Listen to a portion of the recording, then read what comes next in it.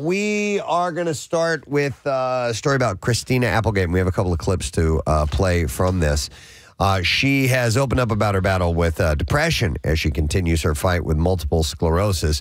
And during the recent episode of her Messy podcast, which was recorded earlier this year but released now, she shares that her depression got so bad that it's taken away a ton of light from her life altogether. So let me play a couple of these clips. Yeah, it's terrible stuff. We'll play this one first. It feels really fatalistic. It feels really end of it. Not saying that, like, I don't mean that. I just mean like I am trapped in this darkness right now that I haven't felt like that and I don't even know how long. She's also said she's avoided going to therapy after being diagnosed because she was scared of crying. So here we go.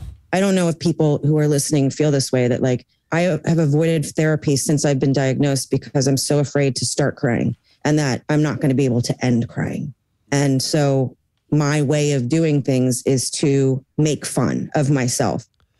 She also said, this is terrible, said it sounds like her current health issues have taken a toll on her, saying, this is being really honest. I don't enjoy living. I don't enjoy it. Oh, my God, that's awful. I don't enjoy things anymore, she said. She's been handed you remember, she had the breast cancer, and she took all this very aggressive, these aggressive steps to make sure that she'd be okay with that. She put up with all of that. She's got this. She's had to deal with a lot.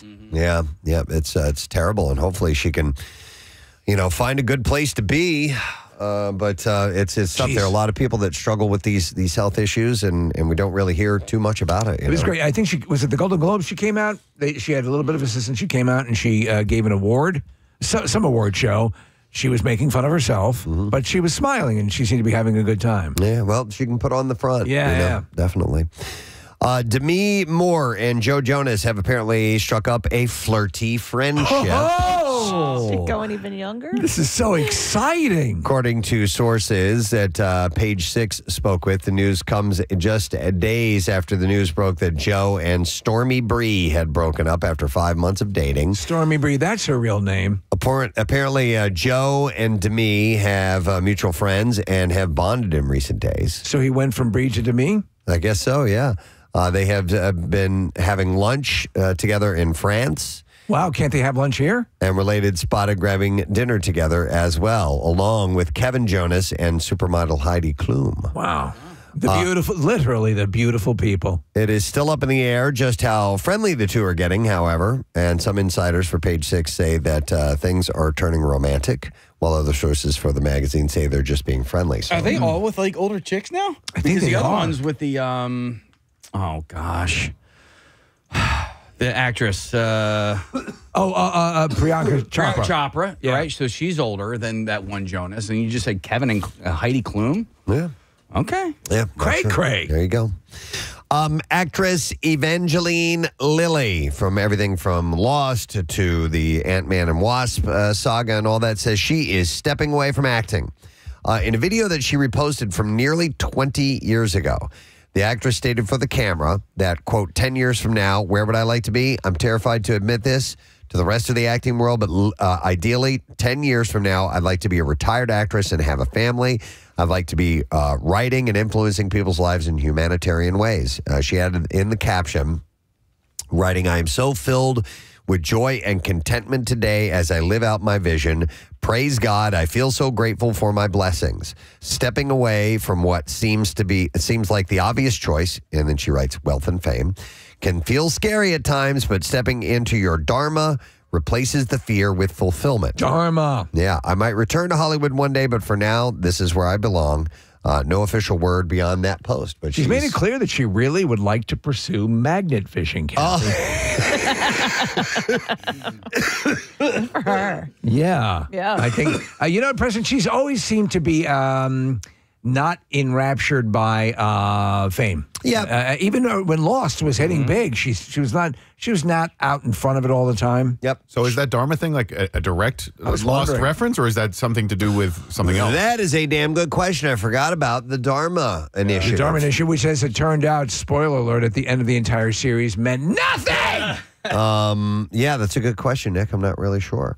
Or maybe it's Dharma and Greg she was referring to. But she is always kind of, and I say this with the way she presents herself physically, not really been playing the Hollywood game. Like lately she's had this real buzz cut down tight. Yeah. She's not really trying to play up her attractiveness or anything like that. So, yeah, I think she just wants to live a quote-unquote more normal life. It's interesting when you see somebody like that who is presented with all this potential bounty from the fame that they have and sort of demur from it, because I think it'd be easy to be seduced by all that stuff. Yeah, but there's also a game that has to be played if you're going to be a part of it, and some people don't want to do it. So, yeah, I guess I kind of get it. Catan, right? That's the game? Well, it's a great game. Yeah. But it takes at least 2 hours to play, so you got to be in all. I don't have time for that. All in. So Flavor Flav is something of a white knight for water polo teams and seafood restaurants. The hip-hop legend, who is either a fan of Red Lobster or just someone doing his part to save a chain restaurant from bankruptcy, posted on Monday a pic of him standing in front of a glorious seafood spread, which was apparently everything on the Red Lobster menu. And he wrote, "Your boy meant it when I said I was going to do anything and everything to help Red Lobster and save the Cheddar Bay biscuits." He said, ordered the whole menu. What a national treasure this I guy love is. it. I just saw somebody order the whole menu at Olive Garden. Did you guys see that I one? did see that. Okay. Who was that? Was that No, it's just a anybody regular dude, Yeah. but Wasn't Flavor Flav. it wasn't Flavor Flav. Red Lobster filed for Chapter 11 in Florida last month. Not sure if Flav's order put a dent in the company's debt, but it certainly put a bunch of people's hunger in gear. So that's what he did. We need to eat those biscuits before they completely go out of business. They're not going out of. They're not going. Are you No, sure? they're restructuring. Though it's sad to see when these places go away. Like the Chili's up here on the corner is no longer. You know, they Well, told like I don't even know where there's a Red Lobster. I know there's one in. Near you? Yeah, well, not near me, but in. Oh man, See, you don't even know North where it is. Wales. Baltimore Pike and Not Bishop North Avenue. Wales. Yeah, no. There's one in KOP. Anyway, there's one I drive by all the time. Is there one in KOP? Yeah. Yeah. All right. Let's go, Kathy. So, Steve, I'll We'll meet you order the there for entire lunch. menu. It opens at 11. Simon Cowell is diving back into the boy band scene.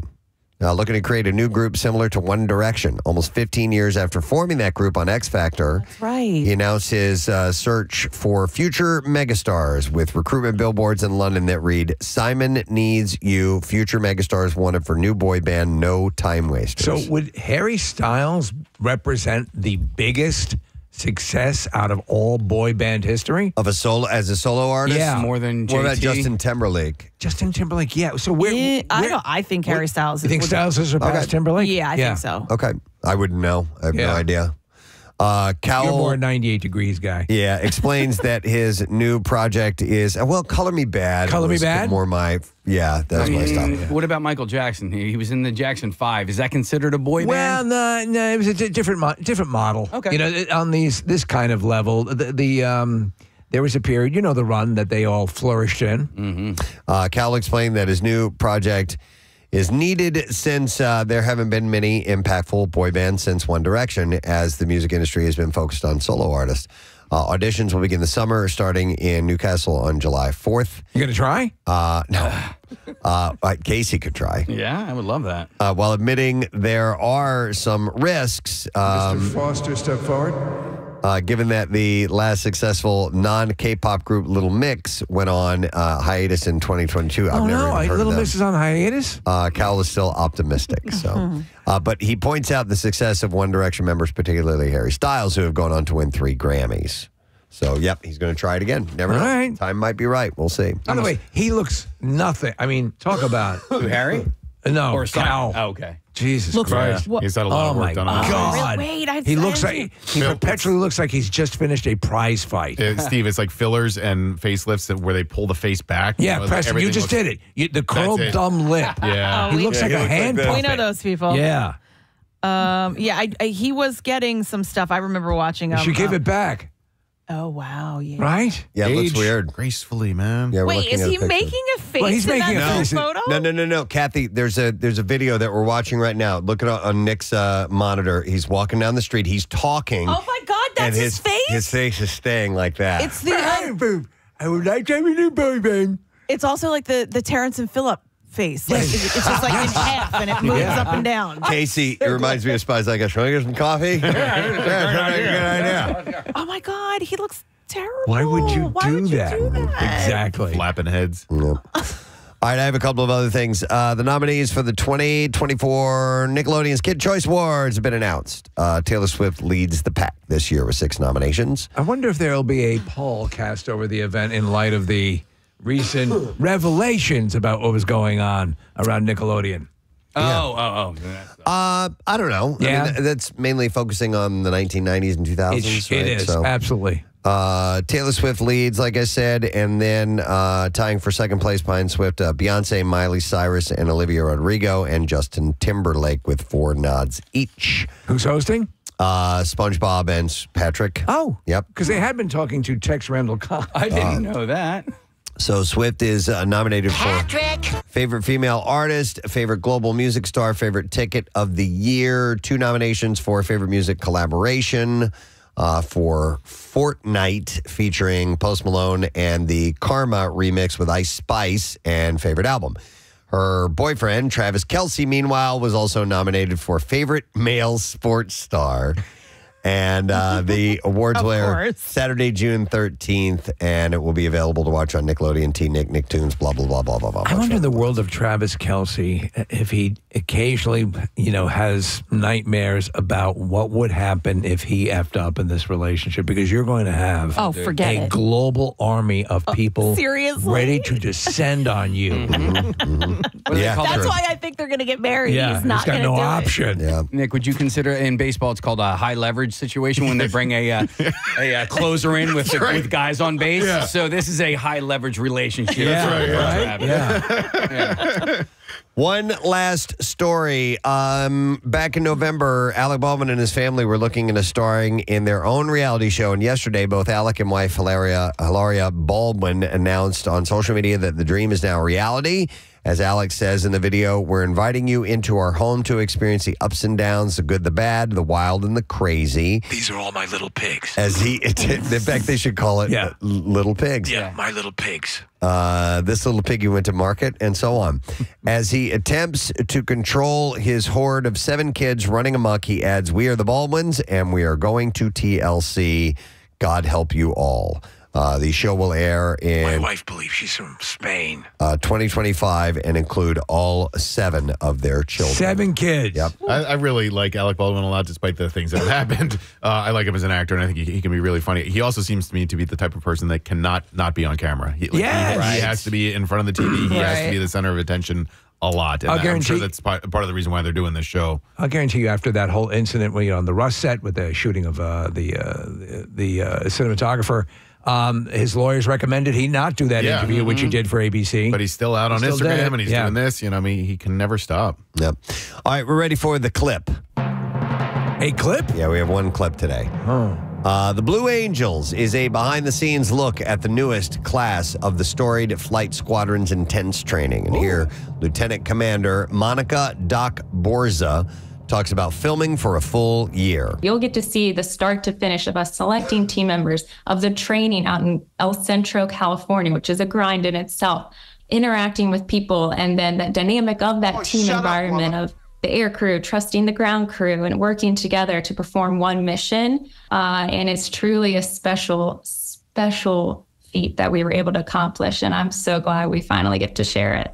Oh, shut up, woman. It's one of those cases like you ever put your elbow down on the side of, the armrest on the chair and it slips, Preston? That's exactly what happened there. Oh, with your clip that you played? The Blue Angels is streaming now on Prime. I've got to see this. Yeah, it looks cool. I'm going to go over and watch it at Preston's house. Yeah, come on over, man. Scabrick. Preston, you are kind of a Blue Angel. I am a Blue Angel. I flew with them. I definitely did do that. Who's the dude who was your pilot who was like straight off the cover of a magazine? Oh, my God. Yeah. His name was, his call sign was Corky. Yeah. And I've forgotten, he was Lieutenant. Rock Ripabs. Lieutenant Commander, but I forgot what his he was just like perfect. Oh, yeah. He was, Neumann. blue eyes, blonde hair, just tall, thin. Rochelle proposed to him, right? Chiseled jaw, the whole thing. Yeah. Do you guys remember, because I flew with the Air National Guard, do you guys remember remember what my call sign was? No. Oh, Wait. man. All right. It wasn't Milk Dud, was it? No, close. But I had to go through a stress test just to make sure my heart wasn't going to explode before because I was a little portly. My name was Taco Belly. Taco Belly. Wait, they gave you that name? Taco Belly. I love it. Wow. All right. That's the entertainment report. We're going to take a break. We'll come back in just a moment or two and dive into the meat of the program. So stay with us. We'll return shortly. But the cool thing about Cabbage Patch, they all had Xavier or whatever the guy's last name's. On the butt. They all had a tattoo. They were all pinned. The Cabbage Patch dolls were part of the Nexium cult. But so I have a very vivid memory of I got my first Cabbage Patch doll. I couldn't wait. I was 10 years old. I got him for my 10th birthday. You get the birth certificate. And I was able to rename them, right? So you send that thing and you get the birth certificate back. And so mine was named Casey Jr. I was so excited to get this thing, right? And the Cabbage Patch doll. The Cabbage Patch doll. I was so because it was the thing. I was 10 years old too. Right. It was the thing. It was the thing that everybody had and whatever. My neighbor across the street, and I'm going to say your name. Your name's Wayne, and you're a piece of trash because he called me the slang word for a gay person. Because you had a doll? Because I had a doll. He was an adult, Kathy. This dude is probably like 30 years old. Called me, and I was so happy about having this thing for my birthday. That's terrible. And he called me terrible. that. Terrible. What a jerk. How old were you? And how old were you? 10 years old. 10 years old. And it was my birthday. What a dick. What a I know. But like, oh my God. Where's that dick now? Yeah. I have no idea. Wayne. All right. Terrible person. How many times you asked that question in your life, Kathy? God, where's that dick now? When I need it. There are so many dicks that I'm wondering where they are. Yes. All right, back to toys. All right. Toys. Okay. So Casey's in therapy now. American Girl dolls. I'm out of it now. I'm out of it. And then there was we already did another pre-screening. Like Marissa hosted that, right? She hosted it last night at the AMC Fashion District. It was last night, and then Casey hosted a screening last week At the same exact place. for the movie Free Guy. Yeah. And while we were on vacation, we got a text from Casey out of nowhere Yeah, what did I explaining that things didn't go quite the way he wanted them to. So if it's possible to suffer a concussion without actually hitting your head, that's what I think you experienced, Casey. Yeah, and so I don't want to. I'm hoping. I'll find the text. Okay, Here. I'll read it. I'm hoping that I didn't lead you guys down in the wrong direction of where you think this story is going to go. No, we don't know anything. We know that, but it was so heartfelt, the text you sent out, that we knew it had to, because there have been similar situations in all our lives.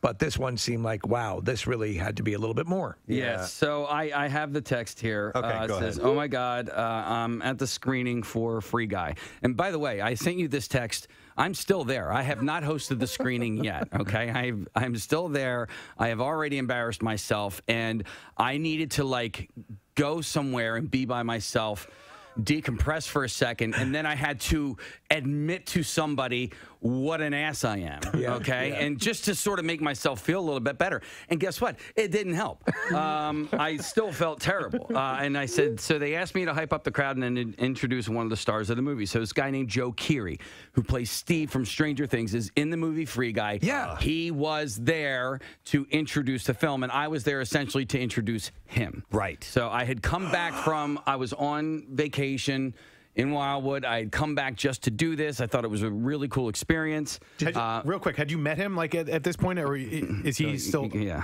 Okay. All right. Oh, By the way, he seems like he's awesome. I love that character, Steve from Stranger Things. He seems like I've seen him interviewed before. He seems like a cool guy. He was a great guy. Okay. And I will say that, categorically, he was a great guy, and the movie is hilarious. It's a great movie. And the movie had been on the shelf for a year. Yes. They wanted a theatrical release, and so they were like, we're just going to wait. Only theater. And only theater. So, and then I wrote, I just had a classic embarrassing moment. It's a classic shut the F up, Casey, and walk away kind of a moment. I'm pretty embarrassed. but it's also a really funny story. So, And you said you weren't sure if it was going to translate on the air. I'm not sure if it's going to translate on air. Okay. So, well, let's hear it. Well, deliver it in the original Farsi. Right. all right. So here's the deal. This movie was at the Fashion District, the old Galleria, the AMC there. It had never been there. By the way, what they've done to the place, the whole Galleria, the Fashion District, is awesome. It's really, really nice. So I get there. Joe had gotten there earlier than planned. From the movie company. From the movie company. But I had also gotten there an hour early, so I decided to walk around a little bit. Right. Side story, but it also is part of the story. I went to a place called Wetzel's Pretzels. Have you guys ever heard of Wetzel's Pretzels? Yes. Yep. Okay. Yeah. Listen, I love Philadelphia Pretzel Factory, and I love Annie Ann's. Yeah. Wetzel's Pretzels is like the best pretzel I have ever had in my entire life. I couldn't, and I was so happy with myself for going, you know what? I've never had a Wetzel's pretzel. Let me stop by and try one, right? Hey, me. And this thing was amazing. And you were really proud of yourself. And I was really proud of and I couldn't believe how it was big. Oh, is this hand shocked? Yes. It was amazing. And I'm sitting there, I'm eating this thing, and I'm going, I think I need to open a franchise. I'm like, this is like I have just discovered gold for the first time. That was like amazing. So I get done eating the pretzel, and Hannah from Allied Advertising she's my handler, and she says, "Hey, Joe's here. I can bring you back to meet him." I'm like, okay. I decide to use Wetzel's Pretzels as an icebreaker. Okay. Well, you were completely enamored of Wetzel's Pretzels. It would be ridiculous not to. Okay. I've been sober almost 10 years. Yeah. Okay. I go into this place like I had just done 7 rails of coke. Okay. You're hyped up. I'm hyped up. Okay. And let me also preface this by saying I'm fairly aware of who I am as a person and what I am as a person. And sometimes I have, how do you say, no chill. You have moments. Yes. No, I have these moments. But listen, that's a valid criticism of yourself. Right. But as we've told you throughout the years, to put a tap on that would be throwing out the baby with the bathwater, because that same energy delivers so much greatness to what we do on the radio. On the radio. Okay. In person. On the radio. With a stranger. Yes. Might be different. So yes. Like someone who's never met you. Right. Who's in a new town promoting a movie. And there are 3 people in this room that have never met me. And so, as the great Ted Lasso once said, know thyself, rest in peace, Socrates. I did not realize as I was going off the rails what was going on here. So I'm brought into this room. I go off on Wetzel's Pretzels. As it turns out, all 3 people in the room have heard of Wetzel's Pretzels before. Oh, good. And yes. So it was relatable. It was relatable, and we had this in common. You picked the perfect icebreaker. All right. So I meet Joe. Joe's a great guy. And then I meet 2 of his handlers. One of them, the female, was from Disney, right? Yeah. So she was his handler from the movie company. Hannah, who had brought me in and introduced me, has now left this room. We're in like this office, and I just go off the rails. That's all. Like, I was just being nice. I was being a nice guy, and I just didn't shut up for like 5 minutes straight. And that's sometimes your Caseyism. Like, you don't know when to end it. Yeah. Is that what it was? Well, so I had 2 or 3 different times talked myself into a corner. Well, let me jump in here also. Throughout the years, and it used to be the thing where I had asked, if you realized this story was not going anywhere, and then an asteroid hit the Earth. Yes. I asked you to say, and then an asteroid hit the Earth, and we all died. Right. So there were a couple of, and listen, this is Steve from Stranger Things, and and prior to this, I thought maybe I was going to have to do a Q&A with him, so I did a little bit of research about him, and so I knew a little bit more about this gentleman. And as it turns out, I wasn't doing a Q&A; I was just introducing him, and that's fine. Yeah. So. Hannah's not there. I know, like, I have to leave. I have to get out of here. Like, I am, I'm in a pretzel loop. I have overstayed my welcome. I have moved on from pretzels. I don't even know what I don't know what the bridge from pretzels to Van Wilder was. But now I'm at Van Wilder, and because Ryan Reynolds is in Van Wilder. Sure. All right. Sure. So, and I'm relaying the story. Another icebreaker. I had a really great interaction and encounter with Ryan Reynolds at the Van Wilder screening and press junket in Panama City, and I'm relaying this story, and then I just hear a knock at the door. And I'm like, okay, let me answer the door. It's Hannah from Allied Advertising. So I open the door, and she goes, hey, there's some people out here who want to have their picture taken with you. And I go, oh, okay, you know. And I start walking out the door. I get halfway out the door, and I go... You weren't talking to me, were you? Wait, no. Oh, no. No. No, what? She was talking to me. Okay, all right. All right. But I kind of made a joke like, oh, Joe, no, they want some pictures. And she goes, no, they want pictures with you, with me. I'm like, oh, okay. And I walk halfway out the door, and it dawns on me that there's nobody out there to take pictures with me. Oh my God. The girl from Disney Oh, God, said- essentially texted Hannah like, dude, get this guy the F out of here. Oh, no. Oh, no. Right? And it dawns on me, and I step out the door. Oh, God. And then I turn back. I go, wait a second. Oh, God. I go, did you send her a text message to tell her to come and get me? Oh, no. Oh, no. She did. She I flat know, out did. I go, you did. I go, it's fine. I go, I get it. I go, I'm so sorry, man. You know, listen, sometimes I have no chill or whatever. But I go, I know you totally did that, right? And then I shut the door and I walk away with Hannah and I go, did she send the text message? She goes, yeah, she did. I was like, oh my God.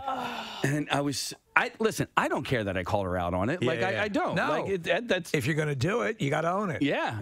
I'm like, and you did. I don't know what the text to Hannah said. I don't know if it was like, hey, get this guy can you outta get this here. guy? I don't know if she was nice Please about get him it. to talk about pretzels again. Oh my God! But so I mean, we're closer with Hannah than them. You should really ask what I want to know what the text said. I would, you know what? I will ask her, but she confirmed that no, there was nobody out there to take pictures with me. So now I'm standing outside of this room, and there's a step and repeat background. Nobody's there to take their picture with me, and now I'm like, oh my gosh, like. Now you're thinking. I was a child at this point. Like, I was so embarrassed, and I was like so inside my own head, and I was like, this is terrible. I am so embarrassed. I almost felt like crying, and then because I was depressed. I was like I legit got depressed at who I am as a person. Like, and then I was like a little bit mad. I'm like, but I was being nice, you know what I mean? Like, I'm a nice person, but like, God, Case, you're a 46-year-old man. You should freaking know. You have met a celebrity before. Like, stop being such an a-hole. You were just excited over pretzels. I was excited over That was the problem. You were excited over great pretzels, and I still want to open a franchise, and it's not that expensive. Beat time. We got some stories and things from around the area. Time for the city beat, pounding the street. He'll call you Travis when you meet. Yes. That is the default name now, by the way, Travis. So Steve sent me a couple of interesting stories, and I'll lead with this one. Longtime Philadelphia-based artist and inventor Remo Saraceni, I assume is how you say his last name, Saraceni, Saraceni. Best known for his giant piano that skyrocketed in popularity after it was prominently featured in the 1988 film Big. Passed away at the age of 89 on Monday from heart failure. And Philadelphia is where he's from. Have you guys been on it? It's at the Please Touch Museum? No, I know it's there. I've not been on it. Or at least there is a giant piano. Yeah, you were thinking it's the one from the movie? Well, I mean, if that dude's from Philadelphia, and I don't know. Putting those I'm together. putting those together, but I also want to say that maybe I heard it somewhere that it was there. I don't know. We can check on the validity of that case. His longtime friends joined Mr. Saraceni in Swarthmore for his final moments, said his assistant caretaker, Benjamin Maydal. Mr. Saraceni remained sharp and active in his final months of life, keeping up with the news and his eclectic collection of Italian, English, and Spanish books. He continued to tinker with smaller creations with the help of Maydal and insisted on cooking for himself until his health took a turn. Well, that's pretty amazing that he made it that far and was cogent and able to, pretty much care for himself. But the piano, after Big, I'm assuming sales skyrocketed for that thing. What did it go for? What does it go for? I don't know, but to answer Casey's question, Casey was right. His assumption was right. The Please Touch Museum was given to the the piano was given to the Please Touch Museum back in 2009. Okay, excellent. Yeah, here's the clip. He was, by the way, born in... This is the Green Mile, right? Yeah, this is from the Green Mile. No, this is, he was born in Italy in 1935. He grew up in what he described as a humble upbringing, spending his earliest years in a home with limited resources. It made him get creative during playtime, and he often fashioned toys out of material around That's him. really cool. Yeah, and... I watch porn. Okay. He recalled arriving in the United States by the mid-1960s, working on his inventions by day and helping the U.S. Navy advance its space efforts by night in Philadelphia. And his inventions tried to mix art and play, focusing on how people reacted to music and light. Do you know in the scene in Big, instead of Chopsticks, the song that they do, they were going to perform the beginning of Angry Young Man. Angry Young Man? Yeah, Is that right? And and Hanks had a heart attack. Oh, but fortunately he didn't die. No. They decided to cut that from the film. It was too difficult. Deemed to be too much, I guess. So, one of his creations was a musical daisy cushion that responded to pressure, and a different note would play when someone sat on a pedal. Petal, P-E-T-A-L, of the flower.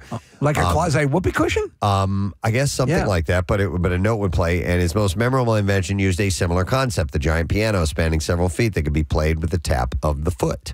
Did you anybody ever use it? Does it see what it's like? Or is it very responsive? Yeah. I'm trying to find the video of my kids on it from back in the day. I can't find it. But yeah, no, it is. It is. Yeah. You know, when the kids going, all they want to do is just slide. So by the 1980s, he had a working relationship with the legendary toy store FAO Schwarz, which sold several of his toy inventions. News reports of the time said that Ann Spielberg, screenwriter for Big, saw the piano in the store showroom and then worked it into the movie. It's perfect. I love it. I remember seeing that movie in the theaters, and even then, when I was a kid, this was a magical scene. Like it's a perfect scene, and the people start gathering around them, and they don't quite know that people are watching them. Then they pull out at the end. It's just perfect. Yeah, so it's him and Robert Loggia, and they start off by playing Heart and Soul, which is what we played there, and then they move into Chopsticks.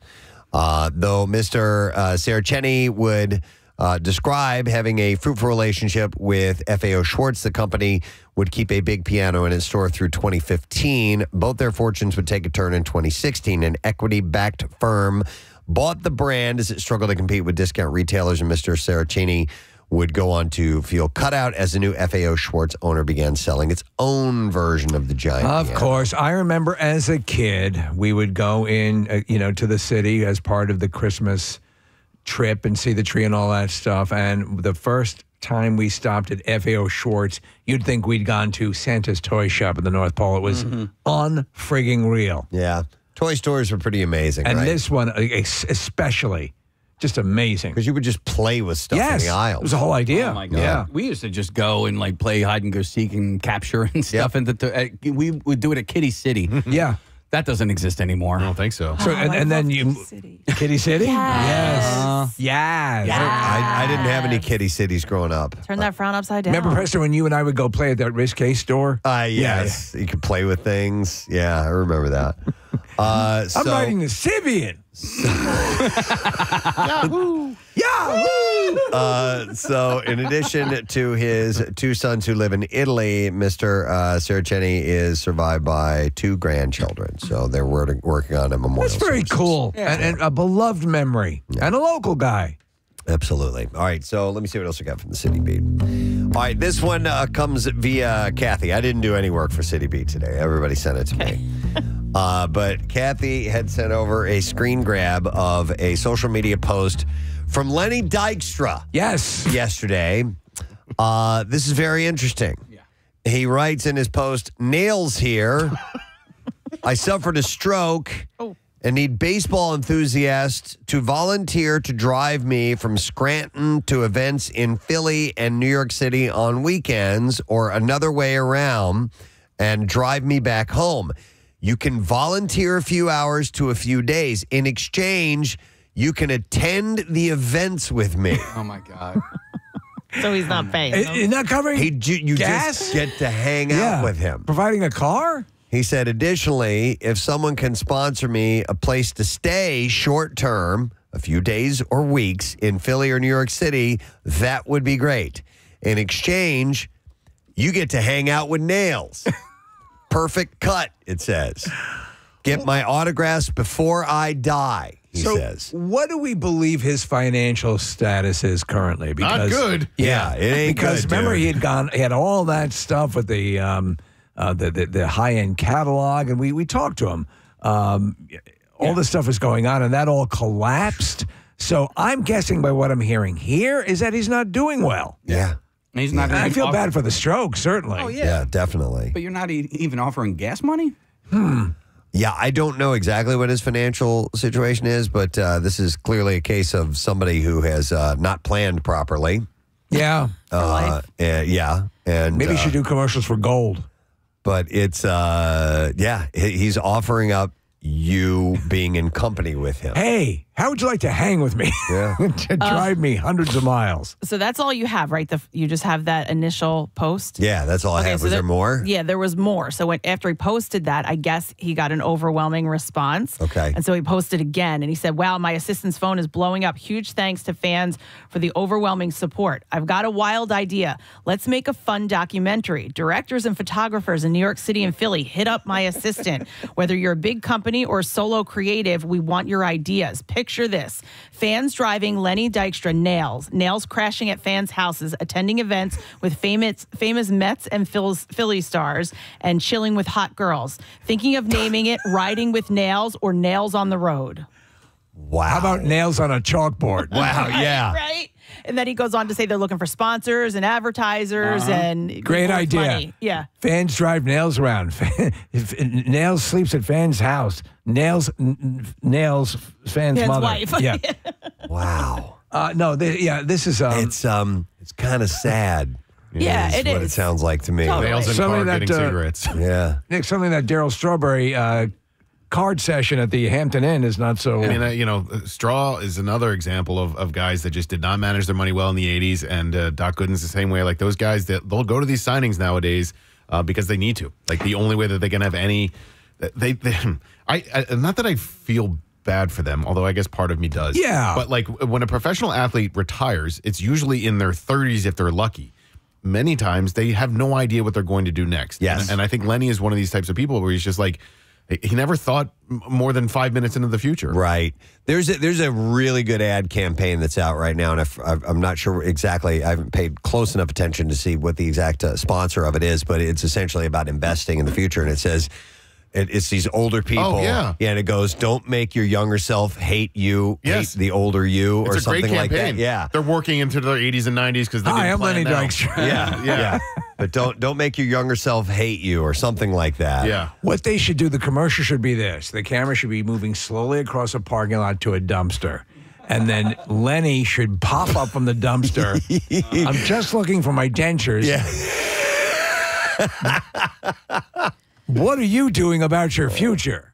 I'm looking at his Wikipedia page, which is pretty lengthy. The progression. It's general information, his early life, his baseball career, the Mets, all that, Phillies, and then when you get to legal issues, It's huge. it's huge. I'm still looking at it. Like you could sit down if you really want to dive in. You could sit down and read about it. But he did file for bankruptcy years ago. Yeah. If I remember correctly, Kathy, this was a business that supposedly catered to wealthy businessmen that provided like Learjet services. Am I misremembering No, that? that was in there too. This what I read for the when he filed for bankruptcy, he said it was mortgage fraud. I don't know. How many times can you file for bankruptcy? I don't. It's just like one time. It's like a one-time deal. I think, and it'll stay on your. It'll be 7 years, right? That's what I always understood. It's like Maybe. breaking a mirror. Yeah. I don't know how many times you can file for bankruptcy. As many times as you need it. Really? During your lifetime, you can file for bankruptcy protection as many times as you need it. There's no limit on how many times you can file. Just do that every year. But there are time limits between filing dates. So there you go. You got to let it wait a little bit before you're right on your next filing. And what is the duration of an average bankruptcy? Is it 7 years? I don't know. Let me keep reading. I think maybe I don't know. Probably pertains for each situation. Who the hell knows? But that was weird to see. Case, you up for it? Do another cross-country trip? I'd do it with Jackie Bam Bam in a heartbeat, but Lenny Dykstra, no thanks. Really? It would be some great audio. Yeah, definitely. Video. Including the murder halfway through. Well, yeah, maybe. Hey, where are the hot chicks? Right. All right. I have some other things in City Beat. We'll go to this one. There is a thing, Kathy, you may want to do this as an activity sometimes called Tea Around Town Bus Tours. Oh, okay. Yes. And it's essentially a bus topped by a flower-studded glass ceiling. Tea Around Town, which combines a bus tour with afternoon tea. I think I want to do this. You get tea alongside a selection of dainty sandwiches and sweets. I love dainty sandwich. Are we talking about finger sandwiches? Yes, sometimes between lunch and dinner. Seats start at $85 per person for the petite experience. It's a sumptuous cucumber sandwich. Which includes 2 finger-sized sandwiches per person, which is the classic cucumber and egg salad, a small serving of crudité, a smattering of $50 size sweets and scones, and 4 teas served in a floral patterned souvenir tumbler. And a butthole of buttered biscuits. I'm sorry. God, you ruin every nice experience. Kathy, have you ever had a real formal high tea? Yes, I did. I had no idea how much food is served during an actual high tea. And I remember years ago, my wife and I, we so let's grab a quick lunch, and then later on we'll go for high tea. We thought it was simply tea and biscuits. We didn't realize it was a multi-tiered meal. It's plates of you get everything there. Yeah, it was interesting. I only did it once, but it was really cool. I enjoyed it. I was going to say about this though, and not specifically this company, but companies like this. Like this is across the country, I believe. It's not just in Philadelphia. So a lot of times when they, they're not local, I think this one is local, right? Is this one local? No, I don't think it is. Oh, you don't think it is? Because no, I think it's one sightseeing for Philadelphia. Is that what they do in all the other? Yeah, and it's this whole tea concept, and they get a bus that, and they dress it in flowers and all that kind of stuff. And a lot of times, so Preston, you talk about doing it for the activities. I've tried a few times reaching out to companies like this, and because they're not local, they don't care. You never hear back from them. It just debuted last summer in New York City.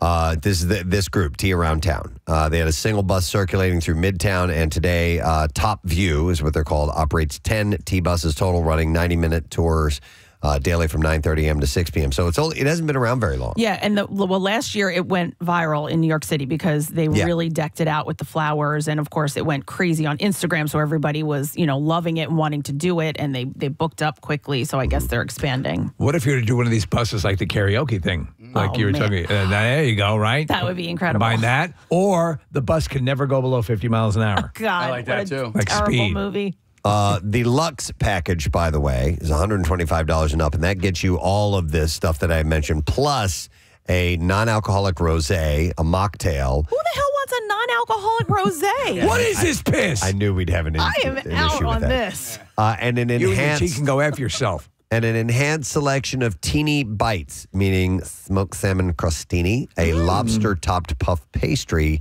a lemon meringue tartlet. Don't mind if you do. Tea Around Town comes to Philly by way of Top View Sightseeing, which runs bus tours and cruises around Manhattan. They expanded to London last year as well. Yeah. So the T-bus concept success in New York encouraged it to expand, and Philly's proximity, history, and culture made it an obvious next step. Currently, Top View sends 2 T-buses down from New York each day. But the plan is to have buses stationed here in the near future. So right now they're just kind of trying it out. Trying How it long out. before Okay. someone thinks this is just a regular SEPTA bus, gets on and starts pleasuring himself? Sir? Sorry, I shot lobster crostini. Are you eating a cucumber? Yeah. Hi, tea, sir. I completely... Good day. I operate under the misconception that small food has no calories. Anytime I'm presented Yeah, with right, so tiny teeny. foods, I'm like, oh, this can't be bad for you at all. Tiny. Yeah. Yeah. So if you want to check that out, now you can do it. And it is called Tea Around Town Bus Tours. All right, here's another thing. I just have 2 more things, and we're going to move on. The bald eagle has made a remarkable recovery throughout New Jersey, according to state officials.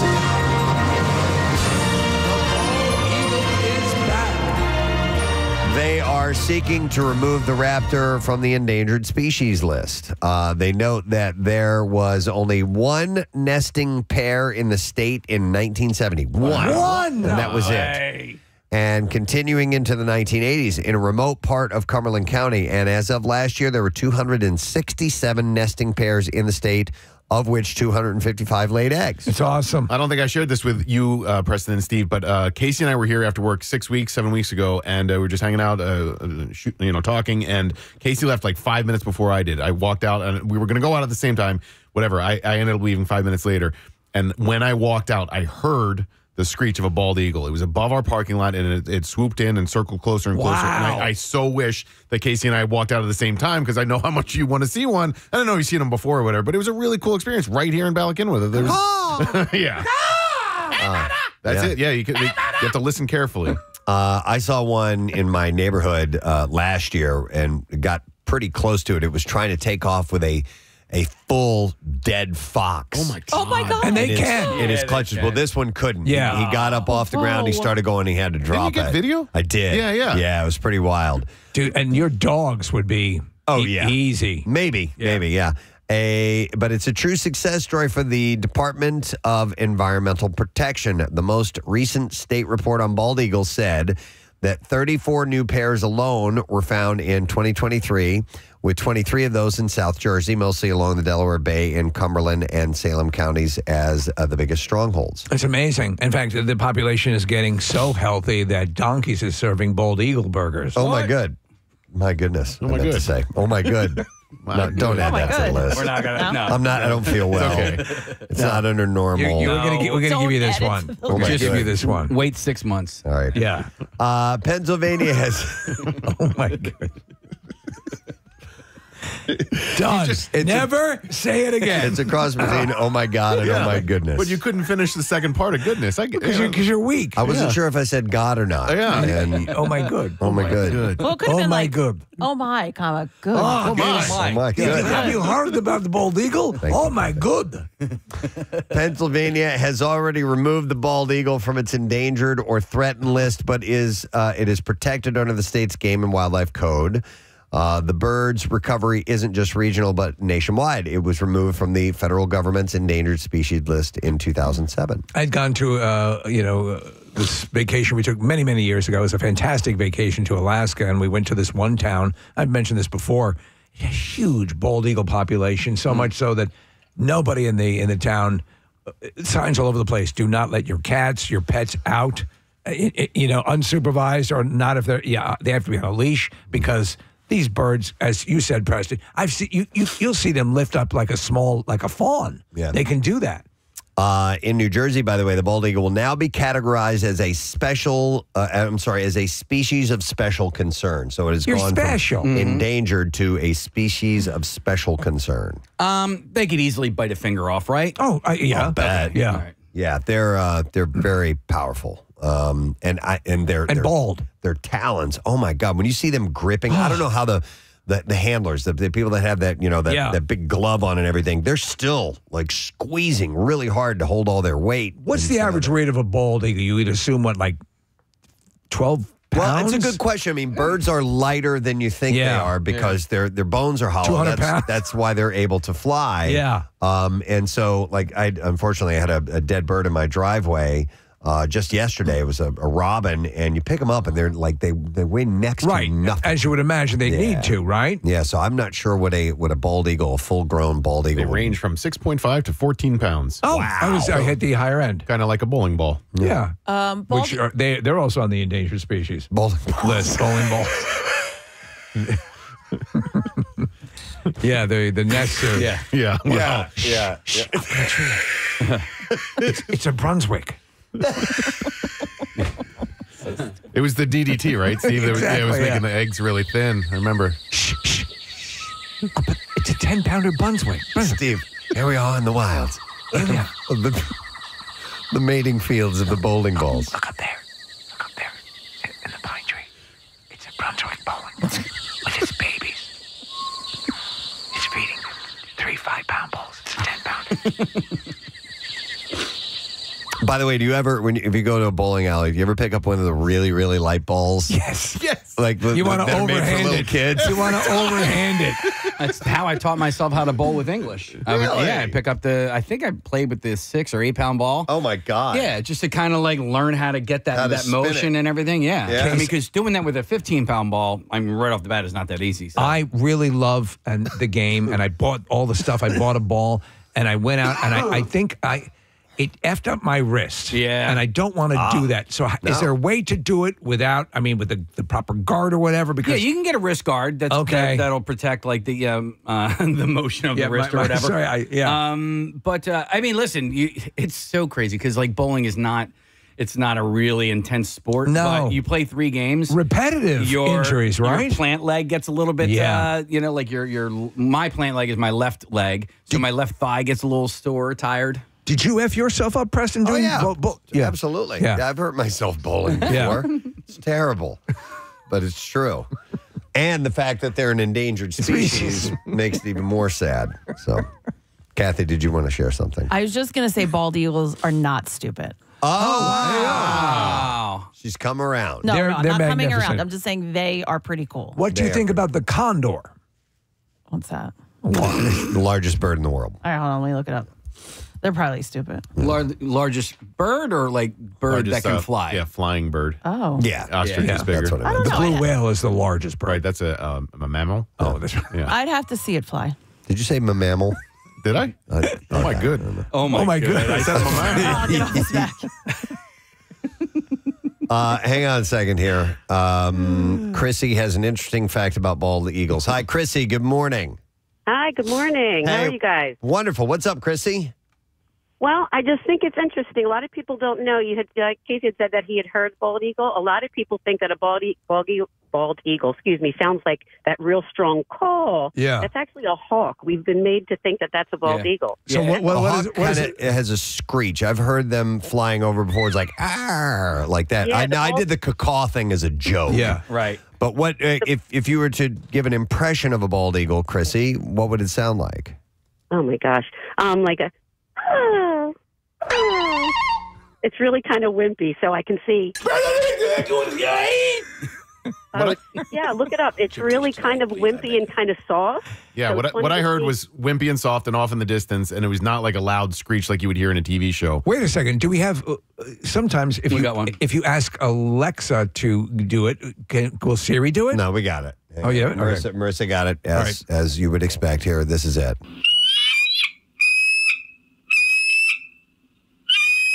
Okay. Yeah, that's exactly what I heard. All right. Kind of wimpy, kind of like not as powerful as we've been made to think. You'd think it'd be a little bit more formidable, but when they are airborne, they're just magnificent. Well, anyway, but in the sky, they're just an incredible silhouette. Thanks, Chrissy. Like the bowling ball. Appreciate it. Have you heard those? Their calls? Yeah. Bowling ball? Yeah. That sounds like a rolling sound. We have audio of that, I think. Listen, so. ready? Yeah. Oh, yeah. Wait, you're going to hear it. Oh, my God. Oh, my God. Yep. Oh, no. An eagle and a bowling ball are fighting. I think it's getting ready to mate. All right, one more story from the City Beat, which is what we're doing here. This is from Atlantic City, actually. Shirley MacLaine, the 90-year-old actress, was in Ducktown, Atlantic City. Casey? Filming a brand new Brad Furman movie called People Not Places with MacLaine as its star. We know Brad Furman. Yes. Yeah, he's a local guy, and he did that movie with Johnny Depp about the Biggie murder a few years ago. He's a really interesting guy, and that movie was underrated. It kind of came and went. I think maybe it came out during pandemic times or whatever. We had a Zoom interview. Yeah. I didn't know he was doing this, Preston, so I'll reach out to him. McClane plays a sprightly woman in her twilight years who strikes up an unlikely friendship with a local homeless man while struggling to mend a troubled relationship with her son. And they're filming this in Atlantic City right now. So McClane was helped across the street into the Formica Freitag Bakery. Not familiar. Her co-star Stephen Dorff wandered around the street looking like he was practicing his lines. You remember Stephen Dorff, Kathy, from the movie Blade? And, are you serious? And the nicotine, the blue light cigarettes, the e-cigarettes. Yeah, he was the main spokesman for the longest time. So the director, Furman, grew up in Lafayette Hill, like Nick was saying, and his mother, Ellen Brown Furman, wrote the script for the movie. That's awesome. Pretty cool. The family would vacation at a beach house in Ventnor, so she's obviously familiar with that area. Shirley MacLaine would be a cool interview. Yeah. I mean, they talk about and you know who her brother is, obviously, Warren Beatty. Yeah, that's right. Wait, the movie with Johnny Depp and Forrest Whitaker was called City of Lies. If you've not seen it, I recommend it. Furman did a lot of research into what he believes actually happened with Biggie's murder, and it's really well done. Okay. They're siblings? Yes. Warren Beatty and Shirley MacLaine. Yes. Are siblings. So it's been my understanding, Wow. Yeah, I believe you're right. I may impose upon you. No, I think you're correct. Trust you. All right, so if you're interested in seeing Shirley MacLaine, head to Atlantic City. She might be bopping around. All right, now there you go. That's what I have for you in the City Beat this morning. We're going to take a quick break, come back in a moment. We will get to the Bizarre File, and also we'll go live on Fox Good Day. So hang on with us for a minute. We'll be right back. My wife said, no, I'm not allowed to open a Wetzel's Pretzels franchise.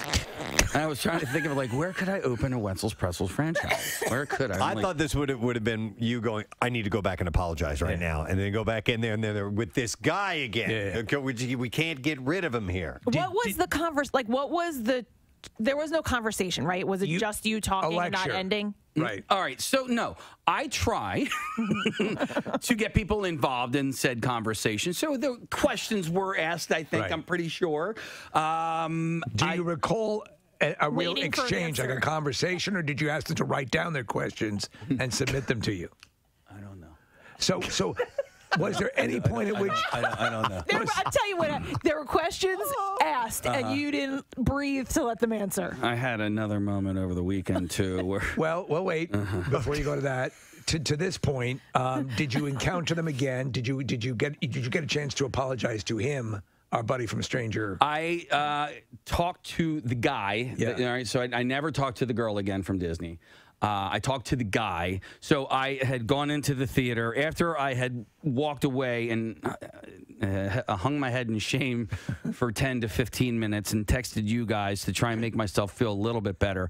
I was then asked to go into the theater to let people, because they collect your phones a lot of times before. So they had just gotten approval to let everybody have their phones back, and then I announced a surprise to hey, by the way, we have one of the stars here, so if you want to take a picture while he's in the theater, you can go get your cameras now. So I did that, and then I brought Joe on to the stage, and while Joe was addressing the crowd, I talked to the gentleman. I go, yo, man, I'm so sorry. I go, listen, sometimes I have no chill. And he was so cool. He goes, dude, he's like, you were fine. He's like, he's like, I want to hear the rest of the story. Oh my God. I'm like, this guy, you're was lying. Was he texting while he said that?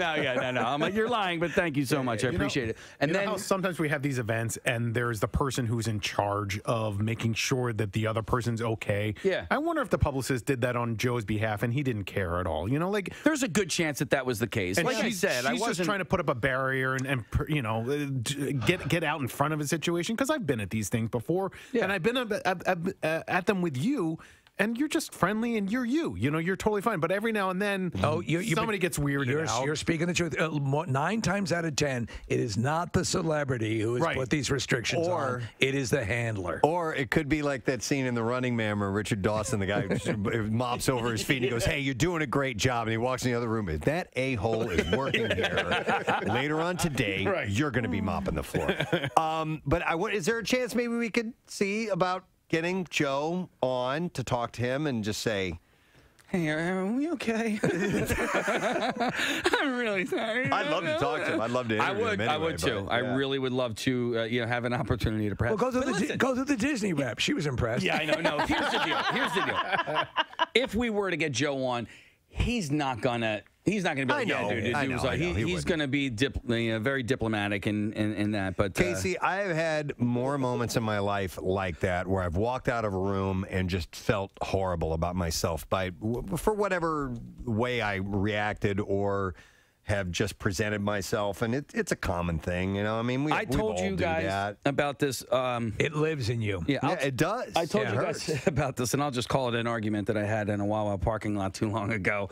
And I felt worse about this encounter than I did about that encounter. Like, I really did. I felt worse about myself. And that one almost came to blows. No, it did. Yeah. It did. And I won't go into details, but I will let everybody know that I was in the wrong to begin with. But I had a very similar experience on Saturday night at the Fish concert. I was talking to a gentleman named Dave, who he was telling me about these guys that were standing behind me, and one of the guys just so happens to be a guitarist of a band that I actually just started listening to, and I was like, what?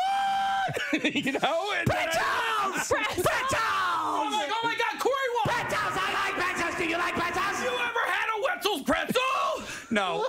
So the guy's name's Corey Wong, and he's the guitarist for a band, Wolfpack. And I love Wolfpack. Thank you. Yeah. So do I. And I started going a little bit off the rails.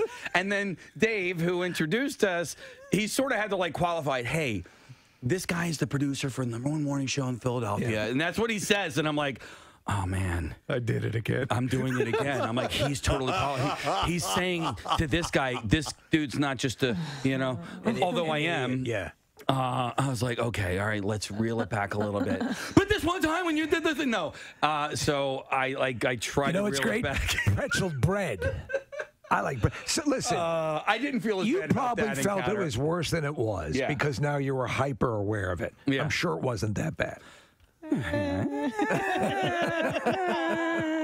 It's challenging though too, because when you're with friends, when you're with loved ones, everybody smiles and nods and it's cool. When you're with strangers or somebody you've never met before, it changes the dynamic. And you have no idea what was going through Joe Keery's head. I'm sure he's fine and probably hasn't thought about it since then. Right. Well, and or that's the subject of his new movie. Now, I've also been on the receiving end of a few of these experiences, right? People listen to the show and they're huge fans. Or, like, somebody will introduce me to somebody who clearly doesn't listen to the show, and that's fine, too. And now these people have to act like, oh, yeah. And I'm like, you don't have to. Okay. Right. It's okay. It's okay. Yeah. Like, you don't have to listen. I know you don't, and it's fun. But because of that, because of my experience that I had with Joe Keery, and to anybody, if you want to come up and say hi to me at a restaurant or a Wawa or where, please do it. Absolutely. Because the deal is, I don't have a job if it's not for you that's listening right now. It's just, it's as simple as that. All these great luxuries that I'm able to provide for my family are a direct result of you in your car or your home or your office or whatever listening to me right now. And so, same thing for you, Joe Keery. No. Pretzels! Pretzels! Wouldn't it be great if you guys open up a pretzel franchise, you and Joe Keery? You know? I just want to own it by myself. Local broadcasters open up a Wetzel's Pretzels with one of the stars of Stranger Things. This is my thing. This is not Joe Keery's thing. This is my thing. And I was trying to find a bridge. No, there is no bridge. And you know what? And so at the very end of the night, an asteroid hit and we all died. Right. There you go. So the worst part of this whole story, guys, is once I got done introducing the film and I walked out of the movie theater, I went to go to Wetzel's Pretzels because I wanted to buy some more to bring home to my family. They were closed. It was closed! I was like, what did you do with all those extra pretzels that were in the display case? When was the last time? When was the last time you remember an all-night pretzel place? It wasn't that late. Hey, it wasn't even 8 o'clock. Was it as quickly when they introduced you to Joe? Was it as quickly? Hey man, how you doing? Hey, have you ever had Wetzel's Pretzels before? Was it that quick? It was pretty close. Yeah, it was pretty damn close. That I've seen you do that before. Yeah. I've seen you do that type of thing where it's like, and I know what you're doing. You're just looking to have a normal conversation. It's an with icebreaker. someone, You're gonna charm them. All right. Well, anyhow, we have to take a break, I think, right? No, we do. As a matter of fact, Because otherwise I would go to these calls, but we have to. No, we got to take a break. The regional manager, Wetzel's Pretzels, is on. Santa's got to go. He's Pretzels got to go. The Northeast region and wants to talk to you about franchise opportunities. Listen, the closest one here is at the Fashion District. I already checked, and they're in North Jersey, but that's the only one that is around here. All right. So I can't believe the winner in all of this is Wetzel's Pretzels. Right, big time. You know? You kidding me? And you got to swing this bigger for me. All right. Yes, slower too. A slower cadence. 1, 2, 1, 2, 1, 2, 1. Yeah. Oh! You got 2. Yeah! And he's getting prepared again. He's like a panther waiting to pounce. He jumps in. 2, 3, 3. Ah! 3! And he's doing the Irish jig. All right. Casey's spying his time. He's in. 1, 2, 3, 4, 5. That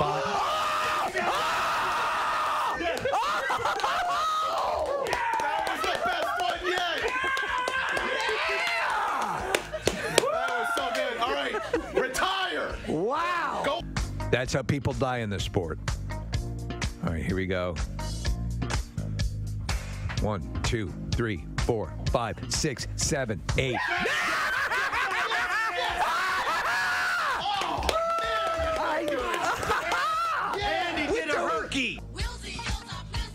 And here we go. This is where it all comes together. All those years of yoga. 2, 3. Yes! Yes! I'd give that 4. Squirrels have been laying down flat on their stomachs with their legs stretched out behind them and in front of them. Apparently, this slows them to a complete stop in the soaring temperatures. And though these small mammals might look like they're in stealth mode, it turns out they're trying to cool off. And Steve, it's called splooting. Splooting. Yes, squirrels have been splooting all over Texas. Oh yeah. And an expert said it's. It's gonna be my regular Saturday night thing, baby. He's gonna sploot. Oh yeah. I'm gonna sploot. I'm gonna sploot. Ladies and gentlemen, John Dornbach is joining us. Good day, John. Rockstar, thanks for having me. No problem, man. Anytime, bud. So, dude, it's how long since you've been and performed Magic live? Has there been a pause on that, or we know you haven't been in the area performing in a little while? Yeah, it's been about a year and a half, right? So we're just getting up and going and excited to do so. I have to ask you because I mentioned this to Casey. I watched the series Hacks with Gene Smart, which I thought was very funny. You appear in that, correct? That's you as the magician in one scene, correct? Yeah, it was one of those things where HBO called and they're like, "Hey, HBO Max," and the director's like, "Hey, we need a magician. Gene Smart's this comedian, and will you play yourself?" And I was like, "Wait a minute. So what you're telling me is you want me to be on an HBO Max HBO show as myself?" Yeah, I think I can make that happen. Right. No, it was a cool scene because there was a big party and she's at this palatial estate, and Caitlin Olsen was there as well. And but that was you had to be shooting that during COVID restrictions and stuff like that, right? Was there a whole bunch of?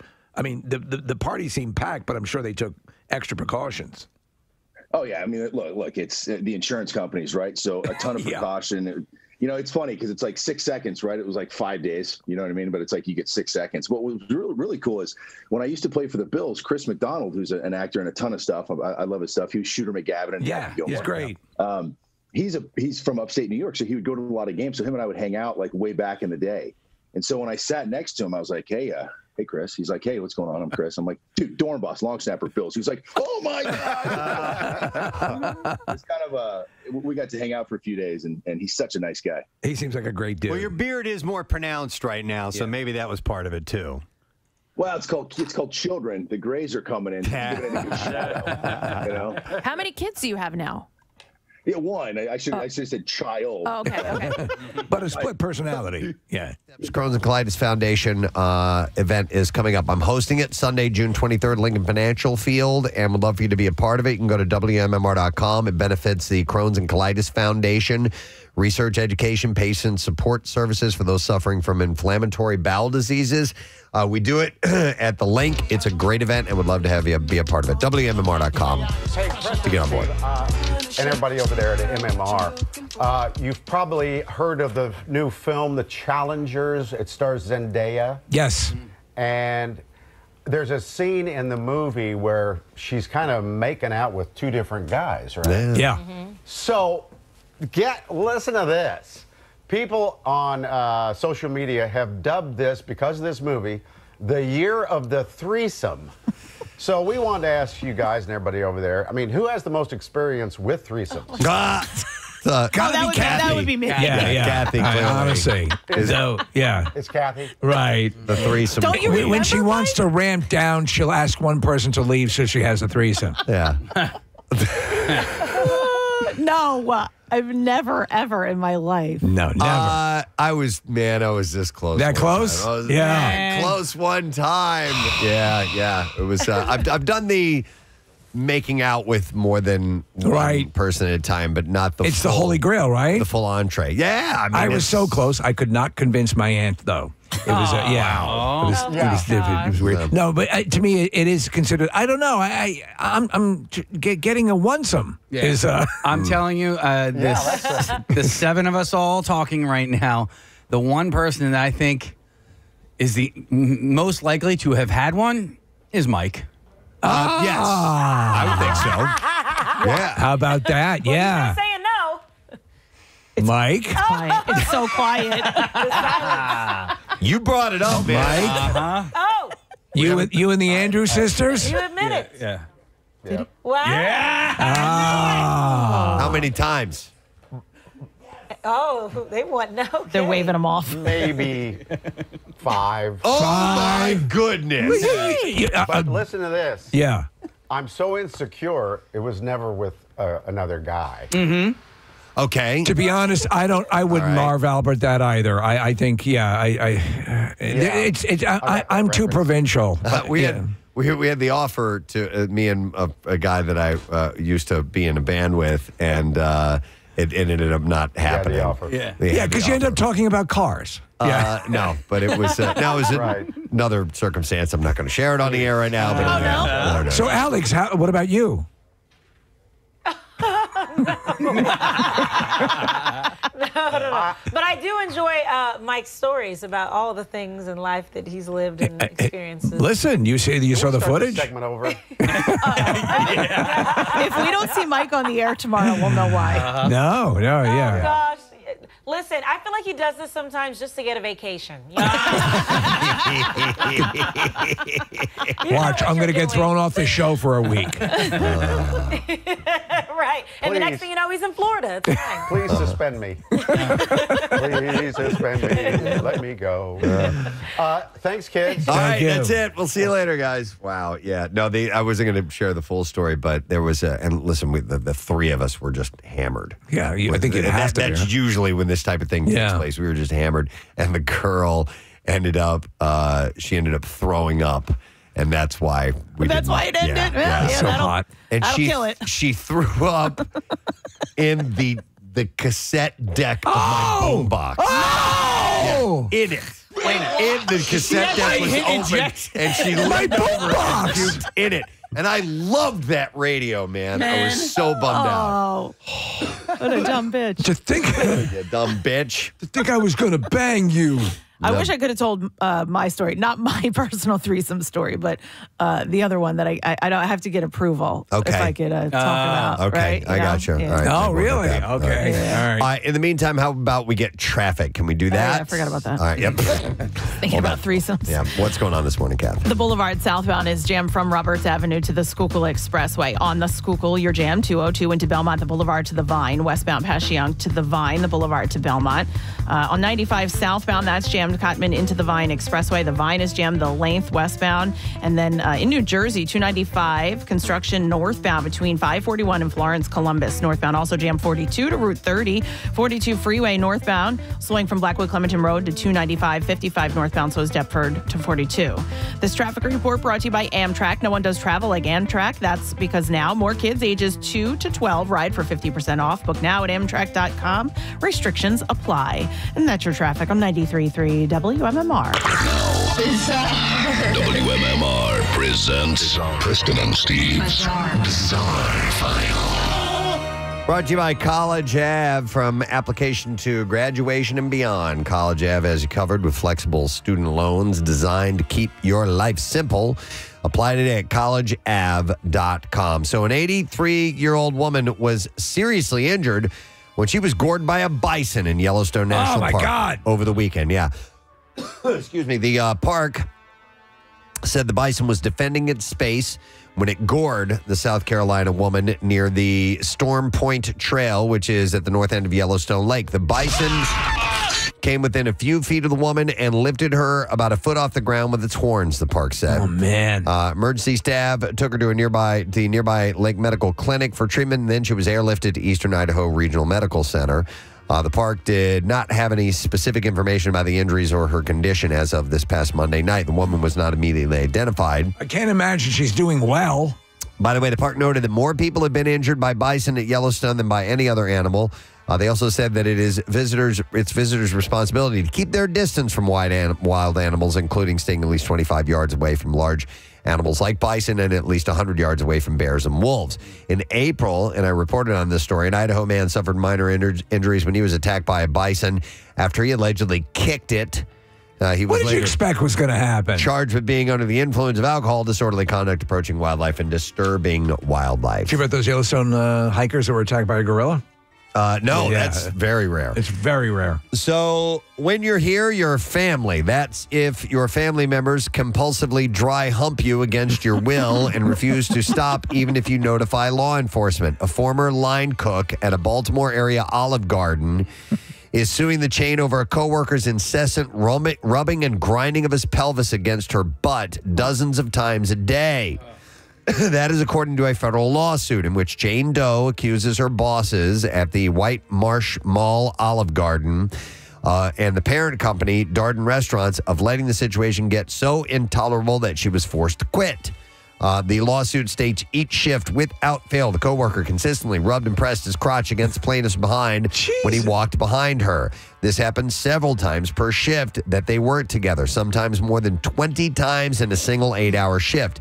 Anytime plaintiff bent over to get ice from the machine or to perform other regular duties assigned to her, the coworker in question found a way to position himself directly behind her and press his crotch up against her behind. So the guy was trying to do it clandestinely, or was he being overt? He was being obvious. All right.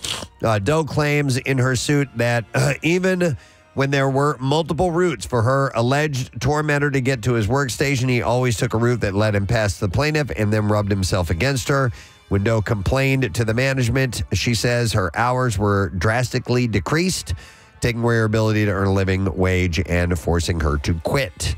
For its part, Darden says that Doe did not prove that her working conditions were so intolerable that a reasonable person in her position would have felt compelled to resign. Maybe he was being maybe wasn't letting other people see him do it, Steve. Possibly. I hear, now they've offered her unlimited breadsticks. Oh. So maybe that, who knows? Doe is demanding a jury trial along with yet to be determined damages, compensatory, punitive, lost wages, benefits, and stuff like that. I wonder if there'd be footage of that.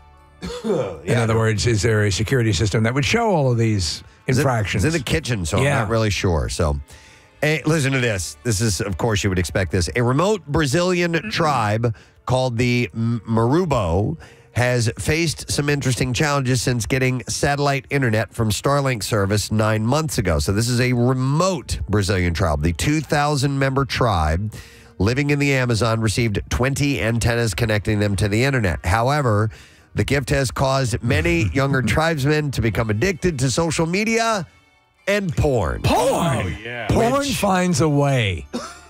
Which is worrying the elders.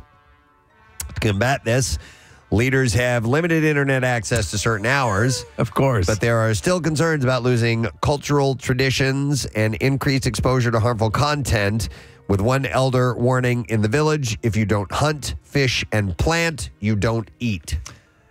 Well, it was their first introduction to a pizza delivery man, Preston. Oh, really? They'd never seen one. No, and they didn't know what to think of it, I'm sure.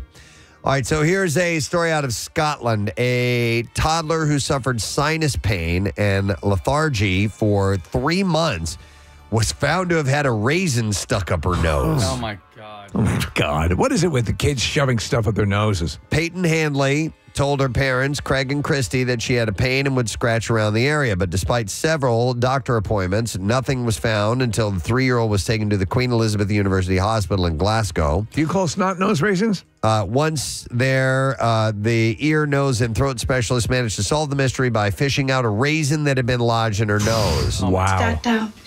Raisins in it. You like raisins. Mr. Hanley, a former Army medic, told BBC Radio that his daughter had been showing symptoms like bad breath for around 3 or 4 months.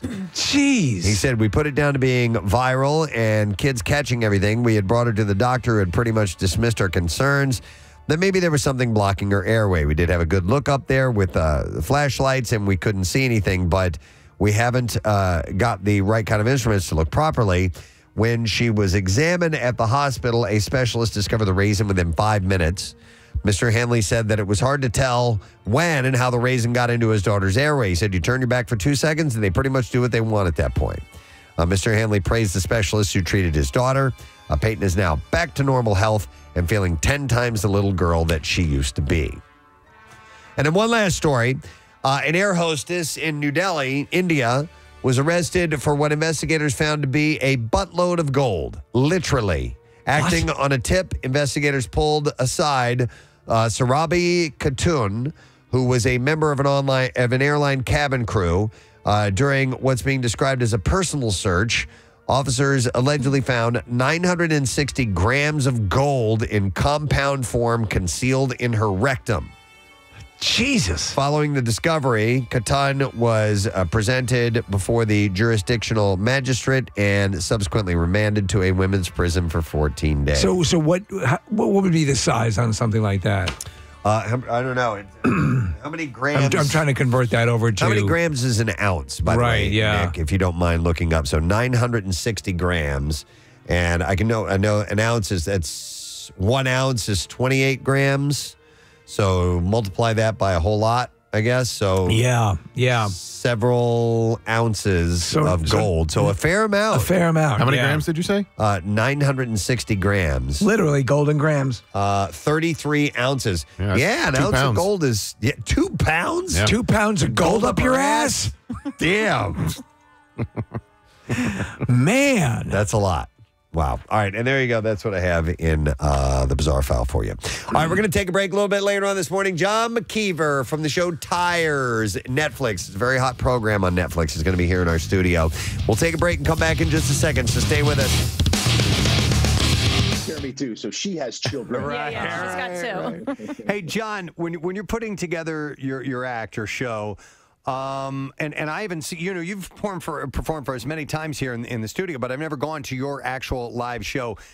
What's it like? Because there's various types of magicians. There are people who put on a big, lots of pyrotechnics and effects, and there's people, the ones that I find more impressive are the ones who are mainly doing sleight of hand and really blowing you away with their storytelling and all the stuff that goes along with that. What's your style? Well, perfect intro, because lucky for you, I'm a storyteller, sleight of hand, and we do some big stuff. So I'm really proud of the show. It's my life story. And so it's the ups and downs that I've had through life, the magic that I found along the way that got me out of it. It's inspiring. It's motivating. Look, we do some mind-blowing magic, obviously, because that's what I love to do. But I promise you, it's not like this gratuitous magic show where you just dance around and want to be David Copperfield. I love that. I just don't want to be that. Right. It's funny because the first...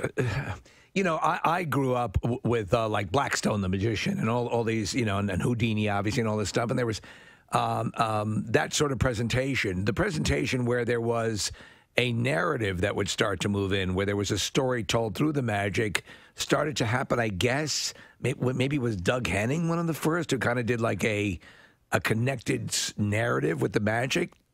Is that correct, John? Yeah. And Lance Burton did an interview way back when, and it was basically like the hardest part about magic is to get people to care. If I do a dove routine, why do people care? Right. And my style has always just gone towards telling personal experience and life stories. That obviously, so when you tell a personal story, people connect to it, people relate to it, and then people start thinking about things in their life that are similar, right? And so it's a way to trigger. And then all of a sudden you do magic and it breaks down this barrier, this wall, and people become vulnerable like kids. And so now what you say to me is 10 times more impactful. Look, I'm a big fan of your show. I'm a big fan of rock and roll. I wanted to be a rock star. I can't sing, I can't dance, I can't play an instrument. Check that off the old box. But cards and magic became my instrument, and now the ballad or the jam can be whatever it is you say around it. That's awesome. John, did you happen to see a special on Hulu called In and of Itself with a guy named Derek Delgadio?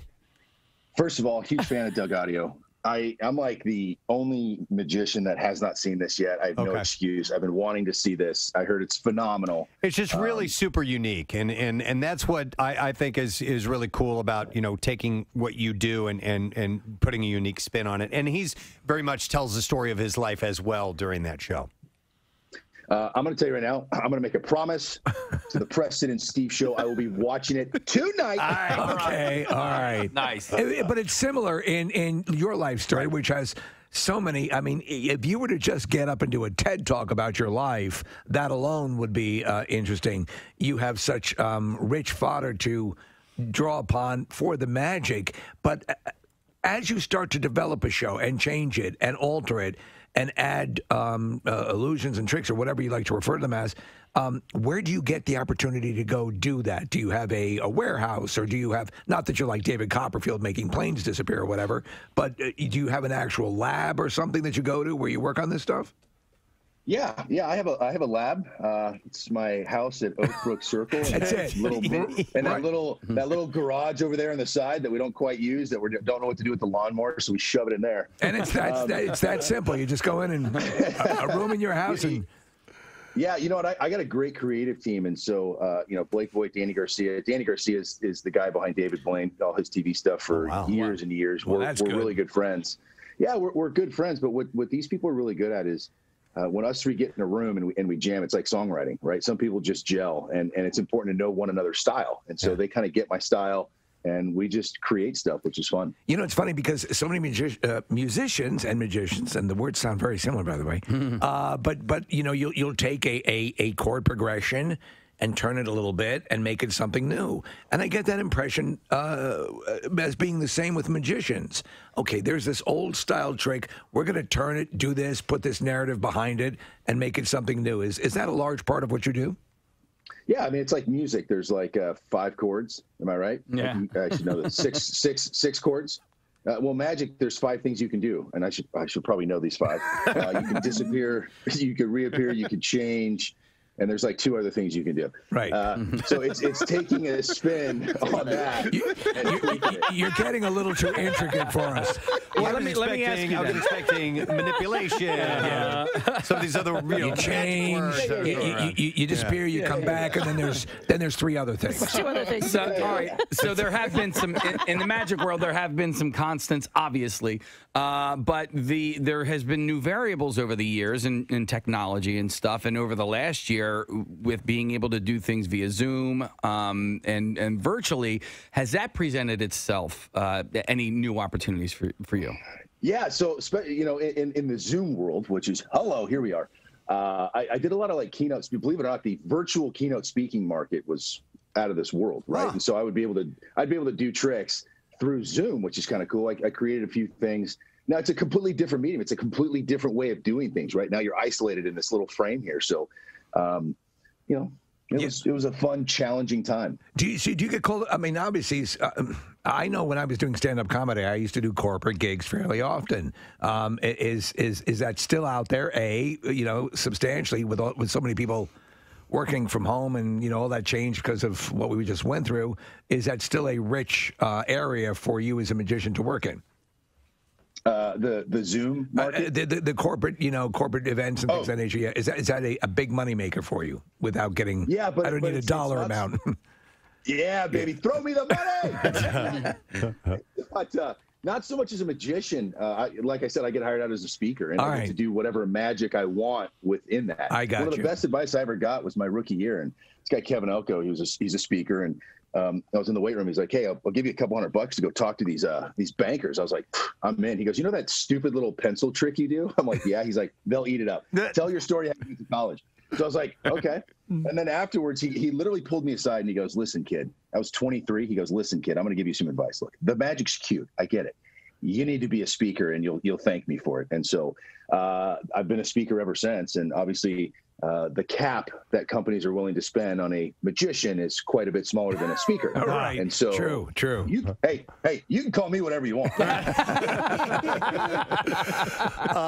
Just a reminder, John's going to be at Borgata Music Box on Friday, 2 shows. By the way, John, so what role does football play in your life now? Just a observer or anything else? I have some friends call me here and there, and they'll have because a lot of the guys I played with now are coaching either high school, college, or whatever, and they'll have a snapper or a specialist. And they'll say, "Hey, man, can you work with this kid? Can you give me some advice?" And we can do it over Zoom. We can do it live. And so I'm just kind of like the guy that just kind of goes in, helps out. Believe it or not, there's been some coaches that have left the Eagles and gone on to other teams, and they're like, "Hey, we'd love to bring you in here and just kind of help build the culture of an organization," which for me, I think that was a bigger compliment than help me with X's and O's. I think that was kind of a role I had with the Eagles for a long, long time. And that was, establish a culture, get a sense of community and family within a locker room, care about one another. And then you don't have to be the greatest of athletes to win. I have a very objective question to ask you, John. Which fans are crazier, Bills fans or Eagles fans? Because Bills fans over the last few years have really upped their game in the level of craziness that they bring. The Bills Mafia, as I think now kind of rivals the insanity that Eagles fans bring every week.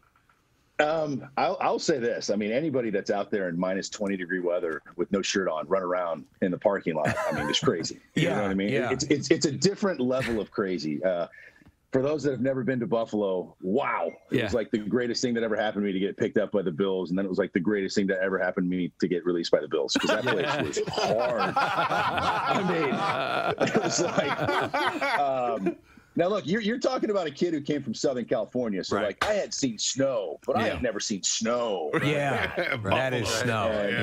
And, and now keep in mind, I kind of hacked my way into college, right? I sent somebody else's film. So when I got into the NFL, I was still trying to figure out how to snap. And so to go to Buffalo and try and play in that weather and be a specialist. Look, I played with Drew Bledsoe. That guy had one of the strongest arms I've ever seen. I remember there was games that he couldn't even throw a 10-yard out because the wind was so bad. Yeah. And then the coach was ticked off at me that I couldn't snap one.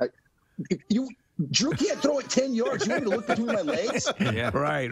John, I went to the Eagles-Bills game, oh, God, it had to have been 2 years ago, and the wind was crazy. We couldn't even kick extra points at this point. The wind was so bad, they kept going for 2-point conversions. God, that's savage. But I will say, I thought the fans were great. I didn't get there early enough to really hang out in the tailgate area or whatever. But I bought tickets that were close enough in the end zone, so I just wanted to get on either A, get on TV, which I did, or B, catch a football either via kickoff or whatever, and a football landed 2 seats away from me. So I know I was so close, but I had a great time and.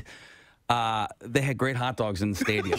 There you go. Yeah. So. Well, I mean, think about this. Philadelphia has restaurants like Zama loves sushi. Come on, Redstone. Hello, still here, guys. Oh, there's Kathy.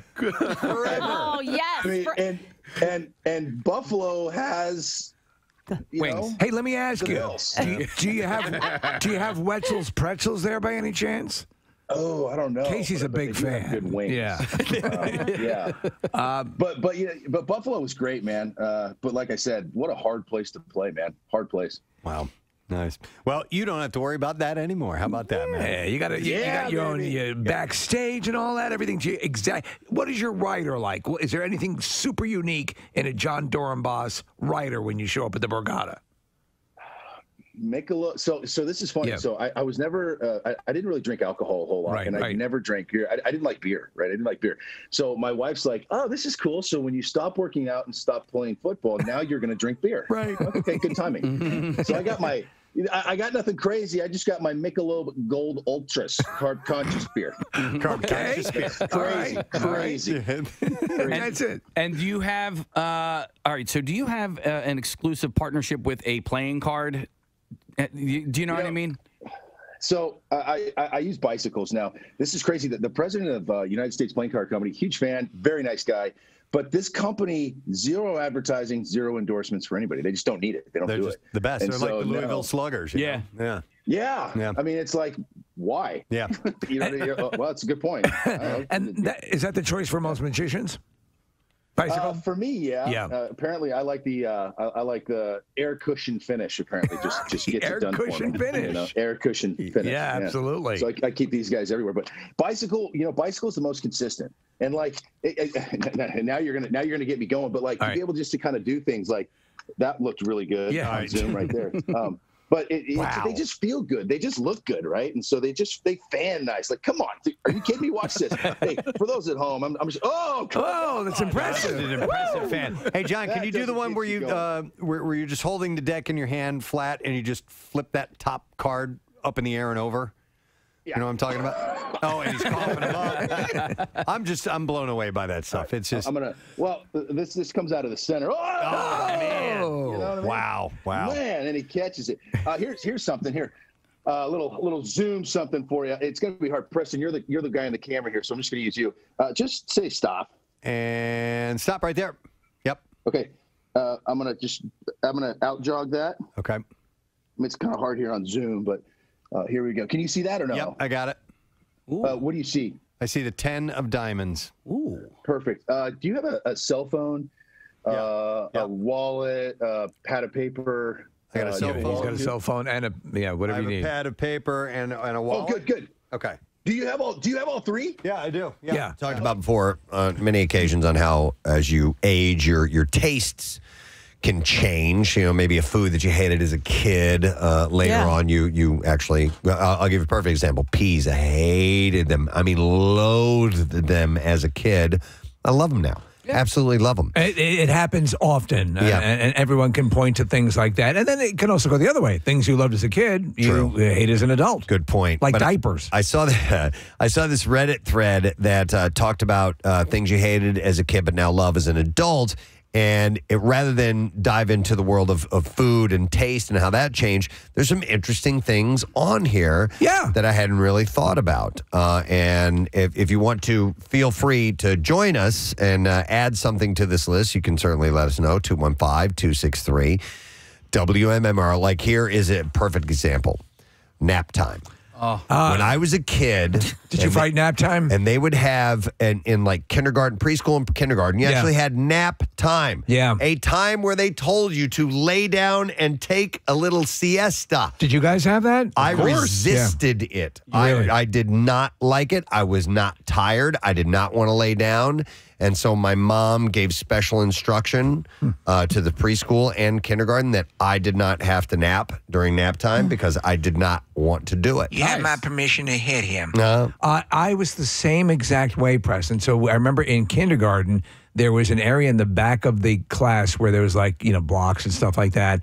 And the teacher, Mrs. Cross, the same woman who ended up leading to my peeing myself in public, that's another story.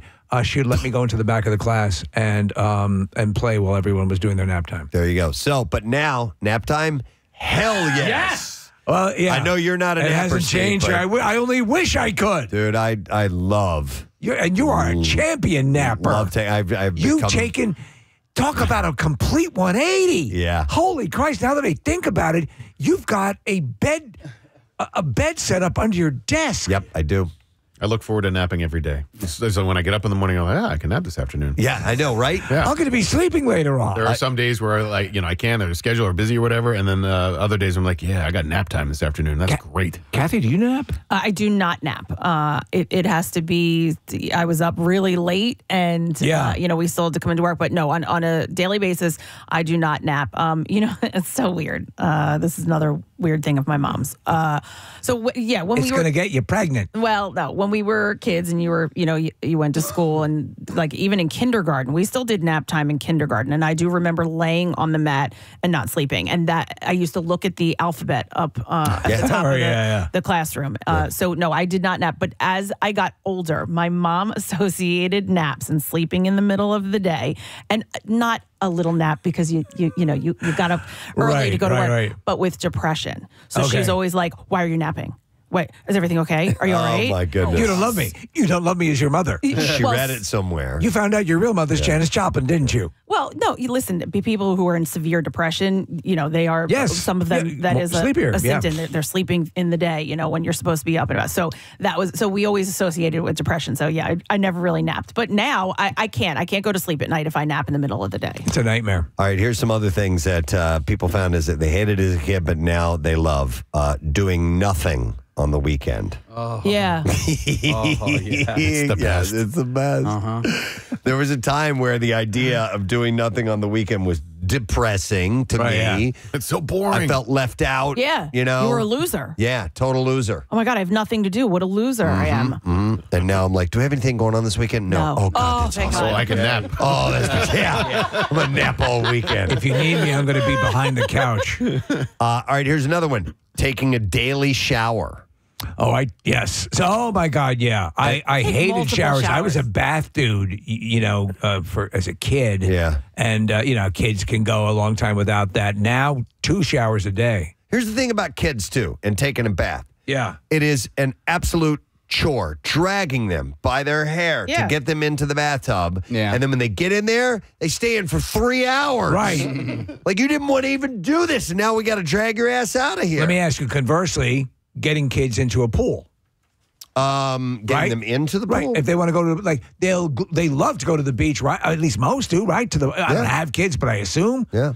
But a bathtub, a little mini pool. Yeah, totally. But daily showers. I love. I can take a couple showers a day. I think I would like my daily showers more if I actually liked my shower, and I think that has a lot to do with it. My shower is just kind of like pedestrian. There's nothing special about it. It's not nice. You know what I mean? I know exactly what you mean. Yeah, I live in an older house. Yeah. We haven't updated the bathrooms.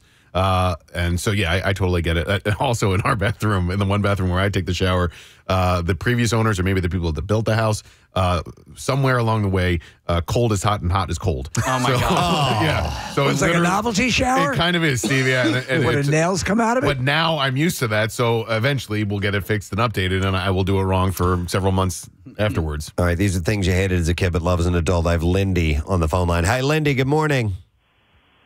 Hey, it's Lindsay. It's Lindsay. All right. Hi, Lindsay. What's up? Hey, so 2 things, sneakers and cleaning. Sneakers and cleaning. So you hated sneakers when you were a kid? Yeah, I always preferred, sandals or, something else, I guess, like more girly.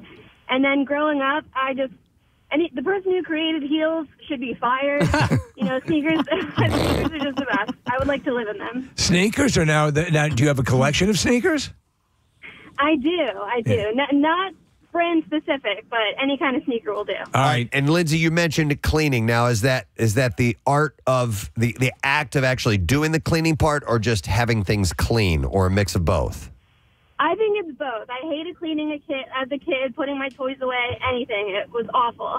It was the thing I had to do before I went out, and now it brings me peace. It's it's how I reset my life. Okay. Yeah, I can see that. Yeah, most definitely. All right, thank you, Lindsay. Appreciate it. A couple other things on this Reddit list. Here's one. Things you hate as a kid but love as an adult now. Hardware stores. There you go. How many times have we talked about them on the show? We have. You had a cool hardware store, Yeah. Nick, where it had a toy section on the second floor. Paoli Hardware just closed this past weekend. It was a sad occasion. I dig hardware stores. My true value, shout out.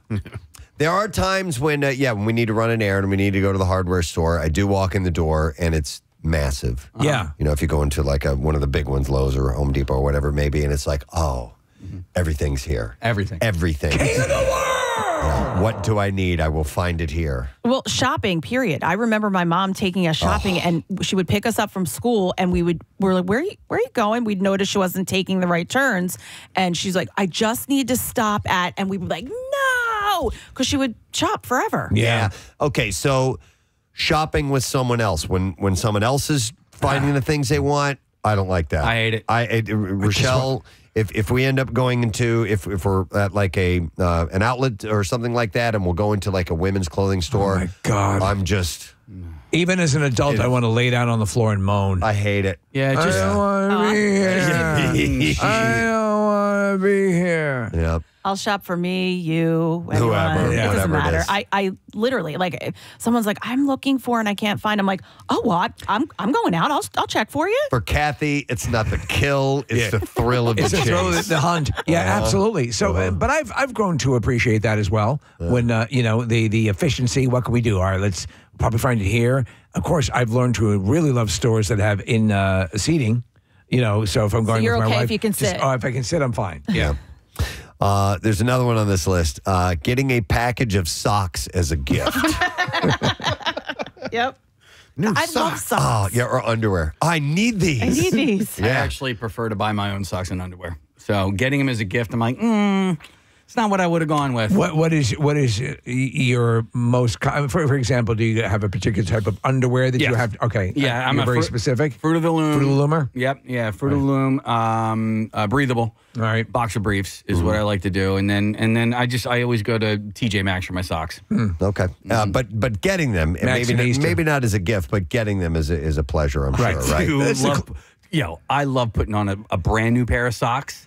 That feeling of a brand new pair of yeah. All right. Do you wash them before you put them on for the first time? Yes. No. Oh, I thought you were talking to me. I was. Yes, but that's okay. You will wash socks before you put them on. Let me rephrase. What? Hey, Casey, I have a question for you. Okay. Do you wash your socks before you wear them for the first time, Kathy? Yes. Okay. Yeah. Never. We do. Yep. We all do, right, guys? I do not. No. I don't wash socks or underwear. Oh, I don't wash anything before I put it on. They're hermetically sealed in a bag. They're never any cleaner than them fresh off of the What do loom. you think? One of the guys on the factory line put the socks on? No, but your Yeah, what do you hands think are all Inspector over. Number 7 does, man? I hope some fitness nut, cleanliness nut gets this. You're probably the same people that don't wash your clothes before you wear them for the first time. I just said I don't wash anything. No, Like, not trying when it's brand new. No, By the way, I wash everything. wouldn't you like to meet Inspector Number 5 sometime Yeah. and see exactly Let's who get him that on the person show. is? Yeah. The way I pissed on your socks. Kath, the closest I will come to cleaning something before using it for the first time is like maybe a cup I'll rinse out. Right. You know? The one thing you've been told to do with stuff like that, maybe a cup or something that has, like you say, like something ceramic or whatever, maybe I can get that. But no, brand new clothing? No. I don't think there's anything. What about bed sheets? In this world that put them on the bed before I wash them? No. I licked them at the store. I don't think there's anything I don't wash before I use it. Like a brand new shirt. A brand new, especially like a button-down shirt. It will never be cleaner. It will never be cleaner. Okay, it's like Preston will never be closer to the moon. Right. But don't you know how many people have tried that on? before? Nobody's tried it on. Yeah, of course they have. What do you think? What are you talking about? Wait, the men's shirt that are all pinned up and everything? No one's tried it You know what on. I'm talking about? Yeah, maybe not that. Yeah. Okay, now the other one's off of the rack. Maybe Yeah. somebody took that into the fitting room and, So and tried it on. I never get clothes like that anymore. I get them online. You get them all online. Yeah. Well, but sometimes even when they come from. What do you think? The driver, the Amazon driver, put it on? No, the way? when they're shipped. Oh, this is a hell of a Oh my T-shirt. God. When they're shipped, they have like a funky smell to them. I just got something, and I know that sometimes that means it's not good quality, but I just got something. The smell was so strong. I'm like, I have to return this. It's terrible. Kathy, I'm with you on the sheets though. Like when I buy new sheets and I wash them for the first time, like there's something very pleasant about putting those sheets on the bed and then getting into the bed. All right, I like you. All right. I'm gonna go to some calls, and these are things you hated as a kid, but now you appreciate or like as an adult. I'm gonna go to Joe. Hey, Joe. Good morning. I'd like to apologize for incorporating this show into my fantasy life. We accept your apology. What's up, Joe? A thing I hated as a kid, but now like as an adult, long car rides. Oh, that's a good one. Like a pleasure ride or destination? Both. Okay. I find it very zen, whether I'm driving or a passenger. Okay. So I just did a long car ride by myself 2 weekends ago. It was a lovely afternoon, and I'm going to go drive around. I ended up with a whole bunch of ice cream, but yeah, it was great. Even as a kid, though, Thanks, Joe. I was cool with a long car ride. I didn't mind it as a kid. But your concept of time was different. Yes. And, a half hour was like 2 hours. You know what I mean? There was a long car drive I did not like, Casey. It was my dad first bought when the Mazdas came out, the smaller Mazdas. And I sat in the back seat, nearly as big as I am now. Yeah. And down to Florida from New York. It was not a good car drive. That's a long-ass drive. Let me go to Shane. Hi, Shane. Good morning. Hey, first-time listener, long-time caller. Thank you, sir. So, thing you hated as a kid and now you love. Well, when I was younger, my uncle would make me mow his lawn, and it was a tiny little lawn, but yet that was asking way too much of me. Now I look forward to cutting my own lawn, where there's where I have both the side, back, and the front, and like weed whacking and all that, and I guess it's just the joy of being a homeowner. Like, it's got to be, because I know exactly. Casey and I trade our mowing experiences every couple of days, and we'll take pictures. There's something zen about it. It's like doing one of those zen gardens. Yeah. And getting your lines right, edging, not in the sexual way, in the lawn way, is awesome. Yeah, it definitely is, man. In fact, I just did it yesterday, and thankfully I did, because it's going to rain the next couple of days. Yeah, absolutely. No, I am the opposite, Shane. When I had my first taste of financial success, one of the first things we did is get somebody else to cut the goddamn yard for me. But I can see it. I understand if you do have the time, and I know that it's kind of meditative. It really is, because I'll pop in, my earbuds or whatever, and I'll, crank it up or listen to something and just go and do it and just and I think, as he said, it's about being a homeowner. This is my house. Cut different patterns and stuff like that, diagonal and whatnot. I'm not good at that yet. I could mow the C word into your front lawn. Sure, it's becoming apparently a compliment now. I'm taking it back. Yeah. There are certain sections of my lawn that I can't stand cutting. Like I have a row of arborvitae in my backyard. That's a pain in the ass to cut underneath. And then I have another tree that has these long dangly branches. You hate it. I don't like, but I do. Listen, I got that tractor last year, the riding lawnmower from Paul B. Moyer, our friends, and now I mow my neighbor's lawn, and I love it. You know what I mean? Like you're driving around. Yeah, it's very cool. So you just What do you bang it all out. What do you charge your neighbor? I just do it for free every time. Unless he gets to it first. So there's sometimes a race. cut that grass for free. I wish you'd stop doing that. How about edging and trimming? You like that too? I do. What about docking? But I've never tried that, Steve. Honestly, now it's a lot of fun. It just takes the onus off you all the time. You need ample foreskin. I think so, other than that, Let me. Foreskin go. This is not what we're talking about, but save it. When you're blowing the grass afterwards, you do all the mowing and the whacking, and then you're getting ready to blow. I'm sorry. Blowing and the whacking? It sounds like the worst pilgrim name, Preston. This is ample foreskin. Yeah. And all the grass clippings are in the street. Right.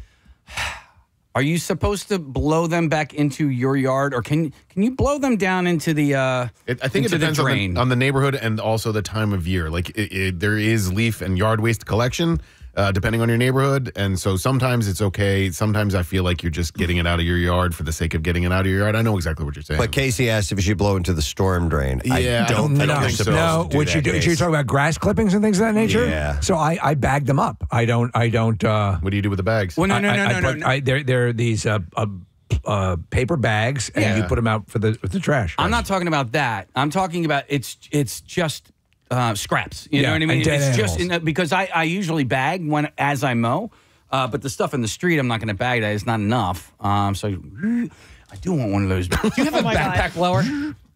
Nick, do you have a backpack blower? No, I sold mine. I have a. Were you laughing at?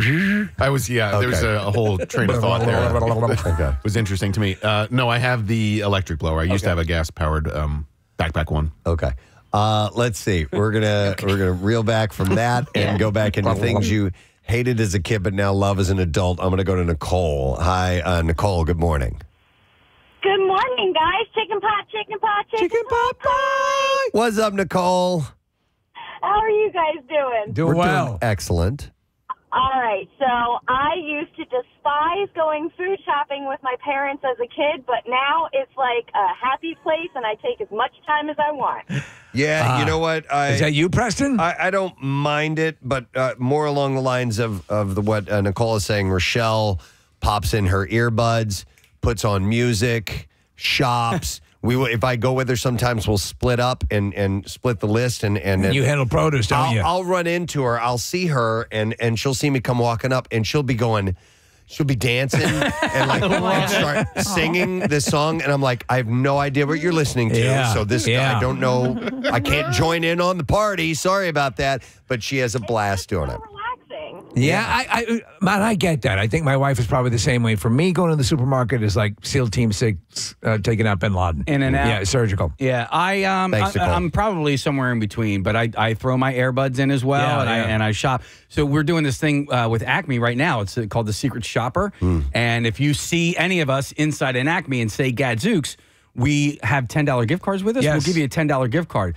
The only issue is if you're saying Gadzooks to me, and I can't. Yeah, I got my earbuds in. I can't hear you. So if you see Casey, reach into his ears and pull the earbuds out, or use American Sign Language. Yeah. Isn't this crazy? It's the only shopping I don't like.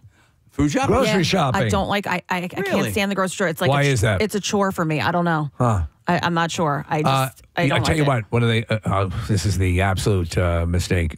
Going food shopping when you're hungry is nightmarish. Oh yeah. You come home with everything. Yeah, you come home with the store. That's interesting, Kathy. That's the type of shopping you don't like. Yep. You're not really a food person anyway. I mean, maybe that's why. I don't know. Yeah. I do love shopping for limes, though. For limes? because that goes into margaritas are on the way. Is there a store that just sells limes? Is this limes and nothing but? Here's a text for Casey. It says, Casey, you dumb bitch. Yes. My name is Joe, and I own plant-based landscape solutions, and I'm here to tell you that you cannot blow anything down the drains or you will get a ticket. There you go, Case. There you go. Now you know. Get on the right side of history. It says if you are here. I don't know what that means, but if you're here. But Joe's house. Yeah. Okay, if you're don't do it at Joe's. Let's see. I'm going to go back to some more calls here, but I have a few on this list I'm going to mention of things that people hated as a kid but now love. Watching documentaries. Oh, I adore documentaries, especially documentaries about lawn mowing. Bedtime. This person wrote, as a kid, it was the worst part of the day, but as an adult, it's the highlight of my day. Now, when you go up to bed, how soon before you are actually actively looking to fall asleep? It depends. I try. If you have your laptop? Well, I will spend a little bit of time trying to settle down to go to sleep. Right. I don't like walk in the door, get in the bed, turn off the light, and go to sleep. So, within 15 minutes. Oh, wow. Okay, wow. Something like that. Yeah, I'm about two. I go up to bed, but I'm awake for about two hours. Oh, wow. Yeah, so that it's my sleep number, my little resort, and it's comfortable, and I get some work done while I'm up there. I'll watch a little bit of TV. I always like a little quick fondue before I go to sleep. Sure. Yeah, I like to do that too. Yeah. Like have time before, but like my bedtime's 9 o'clock. So if I go up at 8, I'm like, great, I have an hour. But if I go up at 8:30, I'm only half hour. When I go up at 9, I'm asleep by 11. Okay. Oh, wow. Yeah. So you just leave the fondue out? I leave the fondue out. You don't take it back downstairs?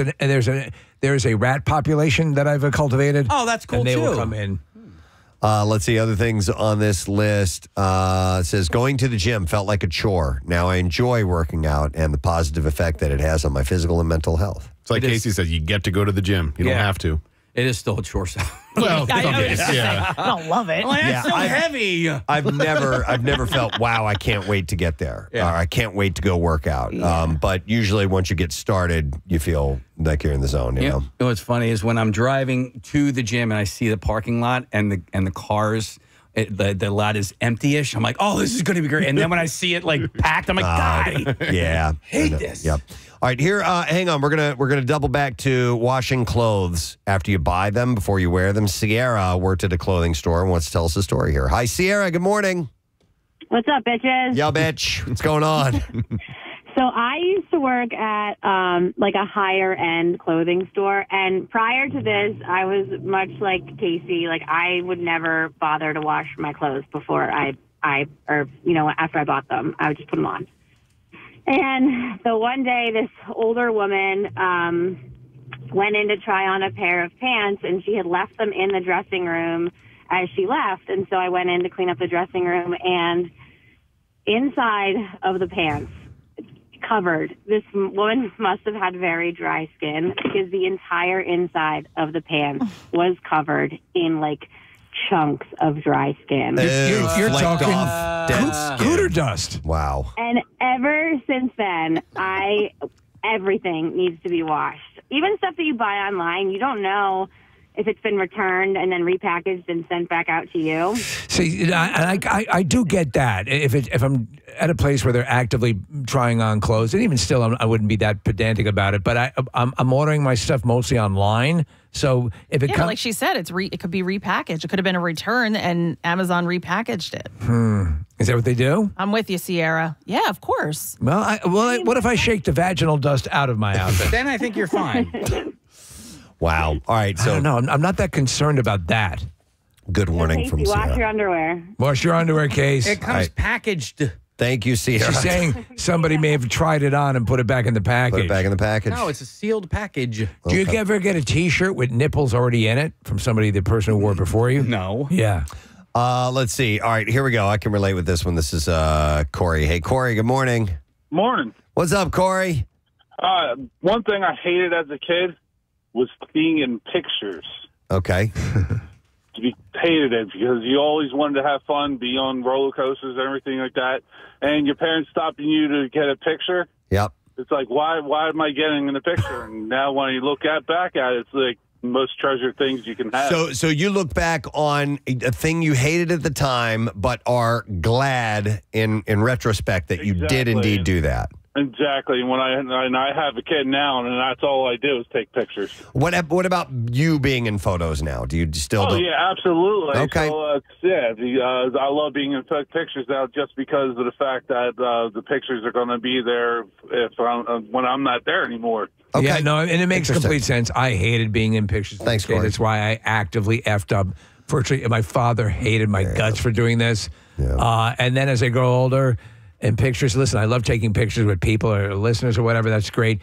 But like, there's a lot of times when you're at a gathering. Where's Ed? Get in the picture. I hate it. Where's Lonnie? I hate photo sessions. Like, if we're we're doing family photos. Everybody get dressed and let's go. And then we all have to pose and we gotta wet your lips. I hate it. Yeah. I hate it. I can't stand it. You used to do it. You used to do it fairly regularly. You go to like picture people. Yeah, we would do it every year for the kid's birthday and everything, and we'd try to get family photos and stuff done yearly. And you guys are good like that. Yeah, we still are doing some of it, and I don't mind it as much now. But I just it's nobody. You know me. I like to be efficient when it comes to stuff like that. I'm like, all right, we all know our part. We're all going to play our part. Let's do that. Let's know our lines. Let's get it ready. Be rehearsed and ready to go. And nobody's ready. Nobody does that. Where's Ed? Yeah, all that thing. I can't stand it. Who's Ed? Yeah, who is Ed, by the way? Why keep asking for Ed? Let's see. I will go to Jenna next. Hi, Jenna. Good morning. Hi, good morning. Hey, what's up, Jenna? So I never used to wash my new clothes, and recently I just bought a pair of scrubs, and they came all packaged. When I opened them, some crazy centipede-looking thing came out of my scrub. Okay. Yeah, so now I wash new clothes all the time. It was disgusting. They went right in the garbage. Was that noted on the bag that it contained a centipede? No. No. Okay. So wait, you threw it away? You couldn't wash it, and it would have been all right after that? I didn't want to chance it. I just tossed them right in the garbage. Oh, my God. Okay. Don't want no scrubs. Jenna. All right. That's funny. Let me go. These are, by the way, we're going back to things you hated as a kid, but you now love as an adult. I have Veronica on the line. Hey, Veronica. Hey, guys. Good morning to see you. Good morning, Veronica. What's up? So when I was a kid in school at the end of the year, when they would give you those, like, read a book over the summer assignments. Right. Oh, my God. Oh. Hated them. I would start the year with a 0 because I would not read the book. Sure. Hated it.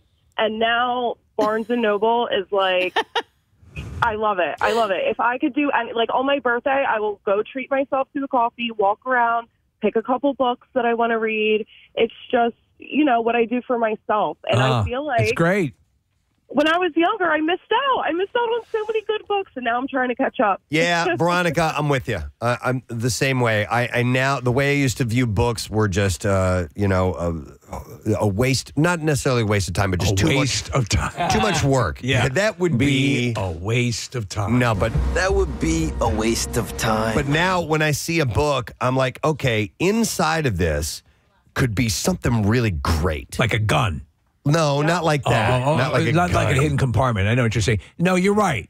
No, I mean, there could be something really impactful inside of this, and all I have to do is kind of unlock it. Did you have the Scholastic? Because Thank you, Veronica. At school, we used to order books. Yeah. And I would get the Guinness Book of World Records, and I get books about sharks and whatever the hell I was interested in, volcanoes. And so I always enjoyed reading, but it's funny, Preston, we talk about the books, the audio books, because we don't have time to read the way we want to read. Yes. And so that's become a blessing. But is that technically reading? No. But Veronica, sure it is. I think it is. Veronica is exactly right, even so much so to summer. Like I really only read, not only, but I read more books in the summer than throughout the rest of the year. At the beach, you're knocking up books? Yes. Yeah. And so, and at school you were like, I have to read a book in the summertime. Now that's over the summer. Now that's reading time. Steve, I would use those Scholastic things to get to my Heathcliff comic books. Heathcliff. And Garfield Absolutely. comic books. And then occasionally the books that you were supposed to read over the summer or whatever. But along those lines, I hated Johnny Tremaine. Johnny Tremaine was another one. But when I was a kid, something that I hated that I love actually to do now is piano lessons. I had a terrible piano teacher, and I just loathed going to piano lessons. And I've been taking piano lessons for a while. Really? And I love going to them now because it's just, Preston's the same thing. Like it's unlocking stuff in my brain. It's working through problems. And when I would run into problems when I was a kid, I hate this. I don't want to do it. I don't want to learn anymore. And now I just love working through those things. They're like little life lessons every time you go. Well, we need a Nick McElwain piano recital. This is why I didn't bring it up on the air until now. Because I don't want to make it part of the show at all. Ladies and gentlemen, Nicholas McElwain. I'm sorry I said anything. No, this is... Joining him will be the cat. Yeah. Separate from the show. You should. And what we're going to do is we'll do like who's that guy who does all improvisational concerts? He's legendary. Anyway. Oh, I know who you're talking about. Yeah. Right? Yeah, it's all improv. He sits down and does a 2.5 hour concert. Yeah. Improv. Here's some from our social media. Some people are joining in on the conversation. Marissa jotted down a few of these. Laundry is one of them. There are some people actually like doing laundry. I hate it. You do. Yeah, that's right. The zen of laundry. Like it's like Steve, cutting the grass. Mowing the lawn. Yeah. Here is a couple of other ones. Going to bed early. We mentioned that one. Quiet. Yes. Yeah. Things being quiet. It's funny you should mention that because things like the TV used to be on the second I walked into the house, especially as a kid.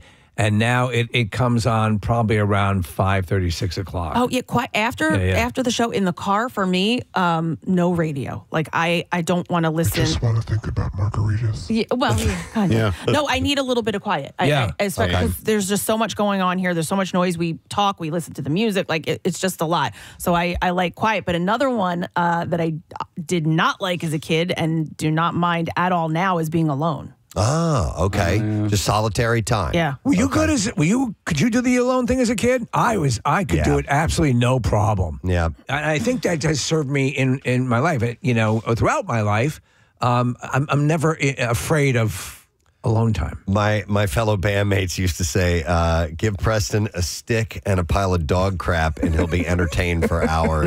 Like I would find things just to tinker with or whatever to fill my time. Yeah, likewise. Marissa also said people were, another one is parents. Something you didn't like as a kid, but you'd like as an adult. That's like in Greece. She goes, hey, would you like to come over for some tea with my parents? He goes, I don't like tea. She goes, oh, you don't have to drink tea. He goes, I don't like parents. I got along really well with my parents, so much so that I, like hanging at home over the weekend, was fine. Cool. Yeah. Yeah. Let me go to, we got to take a break here in just a second. I'm going to go to Brittany. Hi, Brittany. Good morning. You want to kiss me? You want to kiss me? I want to kiss you. want to kiss me? I want to kiss you. Brittany, what did you hate as a kid and now you love as an adult? Running. Running. Oh, really? You jog every day? Just almost every day, every other day during the week. But in school, as early as middle school, we had a gym teacher that would make us run no matter what the activity was that day. She would make us run around the gym, I think maybe 10 laps rather, and I hated it. When I played lacrosse, our coach would make us run 3 miles on the track, sometimes a mile if he wanted us to work harder or we were punished or whatever. I hated it, but now I've run many half marathons. Brittany, when I was a freshman in high school, you had to do the presidential, fitness test or whatever. Yeah. And so it was the day for the mile. And I was like, I don't want to run this thing. So I had all my gear with me. There was a kid in our class who forgot his sneakers. I was like, dude, just take mine. They made me run the mile in his pencils. Do you remember pencils, those shoes? No. Oh, man. I had to run a mile in somebody else's pencil dress shoes. Because I gave away my sneakers. And then I also got docked points for not having my gym gear with me because I had already given the other dude my sneakers. That's how much I hated running. Wow. All right. Thank you, Brittany. Appreciate it. You know, another thing, and I know we're going to wrap up now, is kind of going to Nick and the piano, is practicing. As a kid, even though I'm a musician, I hated the art of having to practice on things. And now I like it. I look forward to practicing my golf swing, practicing my drums and things like that. I see it as productive and kind of important, even though I'm not really doing it for a real thing other than my own entertainment. To embellish yourself. So I tend to gravitate towards things I take too quickly. I was good at art and all those other things. However, deciphering things like technologically, figuring out software, figuring out gadgets. Yeah. I can sit and work that for a long time, and I'm fine with that. Yeah, I like working on things until I see improvement. Right. And then that's satisfying. Right, to me. achievements. And as a kid, forget it, man. No, that's how I got good at threesomes. Oh, my goodness. Yeah. Well, that's the summer of threesomes, by the way. Summer of threesomes, all right, well, listen, we appreciate the call. Some interesting things to think about today. I want to take a break. We're going to come back in a moment because we have a guest. John McKeever is going to be here talking tires, which is available on Netflix as one of the top programs on Netflix, which is awesome because it's based out of the area. Absolutely. We'll be back in a moment. Stay with us. Okay, we're a major market show. Okay, so put your wallet on your hand first. Okay, dear God. Okay, here it comes. Yeah. And then your phone on top of that. Okay. Pad of paper on top of that. Yeah. And then your hand on top of that. Okay. Oh, this is going to be sick. One more time. What do you see? 10 of diamonds. 10 of diamonds. Yeah. Here we go. Hopefully this will work. I don't know, but watch. If we take the 10 through Zoom. It's gone. Okay. Wow. We can get it to vanish. Okay. Preston, lift your hand up. Dude, no. Okay. Lift the paper up. Oh, I'm sorry. Nothing under the paper. Yep. Yeah. Put it down. Lift the phone up. Okay. Yeah. And now put that down. Okay. And now just lift your wallet straight up. Okay. Is there something on your hand? You would have flipped out if it was.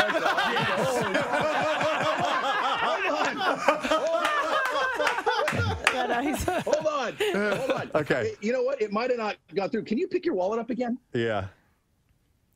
Can you open it? Yes. Is there something inside? Go ahead and look through there. Is there something in the? Are you serious? Shut up. No way. Stop it. There's a 10 of diamonds in Preston's wallet. That's as good as I can get through Zoom. Right there. Which one of you a-holes took my wallet and put this in here? That's insane. Oh, my God. Ladies and gentlemen. Yes. The 10 of diamonds. You're the devil. Yeah, and go Borgata Friday night. I will be there. Yes, and honestly, that room is happened. That room is perfect for magic. By the way, it's going to be awesome. Why couldn't you do that with like $100 bill?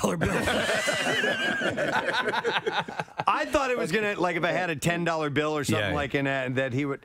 That's awesome. Screw you, man. I mean that lovingly. That's insane, dude. You're crazy. All right, John, we love you, pal. It's good to talk to you, and have a great time in AC. Yeah, and if you guys want to give away tickets, give them away. Let me know. All right, that'd be awesome. All Yeah. right. Thank you so Cool. much. Love it. John freaking Dornbos. Now you're trying to figure out what the hell happened. I had nothing to do with that. That's freaking me out, man. Yeah. Because I thought he was just going to make it. I thought he was just going to say that it was a joke, which it was, and and it was funny. And then it's in your wallet. This was in my wallet. I didn't do that. Sure you didn't. One of you guys did it. No. One of you guys did it. No. One of you guys did it. No. I'll find out later. That's magic, man. Wow.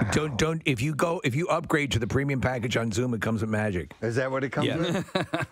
If you look back to when test tube babies was a very controversial idea, and there was all kinds of uproar against that type of thing, and now fertility stuff is commonplace. I mean, it's exactly what you can do. get powdered mix. To make babies. Okay, can they extract semen out of a fully vasectomized nutsack? Can they do that? Did you just whisper nutsack? The question in front of the panel today is: can semen be fully extracted from a nutsack? Excuse me, sir. We couldn't hear you. What? Sir? Could you speak up, please? Can semen be extracted from a fully... but can it, though? Or I don't know. Okay. All right, so I have my prostate is out and my seminal vesicles, I guess they're referred to, are They ain't removed. there. Right. Mine are still there, right? So I've been vasectomized. I believe you can still produce a little... I can. If you get the attachment. So here's the deal. Like, they say that you can reverse a vasectomy. Yes, It's you not can. 100%. It's not 100%, but they do, all they do is just, reattach or whatever. Except it comes out your butt. So what that tells me... If you reverse it fully. I guess my wife would be way less inclined to make a baby that way. Wow. Uh-huh. Science. All right. But all right, back up to my vagina. God. Oh boy. The Case, it looks like Sorry, I snorted. it says you can withdraw sperm from the testicle, but I don't know if that's after the vasectomy. It has to be, because if it can be reversed, it means I'm still making So it. you're still making it, but your body absorbs it. Right, because you've closed the pathway. Right. You've closed the egress, as they say. Right. Right. So if you had to bet on the male members of the Preston and Steve show conceiving a baby at this point, where would you put your money? Because Preston and Casey and I have all been had vasectomies. I'd put my money on Steve. Steve had prostate cancer and had his prostate removed. So, but I don't understand your question. If one of us were forced to have a baby, if we had to keep we had to keep like the population of the earth going. I would do it. I would love to have another baby. Who would have the best chance? Even though I was wondering, could you help me? Scientists come to us. Even though we've had a vasectomy. Right, yeah. Where's the money on the male members of the Preston and Steve show producing another human being? Without having a reversal done? Yeah. It has None happened. of us, I guess. But that's what I'm asking about, like with Casey's question. Like if we took the sperm out of the nutsack, He's saying who's the best chance? Yeah. Oh, who would be? It wouldn't be Steve, right? You guys are the same Steve age. I have He doesn't no- have Steve's anymore. is different I've got than what you. confetti in mine. You guys can still produce it. Yeah. Your body's just Okay. absorbing it. Okay, I don't know. That's why So I'm you're asking. full I've had of three sperm. kids. You've had 3 kids. Yeah. Me, so I'd put our money I got on like us 6 or over 7 you. that I don't know about. Yeah. Wow. Has Bill hung himself yet, by the way, with this conversation? I don't know. Did you think about what you were talking about in the bathroom? I did. Okay. Casey and I had a conversation in the bathroom. Did you? He's like, I think I want to ask you something, but I don't know if I want to ask you on the air or not. Was it about the Dunkachino machine? No, I think we're good on that. We just shot a video, Marissa and I. I sort of had to explain why it literally looks like I threw a grenade into the machine. I saw it. It's pretty nasty. I ran into Andy in the kitchen, and she was like, I just saw the email that said it was all good to go. She goes, what happened? Anyway. Is it all cleaned up, by the way? It's I didn't do it. I tried. There were no paper towels. There was no Casey keeps stash paper towels if you ever need them. Yes, and they have them in the bathroom, too. So Yeah. I'll grab those. Hold on. Marissa has an update, I guess. I don't know if it's cleaned up, but it is fixed. Okay. All right, excellent. Matt Cowper swung by. And All right, fixed fix. it. Oh, that was Fix a it. Oh, fix. yeah. Just call me Mr. Fix It. I just thought you were just accentuating fixed, but that was a Matt No Cowper. reason to stress out. Yeah. So anyway. Okay, so this is a judgment call for everybody here. All right?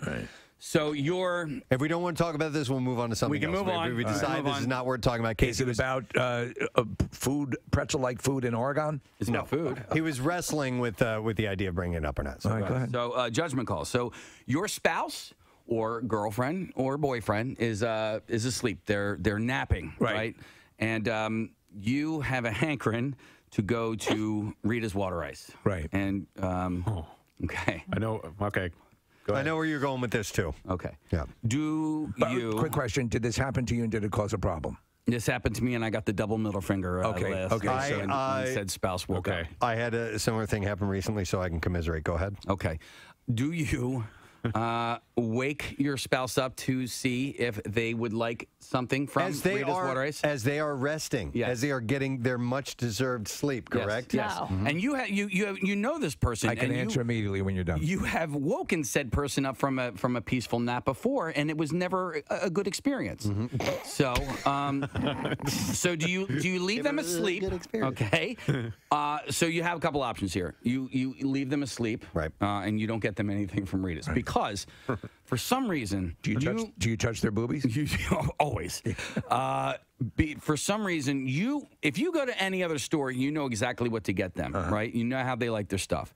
But for some reason, you don't know what their go-to order at Rita's is. Wait, you didn't get her anything? I didn't get her anything. May I ask you? May I ask you a question? Yes. While this debate was going on, did something in the back of your mind go, "She'll never know"? There might have been. That's exactly what it was. You thought that if you ate it quickly enough, the remnants of it would be gone, and she would be none the wiser. No But fuss, you no do muss. know her. You could take it. I'm sure you would have gotten something that she liked. There was a good chance Don't come home with nothing. There was a good chance that said nap could have turned into a full night's sleep. Or you could put it in the freezer. Diane doesn't like it when Casey spends money on frivolous things, and she would have gotten mad that he spent money on them. My wife. Well, here's my situation. My wife will take 5-6 hour naps. Yeah. So I mean, she is, and I commend her for this. Yeah. It happened over the weekend. It's the ice cream bakery on Ridge, and they have great soft ice cream. And so I'm like, I'm getting a damn cone as I pass by. There was not the traditional 80-car line going in, and I'm like, I'm going for it. But I call an audible. Yeah. And I bought her something, and it was a home run.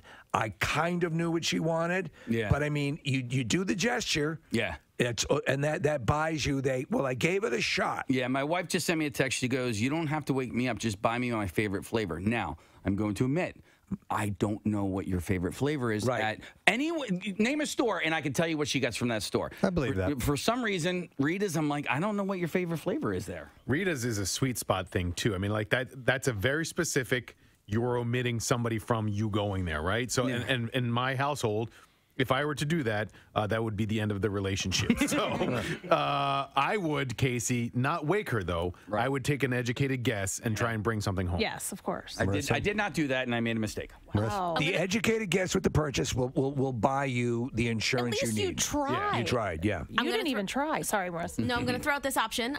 Just buy multiple very small ones, even if it's just 2. Say I tried to take a guess, and then if one of those happens to be your favorite flavor, Casey, then you win in the end because you get to enjoy it as well. And also, the gesture. My story is much more selfish. The Big Top Surfing Sundays came by our house. Oh yeah. And Rochelle was taking a nap, and I'm like, I'll just zip out and get a thing, and she'll be asleep, and she'll never know. She'll never know. And by the way, ice cream, I don't think keeps as well.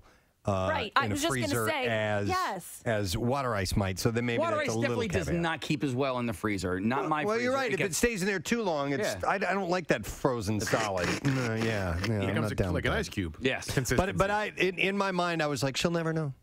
She'll never know. And then she knew. And what happened? She gave me the hard time. She's like, you went without me? My freaking daughter dined me out, man. I was like, Oh, dude. Yeah. I do feel like that, like the bond of trust has been broken. Right? And I paid I'm watching you. Yeah. because you know why? Because she probably understood.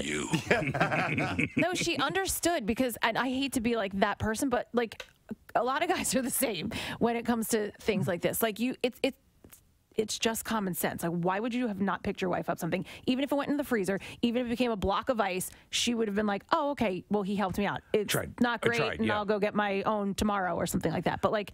No, you're right. You're absolutely right. And my house is filled with people. And, you know, I probably should have asked my mom if she wanted something, and I didn't, you know. Why didn't you just tell me? Me and Avery just snuck out.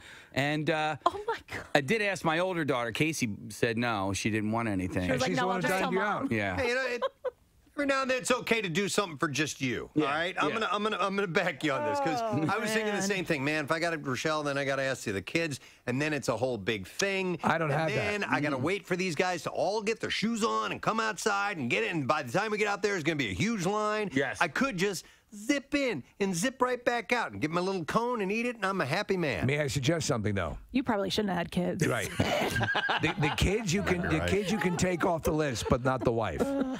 You know what I'm saying? No, you cannot take your kids off. Like, if Absolutely. you are going out to You're get trying ice to cream, teach them to a thing that a child would don't love. eat that food. Eat vegetables. Yeah. Oh, I'm gonna go get ice cream, but you're gonna stay home, and I'm not gonna get any for you. Well, exactly. I got the double middle finger last night. Okay. That's pretty harsh. Well, I mean, you know, she's jokingly, but right. you know, still there was intent, and so what I'm saying is, were your lips discolored from the Rita's water ice? No, because what are you talking about? Dude, I went, why are your lips blue? I went with like flesh colored. I was like, she'll never know. I got lemon. Yeah. Do you have any flesh? First person to sit in that chair since Kevin Costner was in our studio yesterday. Yeah. And so the honor is bestowed upon our friend John McKeever. What's up? Who is here to speak about the show, the series Tires, man. Congratulations Thank on you. this thing Thank being you. a hit on Netflix. Yeah, I mean, who would have thought? Dude, I was thrilled over the QVC movie, and I'm like, Yeah, to me, that was the pinnacle. I was like, I'm in the clouds, baby. I'm coming down from here. The dude just did a QVC Christmas movie. What more do you need? Yeah. But no, this is well deserved because you guys have worked over the years on all sorts of iterations and variations and comedic based projects, and this is pay dirt, for lack of a better term. Or maybe not pay dirt, but at least No, literally pay dirt. I got the show sent to me about 100 times because we had a conversation on the air. I had a bad experience at a tire place. And so everyone was like, hey, did you see this? Did you see this? So it got sent to me so many times. Yeah. I mean, it's also like the most common experience is a bad one at a tire place. It really is. Yeah. Now, this is, it was shot in Westchester, right? Yeah, it was shot in we shot, so the lead character, Will, Steve Gerben, who's a comedian from Philly. Yeah. His dad owned a tire shop, and then he also owned the lot next door, so we built a fake tire shop in the empty lot next door. That's great. From where his dad's tire shop Yeah. was? That's awesome. And then we just pulled all like the tools and stuff, and we would bring like real mechanics in once in a while to like help us. Oh, no. This is a bunch of actors. I was sure it looks so authentic, but basically you just walked a couple of yards and recreated it. Yeah, we brought like a set designer, and they built the whole, like they just essentially like copy and pasted the actual tire shop and then made it looks phenomenal. Yeah. It's a really good show. There's 6 episodes on the first season, and I just went through all of them in one weekend. And I was certainly familiar with Shane and loved his comedy, and I was seeing his star rise. But I was telling you this off air, John. I didn't really know anything about Steve at all, and he is a great foil to Shane in the show. They really balance each other really well. And can you talk a little bit about like how they interact and why Shane's role is what Shane's is, and why Steve's is what he does? Yeah. So I mean, the show was originally, me and Steve had worked on it a long time ago, and it was about Steve and like his relationship with his dad. But the comedy wasn't, it was just coming from Steve. But then when we met Shane is like this big, funny, like big brother, fun uncle. And what his dynamic is with Steve just worked so well. And then it was like kind of cool of Shane, who was, like he's huge now. Yeah. Like a lot of people were coming to him and he'd be like, you need to be the star of something. Right. And he knew, like, if I'm not the star, then I get to be funnier. Well, and it's a great call because he's fulfilling the Farley Belushi role, and he does pop, but it is a it's interesting because when we first heard about he had gotten this Netflix offer, I thought, the skit stuff you guys have been doing was going to be the progression. But when I heard about this, I'm like, that's an interesting way to go. Did you bandy back and forth the notion of whether you were going to do the skit stuff, or was this always in the chamber ready to go? No, we shot this on our own. Like we really, we took a loan out and we shot all 6 episodes on our own. Did you know Shane prior to this? Yeah. Okay. Yeah, because yeah. you also directed his Netflix comedy stand-up special too. Yeah. Mm-hmm. Which congratulations on that. I want to bring this up because when the show came out, and I was like, "Oh, this is great! I love Shane Gillis." I didn't know he was going to have a show coming out, and then I'm watching the first episode, and the episode's over, and the credits roll, and it just says directed by McKeever. And I was like, "Oh my God, John McKeever directed this! This is crazy!" So then I text you because I'm, congratulations, and I want to try and get you on, and then I go back to my text exchange, and this, my memory is horrible because less than a year ago, Kathy, John, you texted me and said, "Hey, I want to talk to you about being in an episode of our show called Tires if you're interested." Dude, shut up. I'm like, "Oh, cool, that's great." And he was too cool for school. No. Dude. See, that's... listen, it's okay. No, he said, you said yes. We talked for a while. I did say yes, but I had completely forgotten that I was even... a year ago. Yeah. All right, so what happened? We cut the episode. Nobody liked him. Yeah. Listen, he didn't test well. No, you and Shane work well together because of the Gillian Keeves stuff that you've done, all those skits, which very funny stuff. So with this, it got renewed immediately for 6 more episodes. Yeah, they renewed it before it came out. Preston, Steve, tell him, you were editing. You didn't even have the show sold. Yeah, we didn't have the show sold. I mean, we took out a loan together, which I didn't think I was going to be part of that deal. Right. And then they came to us and they were like, "Here's the paperwork," and they were like, "Can you sign?" I was like, "What for?" And they were like, "Can you just sign here?" I was like, "Yeah." But and then I read it and I was, I don't understand 90% of what's on those things. You need to talk to Shane. Yeah, I'm reading it. And I'm reading the numbers, and they're just getting bolder and bolder as I'm reading them. And I'm like, if this doesn't work, I got to sell a kid, one of my kids. And so when it was done, we brought it around, and we only had 2 episodes edited. And I was like, hopefully they'll let us edit the rest. And we brought it to Netflix, and they're like, we'll just take the whole thing. That is awesome. And I don't think what other streaming service outside of Netflix could have been that effortless.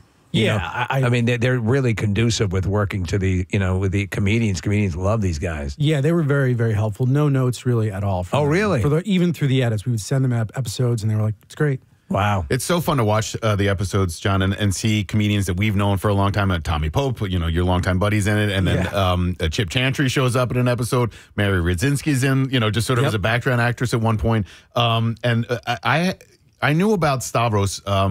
How do you say his last name? Halkias? I don't know. Okay. It's a Greek last name. It's Halkias, I think. Okay, yeah. He is. He's kind of a straight man on the show a little bit. He doesn't get into his act, but he is just an inherently funny person. He's really funny, and he's a great actor. Yeah. And it was nice to kind of see him see a lot of these guys open up like that, like Tommy and Schultz. And Chip. Andrew. I didn't know about Andrew, believe it or not, until the Tom Brady roast, and then I turn around. And he's on this show as well. I'm like, okay, so you got a lot of people who are definitely that dude starts rising too. Andrew Schultz has got a lot of traction. Yeah, he's got a lot of followers. Yeah, and he does his own podcast that has what happens is a lot of times these things become incestuous because everyone's appearing on his different shows, but he has a different conceit to his, which I think really makes it cool. So you have the first 6 being received well, and it's funny because I was reading different reviews, and there's some great reviews, and there's some middling reviews, and there's one review where the guy didn't like it. There's some tough reviews. but this guy who didn't like it, he goes, and his engine goes, but it's hard to have a problem with the show that just seems to want to make you laugh. And I think that holds true. It's just a show to make you laugh. There's no That's politics. There's no any of that stuff. That's exactly what, And so, there's worse things to be said about a show. I mean, think of some of the most popular shows of all time. They have big time haters as well, like a show like Friends. Yeah. You know what I mean? Yeah. People are out there actively hating on Friends. And it's like you don't have to. No, yeah, you know what you're going to get, Yeah. and you get and it's delivered. And again, it was 21 minutes the average length of the episode. Yeah, one of them is I think 18 minutes. So it's a low when Nick said you spend the whole weekend, you spend about 2 hours. Yeah. Yeah. Well, I mean, honestly, John, it wasn't a huge commitment on my part. Yeah. I mean, I appreciate it. If you put in 5 minutes, I'd be like, that means the world to me. So you're behind the camera quite a bit, but you're also in front of the camera. Do you have a preference? Behind for sure. Okay. Yeah. It seems like something that you take to that you enjoy. Listen. What makes a good director? What makes a good comedy director?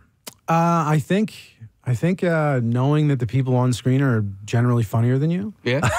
So you're just like, hey, I'm going to work with you and we can collaborate to see if we can make it as funny as possible. I think collaboration has got to be the knowing when to collaborate. But that's my favorite part. Yeah. With Shane or somebody who's again are these guys who are getting their reputations and are known for being obviously very funny themselves. Will they defer to you? Will they? Okay, you've known them long enough. That friendship dynamic. Will they say, okay, you're gonna make the call on this? Yeah, what we'll do is we'll write a script and then we'll do the scene. Here's the script. Let's read it, and then then we'll just improv and then we'll just try stuff that's funny and talk like they normally talk, and then it's generally how you get there. Is time much of an issue, or do you guys have a lot of time to play with? Because sometimes on sets you gotta be efficient. Yeah, no, time's not an issue because we pre-lit the whole set, so there was no moving lights around. So we shot it like a reality show where it was just 2 cameras. We would move to a room, shoot the scene, move to the next room, shoot the scene. It was very, very simple. It has that feel. It has a very verite. Yes. Yeah, I love that. Voyeuristic, yeah. I was having dinner with my parents last night, John, and I was telling them about the show because it's based here, and my mom was very intrigued because it's called Valley Forge Tires, Valley Forge Automotives, and she's like, it really takes place here, and I was like, yeah, Mom, they take place in Philadelphia. And the way that I described it to her was, it's basically like Cheers in a tire shop. It's just people sitting around telling stories, being funny, and it's this camaraderie of everybody in that shop that they all seem to get along, but they also bust each other's balls. It's a really cool camaraderie between everybody that works there.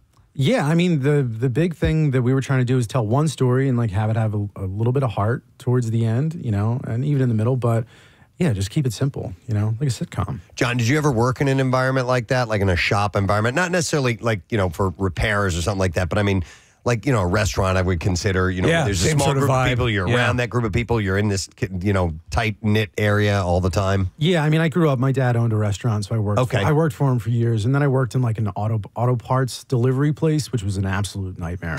Really? It was just a warehouse with a bunch of borderline criminals just getting auto parts.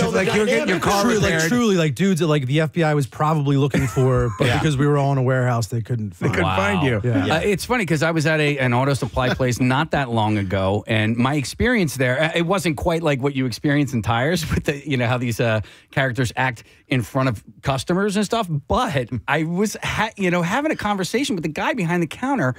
It was like he and I were at the bar, and I'm like, you don't know who I am. I mean, he was dropping F-bombs, and I'm like, because it's cars. You figure, okay, automotive, you can relax. Yeah, those dudes aren't getting canceled. No. They don't have to worry about losing their gig. They're fine. Yeah. I saw there was a commercial was running for a while. It's funny you talk about that. You're in the warehouse and you're eluding the FBI search for you, but this commercial's the whole conceit of this auto parts thing was how shady all the auto parts dealers were.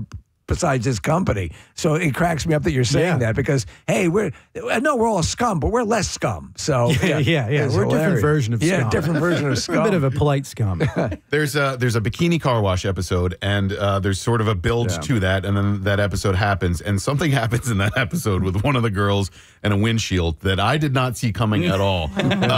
First of all, whose idea was it to do a bikini car wash episode, and then who wrote in that accident that the girl has?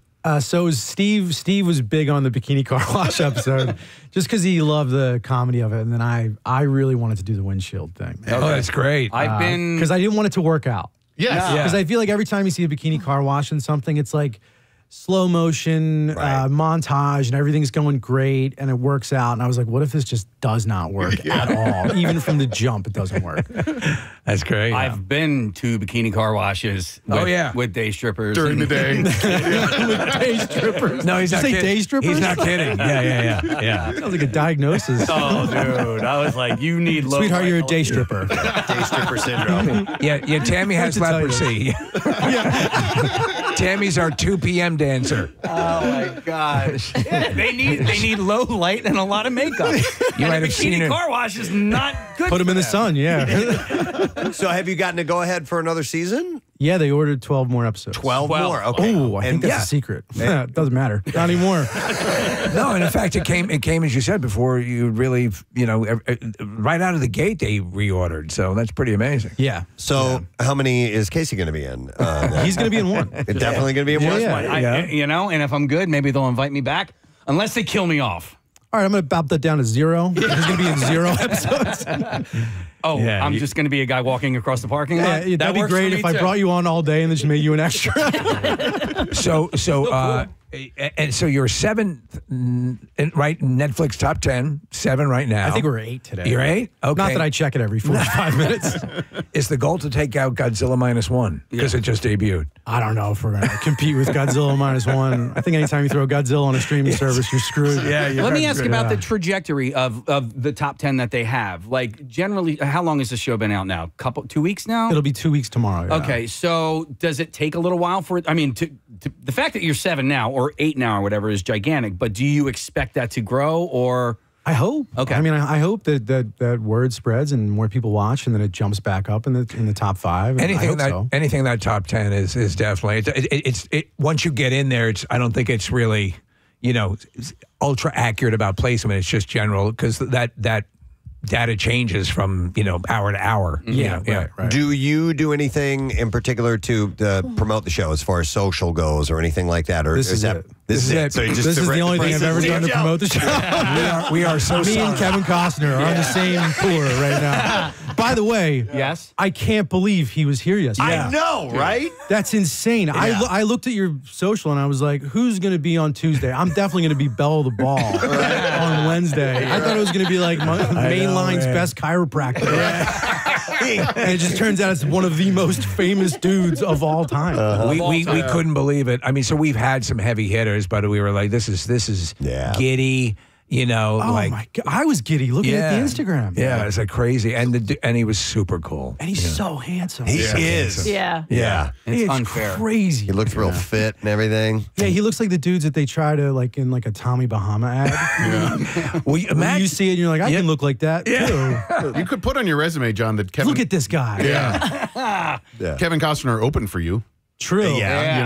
True. I wanted to 24 hours ago. I wanted to ask you about the music on the show because just in a small Philly world kind of a thing, I ran into a guy named Arch at the Phillies game the other night, and he contributes music to Tires. A band called Illinois also contributes. How did those guys get involved? Was it just you've been longtime friends with them, and what kind of rights do you have to go through to get music on a show that's broadcast on Netflix?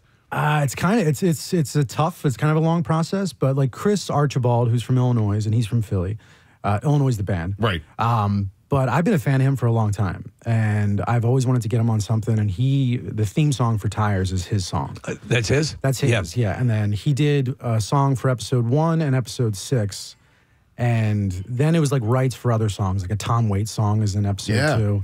And that was not an easy. Tom Waits, now you're a heavy hitter. Not an easy. Yeah. So so you producing the show and putting up the initial budget and everything like that. Yeah. How does that break down? Because it's always this amorphous thing that it's hard to understand exactly how it breaks down. So Netflix serves as the platform to get it out, but how do you, if I may be so gauche, how does the revenue end up heading to you guys now? Do you get... Well, we signed a deal directly with Netflix. They bought it from us. They bought it from you. Okay. Yeah. So we made it for a certain amount, and then they bought it for that plus $1.50. So that's like what we took from them. Okay. But now it's on their platform. So now, the second season can be the more lucrative season, correct? Are we thinking that? Oh yeah. I mean, both have been great. Okay. All right. Just awesome. the fact that we're were there is crazy. very exciting. And, Yeah. When can we expect a second season? This time next year. This time next year? May next year. Yeah. All right, so May or June. but these guys that are in your show, they're like we were saying earlier, all of their stars are on the rise.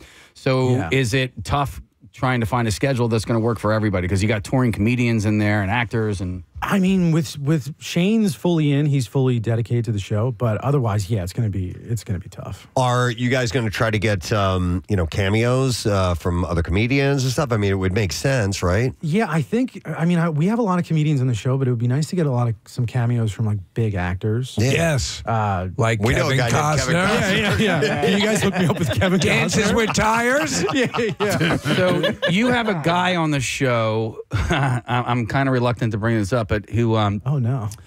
He hates Preston with a white hot passion. Oh yeah. Are you serious? Sort of. Yeah. Yeah, no, not really. I think it's in jest, but a guy named Matt McCusker. You know Matt? Yeah. Okay, so he hates Preston? So we think. We don't know, but he was on a podcast. What do you mean? It's a conspiracy? So on a podcast with, I believe it was with Shane and Bert Kreischer. Yeah. The Preston Steve show came up, and Bert was like, I love Preston Steve. And then Matt's like, I got beef with Preston. Yeah. And it goes back to when he was in grade school. He was in Preston's house. Yeah. For a volleyball party. My wife coached a volleyball team, and That was you? Yeah, right. I've heard the story. By the way, that's in jest. Yeah. Almost everything Matt says is like he's pretending to be upset about something. That's not. That's what we were wondering. If it was Matt's that not. Matt's like one of the sweetest guys on earth. Yeah, there's Then no we way need to he get him actually on. has beef with Preston. If he does, that's hilarious. It is kind of Two funny. very sweet guys that hate each other. Well, Preston doesn't even know who he is, so Preston doesn't hate him back. It's a one-way street on this one. Yeah. That's pretty funny. What was you were That's so funny. That's you. What was the actual the step off point, the flash point that caused it? There was Dude, I don't know. I have no idea. Preston's wife coached girls volleyball. And there was a and party. boys showed up? And boys showed up. But Preston doesn't even know the story. He's just like, wait, I don't remember this at all. I don't remember. This That's is what we probably want. 20 years ago. We want to find out more about like what actually transpired and why there's maybe this that's hatred. maybe that's an episode. I mean, for it was a bunch of high school boys that showed up to a girls' party, and the parents didn't like it. Go figure. Isn't that like a something like tale that. as old as time? Let me ask you, because of connections like that and all the people you know in the air, and you've been working in the air, when this something like this hits and people are now focused on the success of the show and what you have going on, do you get the proverbial out of the woodwork, people calling you up and Not me, because no one really knows. Okay. I mean, I'm not the face of it. But, but yeah, I get people once in a while, mostly like actors I worked with like 15 years ago. Right. They're like, hey, and they send like their headshot. Like, hey, I'm still at it, just so you know. I'm still hanging on. I legitimately work in a tire store. Yeah. If you need someone to kill themselves on the show, I've been looking for a way to do it. Yeah, I'm your man. Yeah. So last time you were here, and Steven mentioned it earlier, the QVC original movie, Holly and the Hot Chocolate. Are you doing it? You going to do anything else with the QVC? Are they doing more original I don't features? think so. I don't think they're going to. I don't think. I think after tires. Have you burned that bridge? I think they're like, we're going to take a little break from John for a bit. Yeah, we enjoy your snuff films, but we're going to go to some. No, they first of all, they were awesome, and I loved that movie. That was a fun movie. I had a fun, listen, fun time I'm an making that movie. aficionado of Christmas movies, and I dug it big time. So yeah, absolutely. But they I think they're making movies again, but with a different company. Okay. Well, listen, man, I'm a big fan of yours and have been for a while, from the Delco Proper days to the one video you guys made where you were deaf and hearing for the first time. And you Oh, yes. Dude, Yeah, that's an old one. it was so good though. It was so good. So I'm just so thrilled that you got 12 of these on the horizon. Yeah, Thank and, you, Casey. the one that resurfaced that we talked a little bit about was the My Girl Got Burled video, because Pat nearly started a brawl with the Phillies. He's a bench coach for the Giants now last week, and to see that resurface, and there's a whole bunch of people in that, and that was probably made 15 years ago, right? Yeah, that was a long time ago. Yeah. That video still once in a while pops up in my And it's still damn hilarious. Yeah. He was he liked it. Did he? Did he? He did, yeah. How did you hear word back about that? He called me. He called you. Yeah. Pat Burrell called you? Yeah, trust me. I had the same. I said that for like 3 months straight afterwards. That's effing crazy. But yeah, it was the phone call went exactly how you would imagine a phone call with Pat Burrell would go. I don't think he said hello, and I don't think he said goodbye. I think it just started. It just started, and then it ended at a certain point, and then I was like, I think he hung up. He didn't. And I just stayed. I sat in my car with the phone to my ear, like I think it's over. I think it ended. It was like a spirit visiting you. You're like, I don't think that was my chance. I didn't tell him my wish, and now it's gone. Oh, that's I forgot Doogie Horner's in this. Doogie's in it, yeah. Oh, dude. Doogie's great. Erica, one of our calendar girls from. Oh, my girl got burled. Yeah. Yeah. Yeah, Doogie had to stand out front of a bar, and over and over again, he's like, "What do you want me to say? What do you want me to say?" And I'm like, "Just say your girl got burled." And he's like, "What?" So he just had to say it like 15 times in front of a bunch of people. That's funny.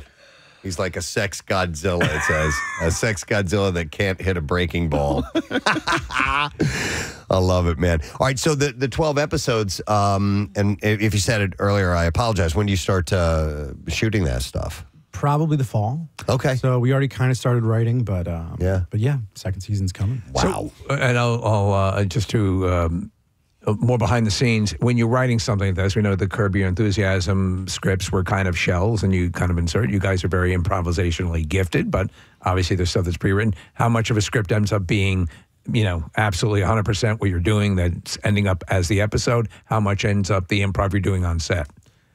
I would say it depends. Some episodes it's mostly script, and some there's a lot of scenes that go off the rails. But all the episodes are fully scripted. Okay. And then we give chance to improv, but it's not like Curb that's crazy. Yeah. Here's the idea. Just go. Right. Just go with it. Yeah. It's a little heavy. Yeah. All right. Well, Tires is available on Netflix right now. The first season, 6 episodes long. Number 7 program on Netflix, or number 8. I'm not sure. Let's bump it up. Right now, it could be number 2. Let's get it in the top 5. We don't for sure, know. at least. F Godzilla. But locally sourced right here, and John McKeever is fantastic and just on continuing your rise. It's awesome. We're proud of you. Happy for you, man. Thank you, Preston. Excellent. Thank you, guys. Thanks for having me. Make sure you see Tires on Netflix. John McKeever. See ya. We're going to take a break, and we will be right back. Stay with us. By the way, my new favorite flavor is they have a Florida orange. They didn't have Florida orange last night, but they did have an orange cream. So I went lemon on top, orange cream on the bottom.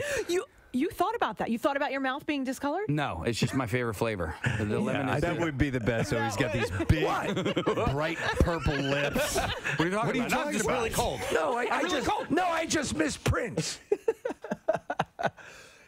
Listen, if you're going to give me the double middle finger, then you have to make sure that you, every time you get something somewhere, you either text me or surprise me with something, and that is never the case. So I could have gotten the sundae that she likes, but I got the ribbon soft chocolate and vanilla ice cream, and I also. You do things to buy yourself a little insurance. Yeah. I got her a quart of it so that she could. I failed. Yeah. I failed. I definitely failed. Okay, I failed. What's your flavor? What's your favorite flavor? I don't know what your favorite flavor is. Did she ever tell you? No, let's see if she... You need to know now for your... This is actively happening right now. Yeah, it's okay, he's checking his text messages. It does not indicate. Now, what would I say? Do you guys all know your roster of favorite menu items for your significant other? I mean, give me a store and I'll tell you. When it comes to I know something that I could get that she'd like. Yeah, I don't know, maybe not her favorite, but yeah. Right. Like if, no, just when it comes to desserts, I know my business. You know, Okay, likewise. That's important. And if I were to swing by an ice cream store and not get her something or a Rita's or whatever, I would know what to get. Yeah, if I'm ordering takeout, it's more of a guessing game. My ability to call an audible is quite sensational. On desserts, now, mind you, I'm not dealing with kids. I'm dealing with one person I can focus in on. Yeah. So with everything. However, we'll do this thing, and I'll be going out to to get milk from the Wawa. So you want anything? And she'll look at me and she'll do this thing we do. She'll go, why don't you surprise me? Oh. And I always nail it. Steve, I could get you dessert. Yes, you know. You know what I mean? Like, if Steve was like, "Oh yeah, I'll take dessert," like I would know what to get him. Right. Chocolate chip cookie. Chocolate chip cookies, brownies, dark Chocolate dark ice cream. chocolate. Yes, No whipped cream. No whipped cream. You can give me anything. I'll eat it. Yeah, you're more of because you like to try stuff. I like the sandwich. But your favorite recent is the pistachio is my favorite. That's flavor now at the top of the cream. list. Yeah. In fact, I bought some pistachio gelati. Yeah. Gelato, I guess I should say. Last night. Dessert-wise, you know what's become a little bit overrated is that chocolate lava cake. Oh, but it's so Has good. become Why is it overrated? I was just talking to my wife. I said, is there any situation in which chocolate lava cake is not applicable? You seen the movie Chef? Yeah. When he wigs out on the chocolate lava cake. What is it? What's he say? Because it's in the middle. It's a chocolate ganache. It's frozen. Yeah. It's frozen, and you cook it, and that's how it becomes molten in the middle. He's just this critic doesn't understand how it's made, and he's just wigging out, and he's like, "There's more to it than you think." But yeah, chocolate lava. A lot of places won't let you do take out chocolate lava cake. Lava cake because it's not going to port well. Yeah. Right. I can't turn away a bread pudding if I'm out to dinner and that is on the dessert menu. I have to. So the Desmond has, it's won Philly's best for their bread pudding, and it is sensational. I know a little bit of the secret of their bread pudding. Oh, hot dog rolls. Hot dog rolls. You know what else? Those Hawaiian rolls. Yes, King's Hawaiian. Those ones are really good. Yep. And the best dessert I've had in the last couple of years is actually they have any dessert you don't have to get for your wife. That one. All right, I have an actual Kardashian roundup. Oh, okay. I've got like 3 Kardashian stories here. So. Think of it as one group flush. Okay, Kardashian roundup. Here we go. All right, we're going to round them up for you. I'm Robert Mitchum, and this is Kardashian Roundup. Kim shared an amazing throwback video featuring her, Khloe, and Kourtney auditioning for Star Search. Oh, it was amazing. Did you see it? I did. I've not seen it. Okay, for what, spokesmodel? They lip-synced Tiffany's I Think We're Alone Now while wearing matching metallic outfits chosen by Kris Jenner. Not much has changed because they're still pretending to have talent. And they were little kids when they did this. Okay. She wrote on Instagram, our Star Search audition. Clearly, we didn't get 4 stars, but Kris Jenner did for our outfits. The family matriarch commented on the post and wrote, "Those were the days when I got to dress you guys. I knew I should have been a stylist." I thought, seeing this video that we're watching, I thought that was Ed McMahon, but it was Khloe. Yes. Speaking of Khloe, she celebrated hitting a social media milestone yesterday, or on Wednesday. She added a photo of herself topless. What? In honor of her 178 million Instagram followers. Okay. Is that a milestone, 178 million? No, it's just a reason to drop your top. Yeah. Okay. Yeah, right? That was just the excuse for the photo. It's kind of an arbitrary number, isn't it? It's not topless. Yeah, in the photo, well, her hair is covering her It is boobs. topless. She's not wearing a top, but her top is covered. Yeah. I think is what Casey She is sans top. With She is fake topless, hair. but And her boobs aren't out. It's covered with fake hair. Man, I'm looking at these pictures. They just don't look real. No. It's so just don't look real. And I do not find this cosmetic surgery look in any way attractive. Yeah. I think there are a group of people that do, though. They do, yes. And I think it's people who all get plastic surgery and I guess understand it or understand why she wants to get it. Yeah, body dysmorphia group. Whatever that commercial is, Steve, that we see on TV with her in it, like she can't even move. You're eating popcorn. You what? I'm here with my daughter eating popcorn. You're here with your daughter eating popcorn. Yeah. And like it just looks so awkward. Like she's like hugging and playing with her daughter, but it's like her face. Don't touch the face. Yeah, her face doesn't move. Don't touch the face. It's so bizarre. Yeah. Wait, excuse me, Chloe. You got a little schmutz here on Don't touch. Don't touch. Let it fall off. Let it dry up and fall off. Don't touch. Don't touch. It might cave in. Don't touch. Don't touch. Close the windows. Close the window. Mommy, you got a little something on your lip. No. No. What did I tell you? Don't touch mommy's face. Don't touch mommy's face. Don't touch mommy's face. In the photo, Chloe is. Don't even look at mommy's face. I don't know, the eye beams or something. I don't know. Eye beams? I don't know. Maybe there's radiation. I don't know. I'm not willing to take the risk. I want to remind you that our Love You Help You line is available for your convenience should you be looking to, if you're looking to get a little boost to a business. It's something we've still we're continuing, even though things have gotten a little bit more back to normal. But, yeah, but they're going back as well. You know, there's a big conundrum out there, and if I can take this opportunity, Preston, just to give you an idea of what we're looking for, what people are looking for. Our friend JP, who used to own the Ugly Moose in Manioc, now owns a place called the Bagataway Tavern in Conshohocken. Listen to what he's looking for. He needs a GM, kitchen manager, servers, bartenders, barbacks, experienced chefs. He's a great guy, great boss, and all those positions are available, and he needs help. He's finding it hard, to keep things running. Right. And that's the issue. So if you're looking for work, time has never been better. He actually says you can call him on his phone, on his actual phone, which is 484-988-0942. The great place in Conshohocken. But again, if you have a business and you're looking for assistance, anything to help you get up and running. As you said, President, it's eased up a little bit, and hopefully we keep going in a good direction. But, man, it's wanted signs all over the place. Wait, did he buy that from the owners, or was he always the owner? He was always a co-owner, yeah. Oh, really? Yeah, so he's always been associated with that. The Ugly Moose sadly no longer exists. Yeah, that was a great place. It was great. I loved it there. That was a cool place. Yeah. Let's try and forget about the moose for a moment. Forget about the moose. We need... Why don't you forget the moose? Ugly Moose! Ugly Moose! I really enjoy the intro to the moose clip. All the mooses are waiting for you. Hey, which button was that? It was pink then green. Yeah. Yeah. Why don't you forget the moose? That's for a moment. Why don't you forget the moose? For a moment. We need that needs to be a set clip. That's great. Yep, we'll have to do that. Man, this is one of the best shows we've ever had. Isn't it though? A moose charged a runner. Again? Did you not? Why don't you forget the moose for a moment? A moose charged a runner and left him with a hoof print shaped cut on the back of his head. Oh, that's awful. Colorado officials That's just said. something to remember me by. Yeah. The New Mexico man was running on a trail with his two dogs Wednesday when they encountered a moose. Why don't you forget the moose for a moment? The runner was on a trail. The dogs were off leash about 50 feet in front of the man during the run. They suddenly bolted back toward the man.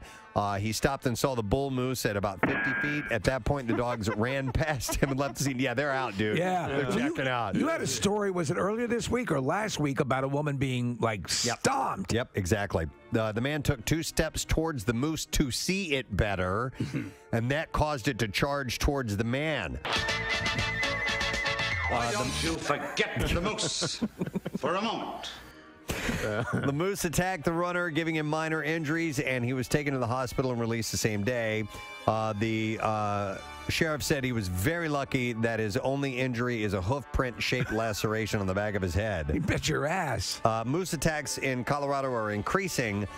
They are protective animals and will defend their territory and young. Now, I had a moose question earlier this morning, trivia question for the Suba question, and did not know that they're solitary, so they do not have herds of moose. That's why a lot of them are writers. They live a lonely existence. And that's sad. Once their offspring are about 18 months old, the cow, the mom, will shun them, like push them away. Yeah, exactly. Get out of here. Yeah. Get out of here. That's essentially what they do, and then they just kind of roam all alone. Maybe they're happy, Kath. How do you know? They are happy. I guess. I mean, could be happy alone. I don't know. It just seems sad to not have any family or friends. All right. How about this? Poor things. Police. 1 is the loneliest number that you ever moosed.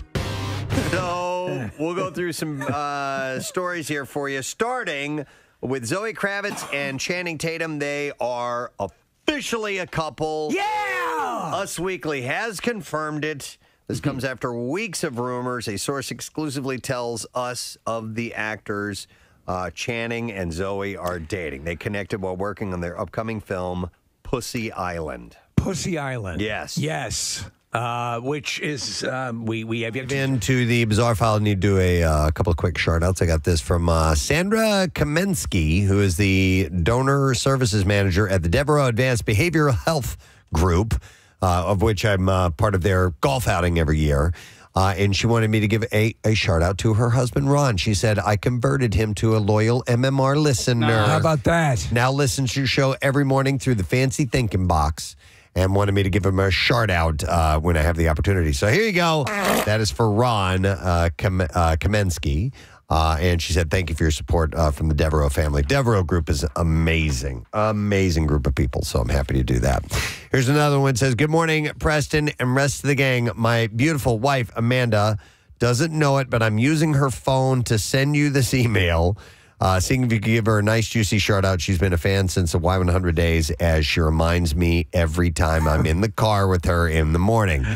Her birthday is on June 3rd, so I missed it, but he says she'll be 36 years old. I love her very much and hope that it makes her day better. Thank you, David. So it's from Amanda. Wow, how would you pronounce this last name? Oh, no, I think he mispronounced it. I think it's Clark. Okay. It says C-L-A-T-K, Clacked. But I think it's Clark. It could be. So what? See, and then it says over here, Clark. Yep. All right, so there you go, Amanda. That's from David. And then one more. This is a butt plug. Oh. Says, Presbo, we need golfers. Monday, June 17th at noon, the New Jersey Football Officials Association will host the NJFOA. What the hey? What the hey? South Second Annual Charity Golf Tournament, Valley Brook Country Club in Blackwood, New Jersey. We are Southern New Jersey football officials that use this event to raise money to award scholarships to high school seniors. And we need golfers and donations for our silent auction. Thank you for all you do in the community. Sorry for bothering you at work. That is from Jay Force.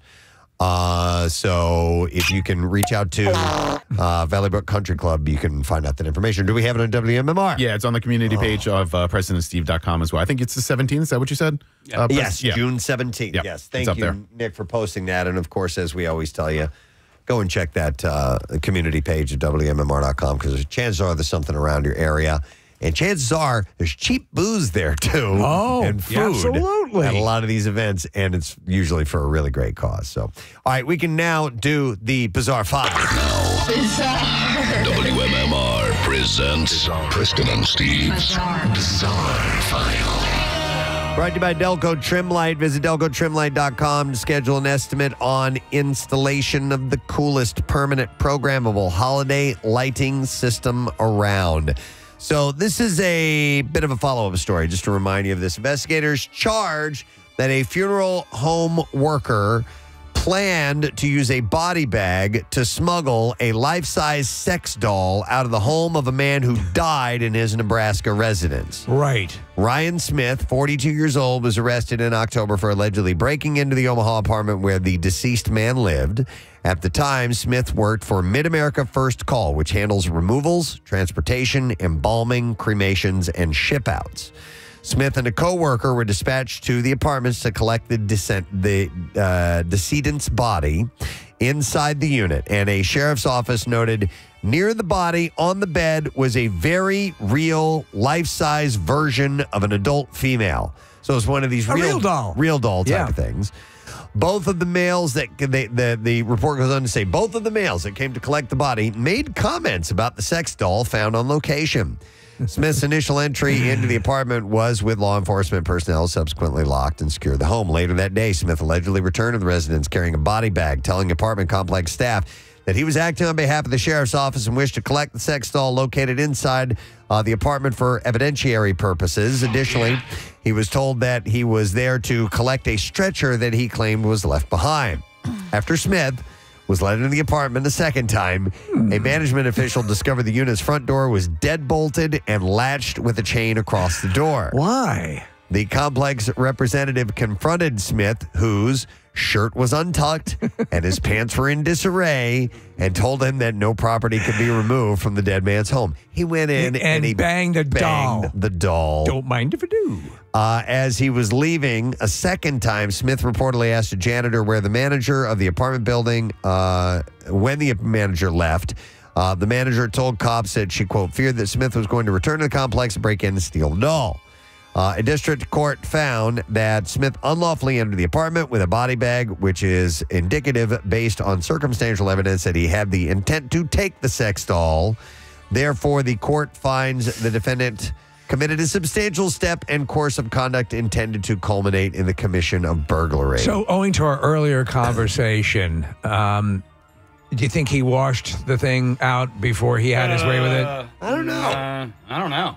I mean, because if you're going to wash your socks and clothes that you get from a store. I mean, Kathy would have. She would have washed it for sure first. But I don't know.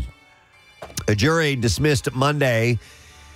dismissed Monday after reporting that a woman dropped a bag of $120,000 in cash at her home and offered her more money if she would vote to acquit 7 people charged with stealing more than $40 million from a program meant to feed children during the pandemic.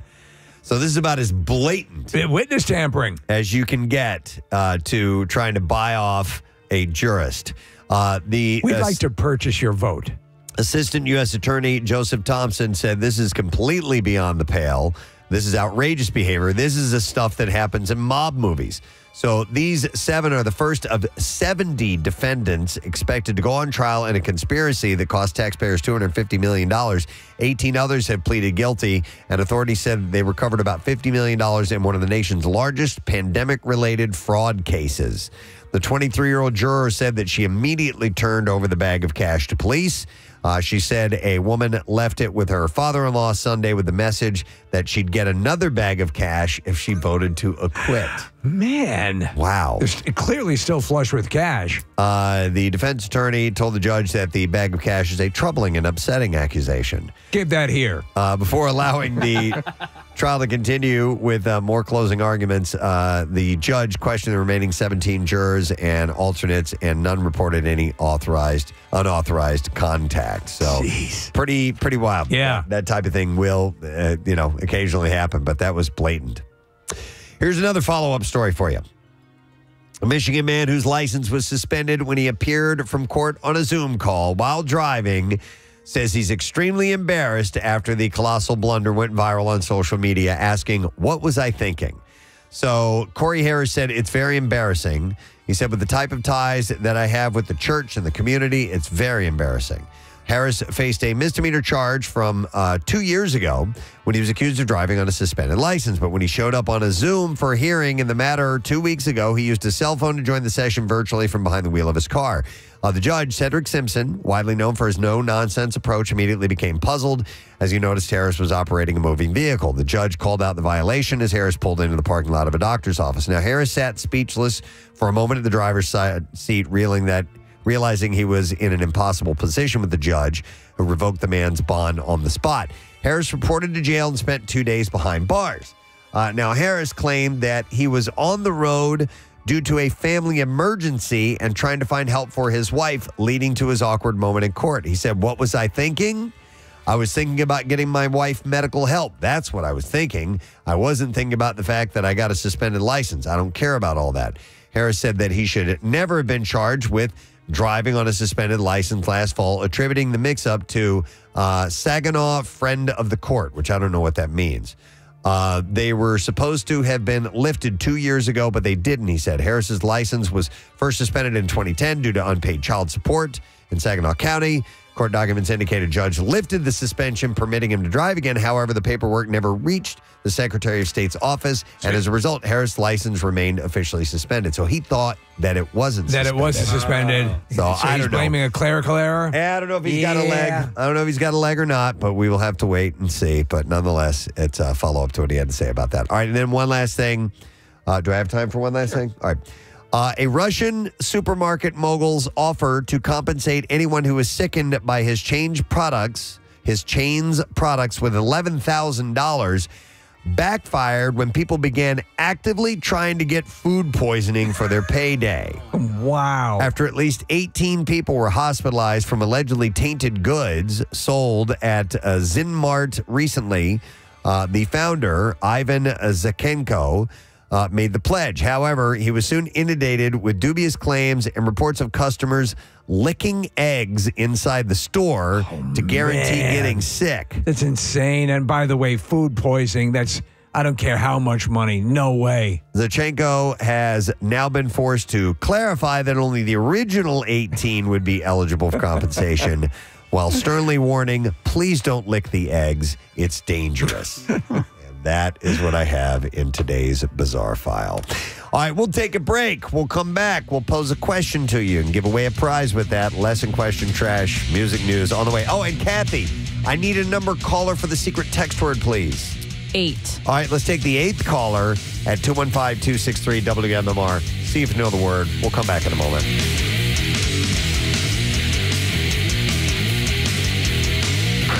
The island is about. Nope. We assume it's an island that looks like a large vagina. No, it might be cats. Oh, that's true. Yes, cats, of course. So this is perfect timing because just by happenstance over the weekend, I watched the second Magic Mike movie. And Nick, you said you saw that. Yeah. Listen, I don't quite get it, but and I'm not sure what exactly I watched. I felt like I went to the whole movie is basically a male dance review. You're not sure if it's a movie. It seems like there's really nothing there. Yeah. Other There's than no story. It's just the show. A lot of sitting around talking, and then a lot of pelvic thrusting into women's faces, and big presentations. And I can't say that I hated it. I went with 2 women, and they loved it. So we all left the theater in a good mood because they were in a great mood. So why not? A little eye candy. There's stuff, Nick, and you'll agree to this, that Channing Tatum does to these women, like Preston standing on the chair, thrusting, flipping around. You would F someone in half if that's the way you approach sex. Speaking of Channing Tatum, totally different than the movie. What was it that you just mentioned? Magic Mike. Magic Mike 2. Yes. My daughter turned me on to a movie that Channing Tatum is in, and it's called The Book of Life. I had never seen it. It's an animated movie, and it's great. And he voices one of the main characters. He's really talented. He's good. Guillermo del Toro produced it, and it's really, really well done, but I had never seen it. It's no Pussy Island. I was so intrigued by Pussy Island, if anyone has any idea what it's about. It might be cats, man. 'Cause you know, some of those island nations, remember when we were on Anguilla or St. Martin, it was overrun with cats. Yeah. They're all over the place. So it very well could be that. I don't know. Yeah, when I was in St. Lucia, near the Butthole Islands, they had these little. I mean, at the resort that we were at, they had a bunch of different restaurants. A bunch of different restaurants, and there were definitely cats at the restaurants. You know, not our maitre d's. No, for the longest time. So you're familiar with Dirty Dancing, obviously, the Catskills. If you ever went up to a resort in upstate New York, around the restaurant, in the actual place where you were eating, cats were walking because they were there to take care of the mice problem. Yeah, and so I'd rather have cats than mice and rats. Here's the conceit of Pussy Island. Frida, who is Kravitz, is a young, clever Los Angeles cocktail waitress who has her eyes set on the prize, philanthropist and tech mogul Slater King, who's Channing Tatum. Slater King, that sounds like a name. When she skillfully maneuvers her way into King's inner circle and ultimately an intimate gathering on this private island, she is ready for a journey of a lifetime. Despite the epic setting, beautiful people, ever-flowing champagne, and late-night dance parties, Frida can sense that there's more to this island than meets the eye, something she can't quite put her finger on. On. Steve. I can't put my finger in it. On it. Oh, on it. On it. You still have it wrong. But it says it's something terrifying. I'm sure it is. Those are the last. You remember the first time? It was a little scary. Wait a second. I'm up to my wrist. What am I doing here? I'm up to my elbow. A little scary that first time. That's how I handle my succulent. Yes. That's the main reason I brought this up. I was hoping that Mandy would join. All about the succulents. Not watering enough. My index fingers around my nipples. Oh my God. And that wet ass succulent. Wet ass succulent. Interesting. You had me at wet ass. I know. On the Hallmark Channel tonight. Wet ass succulents. I inherited my grandmother's succulent shop. And here comes Brick Laser, the new man in town. Brick Laser? His child died of some disease. I don't know. I never knew the kid. It doesn't matter. And he helps me with my succulents. With the flashlight thing, an easier way, if you are doing some work and you need to use it and your hands are full and something like that, you can ask Siri to turn it on and off for you if you want to. No. You don't What, have the to. flashlight? Yeah. Show me. I'll show you. Stop it. Yeah. Hey, Get out of here. I'm talking to Siri, will you, please? Hey, Siri, turn on the flashlight. Here you go. You ready? Oh my! Did mine go on? Hey Mind Siri, turn the blown. flashlight off. Yeah. There you go. Oh, It's on. wow. So if your hands are full, you can use it, or if it's sitting in a position where you need it on or off at certain times, you can just use that hands-free function. Dude, thank you so I didn't know much. that. I came across some, Siri tricks that you can do online. I was like, well, You didn't son know. of a bitch. I knew that when I was 12.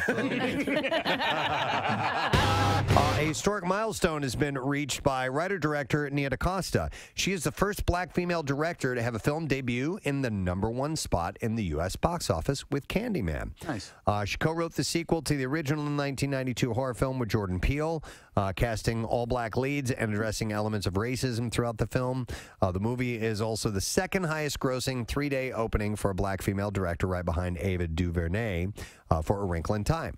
Candyman is currently in theaters. I saw a tweet that was really funny about Candyman, and it's true. It's like Candyman he's a reasonable person. Just don't say his name, and he'll stay out of your life. Yeah, it's as simple as that. Say it a couple he's times. there. You got to say it 5 times in front of a mirror. Otherwise, he'll leave you the F alone. He's just minding his own business. Just being all Candyman. Yeah. Yeah.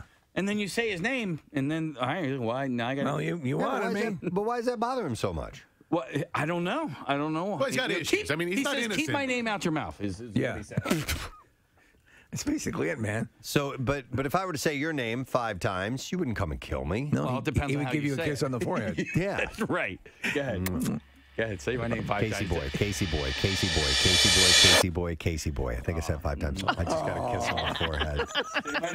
That was nice. You guys are so weird. Say my name 5 times. A different kind of thing. That would be the worst horror movie ever. This is not scary. Yeah. It's a little creepy, Said I guess. this guy's name in the bathroom mirror, and it came out and kissed my forehead. I don't understand. I was sitting here minding my own business. And you I did summoned it. me to kiss your I went forehead. and did it. Keep my name out your mouth.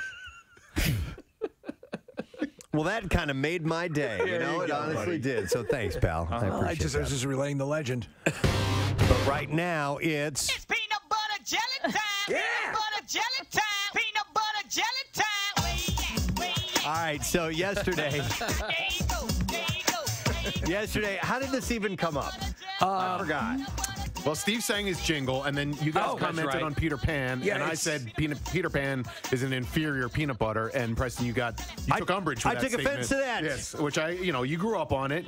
Yeah, I grew up in a Peter Pan household. Yeah, and so Casey and I were defending the honor of Jif, and I said that Jif is my favorite, although we'll see if that's actually true. And then I said, well, at least we can all agree that Skippy sucks. And then Kathy jumped in, so we all took sides. But here's Or did Steve, do you take a side at all? Yes, I agreed. I agreed with Kathy. Kathy is her pirate Stevie. name. Yeah. I also, believe it or not, I think Peter Pan has merit. Okay. So all right.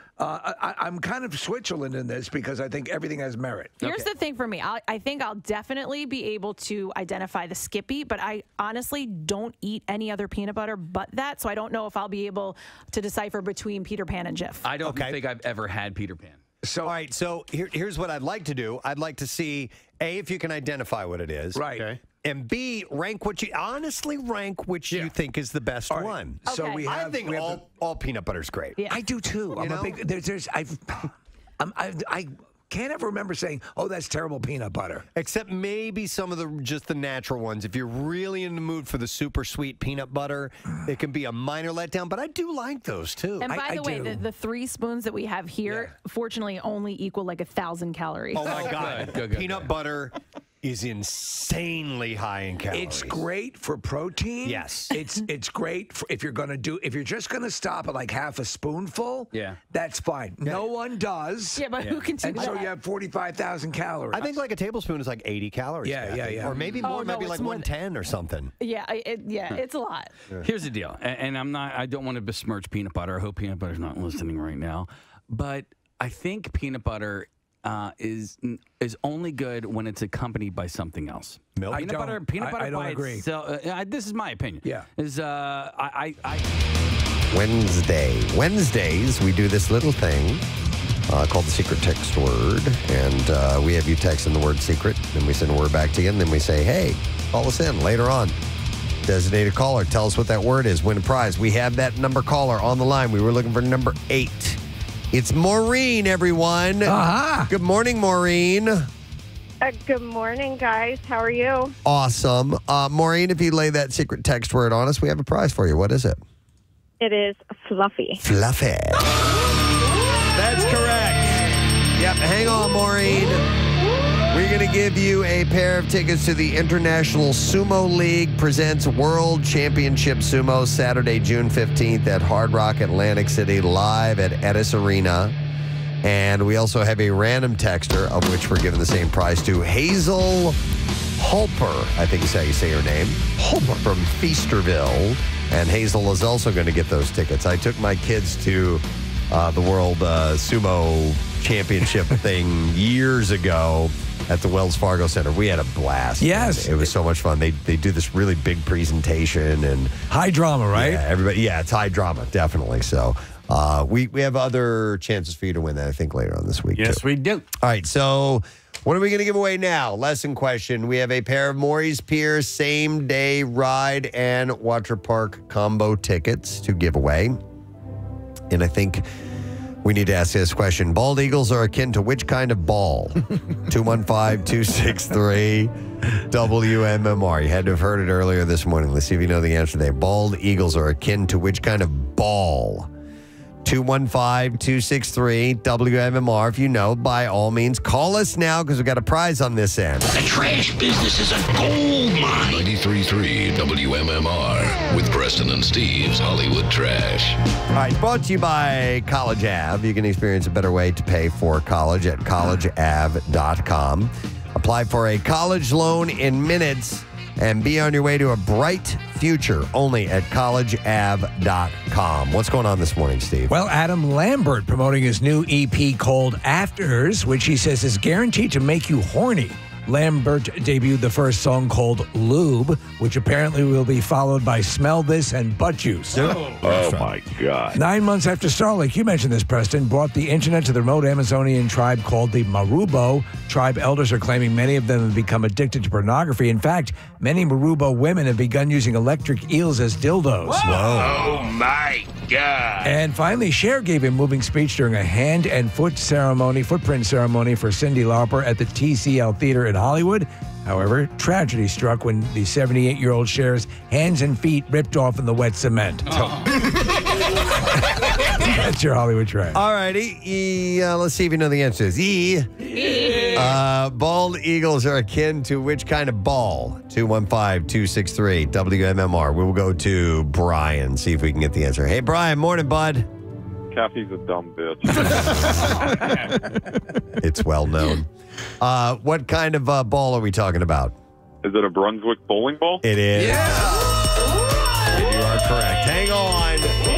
We're going to give you a pair of Maury's Piers same day ride and water park combo tickets. You can check out the big friggin' deal and get a same day ride and water park ticket for Maury's Piers for just $70 and enjoy unlimited rides on 3 piers and both water parks for a whole day. You can get the exclusive offer while supplies last.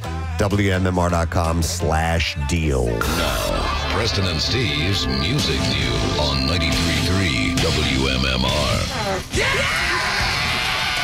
Yeah. Brought to you by Nebraza, Brazilian Steakhouse. Nebraza has a brand new location in Center City. It's at 20th and JFK Boulevard. Same incredible dining experience, more food selections, and lower price than the chain Brazilian steakhouses. Center City in Horsham, online at Nebraza.com. A little light on music news today. I have one story for you, and that's it. I did some digging around, but I didn't find anything that was lighting my world on fire, so we'll go with this. Billy Corgan is defending Taylor Swift over the length of her recent album, The Tortured Poets Department. The pop star's latest offering was one of the more highly anticipated albums of the year, but received plenty of backlash when it clocked in at over 2 hours, spanning 31 tracks. Speaking with the Irish Times, Corgan was talking about Sinead O'Connor's music legacy when he shifted his focus to Taylor Swift while making a point. He reasoned that he would love to have found that O'Connor had a lost tape of material and feeling that fans would embrace anywhere from 20 to 50 songs. And he then mentioned Swift. He said, Taylor Swift is one of the most gifted pop artists of all time. How is it a bad thing that she's releasing more music? I can't follow that. You can go on Spotify and just skip it. He said you could say that, it's known that Billy Corgan has had a bit of a mixed bag when it comes to album lengths. He and Smashing Pumpkins were universally celebrated from their double album, Melancholy and the Infinite Sadness, but he admits that he had to fight to have that vision realized. But later, Smashing Pumpkins faced criticism for their Machina, the Machines of God record in 2000 by fans on the internet, and more recently caught some backlash for the length of his Autumn record.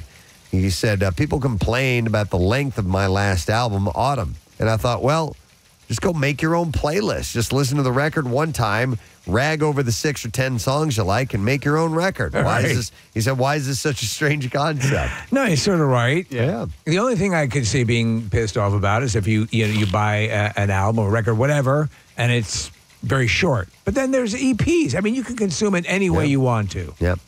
While shaking his head, the singer added, have some sense of proportionality. You dumb bitch. This hyperbolic thing, he said, they ruined Star Wars. He said, my God, this is all too much for me to process. It's all a bit childish. I have a question. That's actually all they have in music news, other than the fact that Pierre's got pit tickets for Rolling Stones. I mean, that's huge. Sensational. By the way, so listen at noon all week. For the Stones word of the day, go to the contest page at WMMR.com to enter that day's word for a chance to win.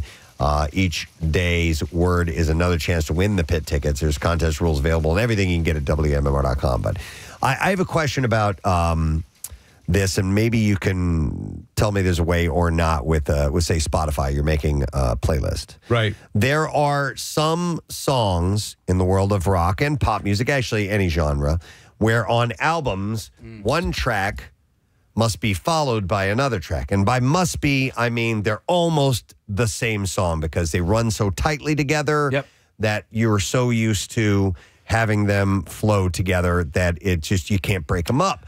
Is there a way to, on a playlist, and is there a way to join two songs? I know what you're talking about, because there's a Joe Jackson album called A Blaze of Glory, where the songs roll right into each other and are supposed to roll right into each other.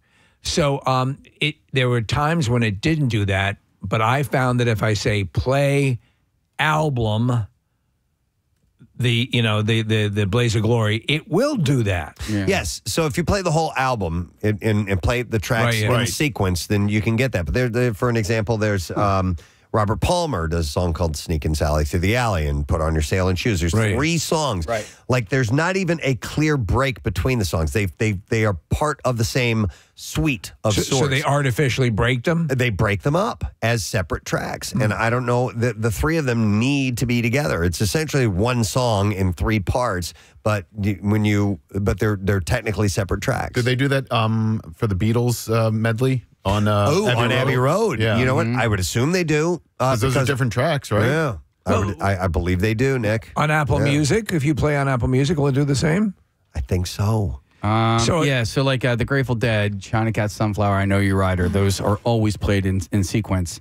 And if I had them on a playlist and China Cat, Sunflower came on, I Know You Rider is not next alphabetically.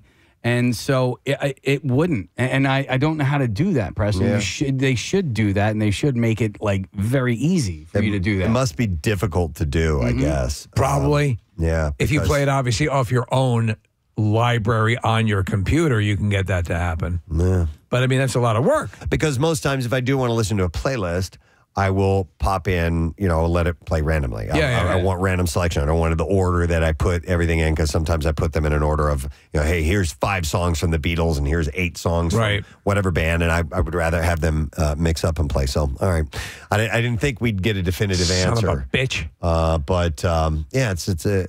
It does suck, because there's some songs that have to roll into the song that follows it. Exactly. And it's like in the days of yore, Preston, with 8-track, albums, and you'd have, not only would it would happen in the middle of a song. Yep. The track would switch in the middle of the song. Or if you didn't want to listen to the song you're listening to, and you're listening to an 8-track and you hit the next button, It doesn't automatically go to the next song. No. It goes to some other song that it's in the middle of.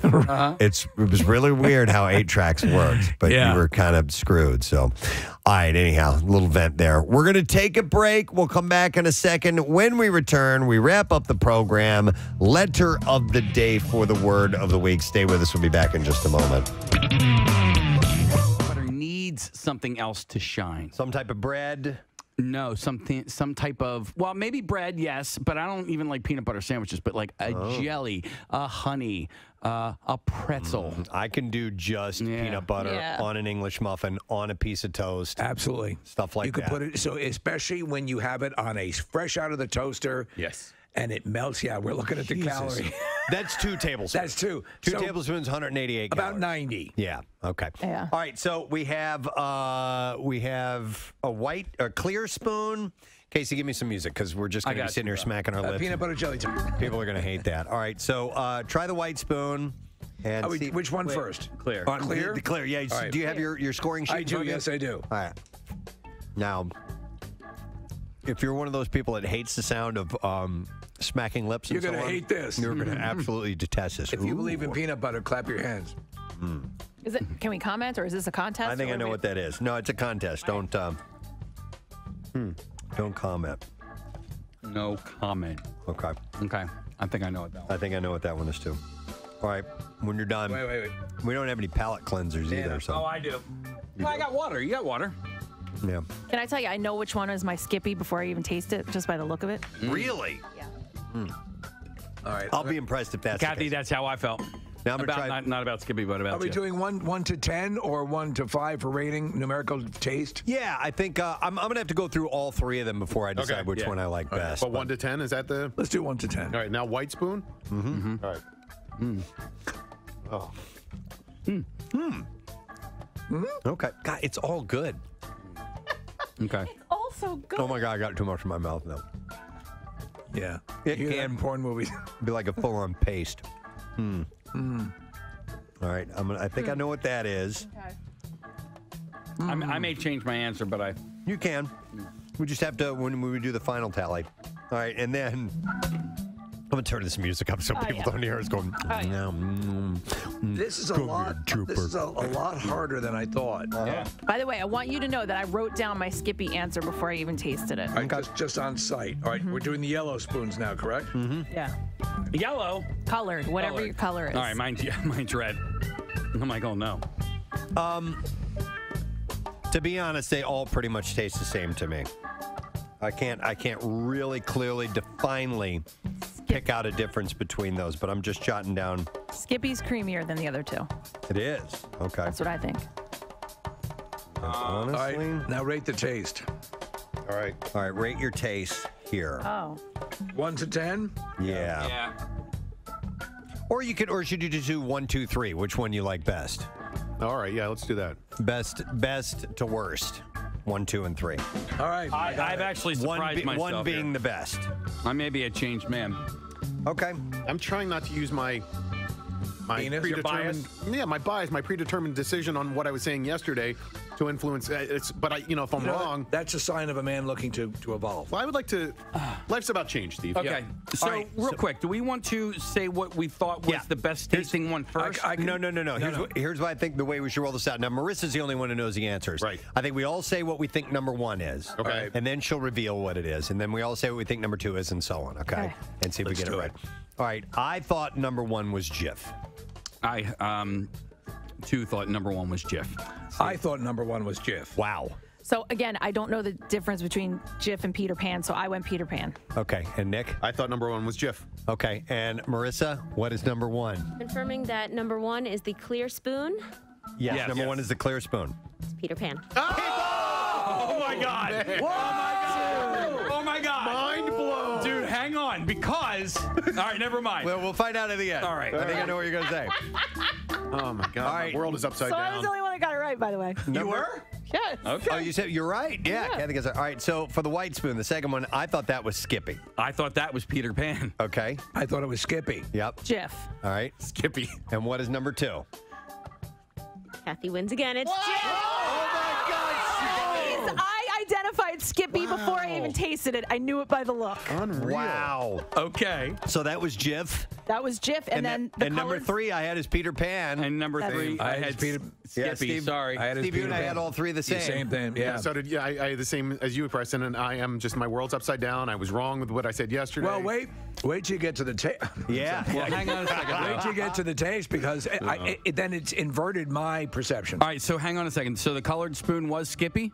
Yes. Yep. Yeah, Okay. that All was right. Skippy. So here's I got them all wrong. Oh, I felt too. I got the last one right. I got Skippy right, and I'm so glad that we did this blind taste test because I'll reveal something a little bit later. All right, so I ranked as the best tasting one as number 1, and it turns out that is Peter Pan. Right, which is what you said yesterday. Which is what I said, yeah. Okay. Mm-hmm. Preston, I rated as the best tasting the third, the colored spoon. So Skippy. which is what you and I said, Steve. Yes, yeah. And I did the same thing. Yes. Okay. Thinking that the white spoon was Peter Pan, I ranked that the best. And as it turns out, it was Jif that was the best in my eyes, my mouth. And I just want to point out that I also, not knowing anything, that I ranked Skippy as the worst tasting flavor. Okay. Not knowing anything. But I really thought that Peter Pan was going to be the best. And as it turns out, it was Jif. Well, let me tell you, Peter Pan, to Kathy, I think is the sweetest. Yeah, so I picked Skippy as number 1 as best tasting, and then the other 2, again, not really knowing the difference, I did not like 3 at all. That was Jif. So I went Peter Pan was number 2 for me. I believe Peter Pan does have the most sugar of all 3. Really? No, Kath, you said number 3 was Jif. Number 3 was No. I rated Jif number 3 in taste. Okay. So I didn't like the Jif. I liked the Peter Pan better. Marissa, by the way, how did our Twitter poll turn out? Because that should be done by now. It was 24 hours ago, roughly, that we did That's that. a good question. I'll pull it up right So she put the now. 3 out, and at the beginning, Peter Pan was just getting crapped on. And I took Here, a it little looks like it's up here on the screen. All right, so the results are in. Yeah, we have it. Number 1 is Skippy. Wow. Number 2 is Jif, and then absolutely way in the back distance is Peter Pan. So I'm going to say Peter Pan was my favorite of the taste. Okay. Yeah. I'm telling you, like this, just my sense of all of my senses, my smell, my taste, like it just, I knew I was going to be able to do this. Okay. Yeah, you have very sharp senses. Remember, I don't know if you guys remember this, but we did water years ago, and I was able. We said we were going to do it. Did we? We did it, and I was able to pick because I knew I could pick Evian out of the other bottled water, and I think the other one maybe was Poland Springs or Fiji, something like that. But I was able to do it. There's something in that Evian water that I can taste. Well, so can you just check on the back of the notion that Peter Pan, and Nick, is that what you said, that Peter Pan has the most? That's what I heard when we were talking about this yesterday, and so people were posting on social media. Because you really want as much sugar as you can in any product. Yes. Calorie-wise, they're only 10 apart, and the most calorically high is Peter Pan. It's got 200 calories per serving, which is 2 tablespoons, and the other 2 have 190, so it's neck and neck. About the same, yeah. But as far as the sugar content goes, it looks like they all have 3 grams of sugar. There you go. Although Skippy has a little extra. It says total sugar's 3 grams, includes 2 grams added sugars. Well, what does that mean? The other ones don't have. Or wait, no, I'm sorry.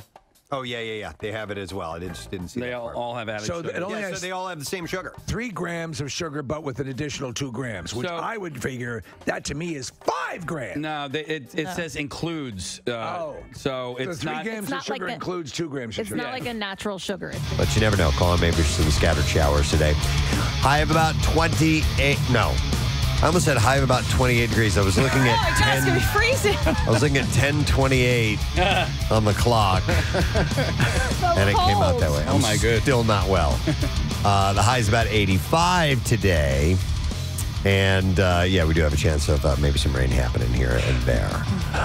It's 10:28 a.m., by the way. There we go. But to that point about it getting not 28 degrees, but it is going to get cooler and less humidity, and we're looking at a quite wonderful weekend. Yeah, it is going to be very, very nice. I would like to thank our solo guest this morning, Mr. John McKeever, whose show, Tires, is doing wonderfully on Netflix. They shot it in Westchester. It's based around this area. The name of the tire place is Valley Forge Automotive Center. And so John's awesome. We love all the stuff he does. Super nice guy. Great group of people on board. So it's called Tires. If you haven't seen it on Netflix yet, there's only 6 episodes in that first season. They're short episodes. Yes. But they've ordered 12 more. So we're very, very happy for him. It was nice to have him on this morning. Nice to have Pierre Robert in our studio, too. And good day. I told you individually yesterday, but I will publicly proclaim again what an amazing interview yesterday with Kevin Costner. Thank you. You know, the great thing about radio, even though you guys are available on your own YouTube channel, is when you hear something, you create it in your mind, and his voice is so distinctive. I could see him sitting in this spot right where I am. Yeah.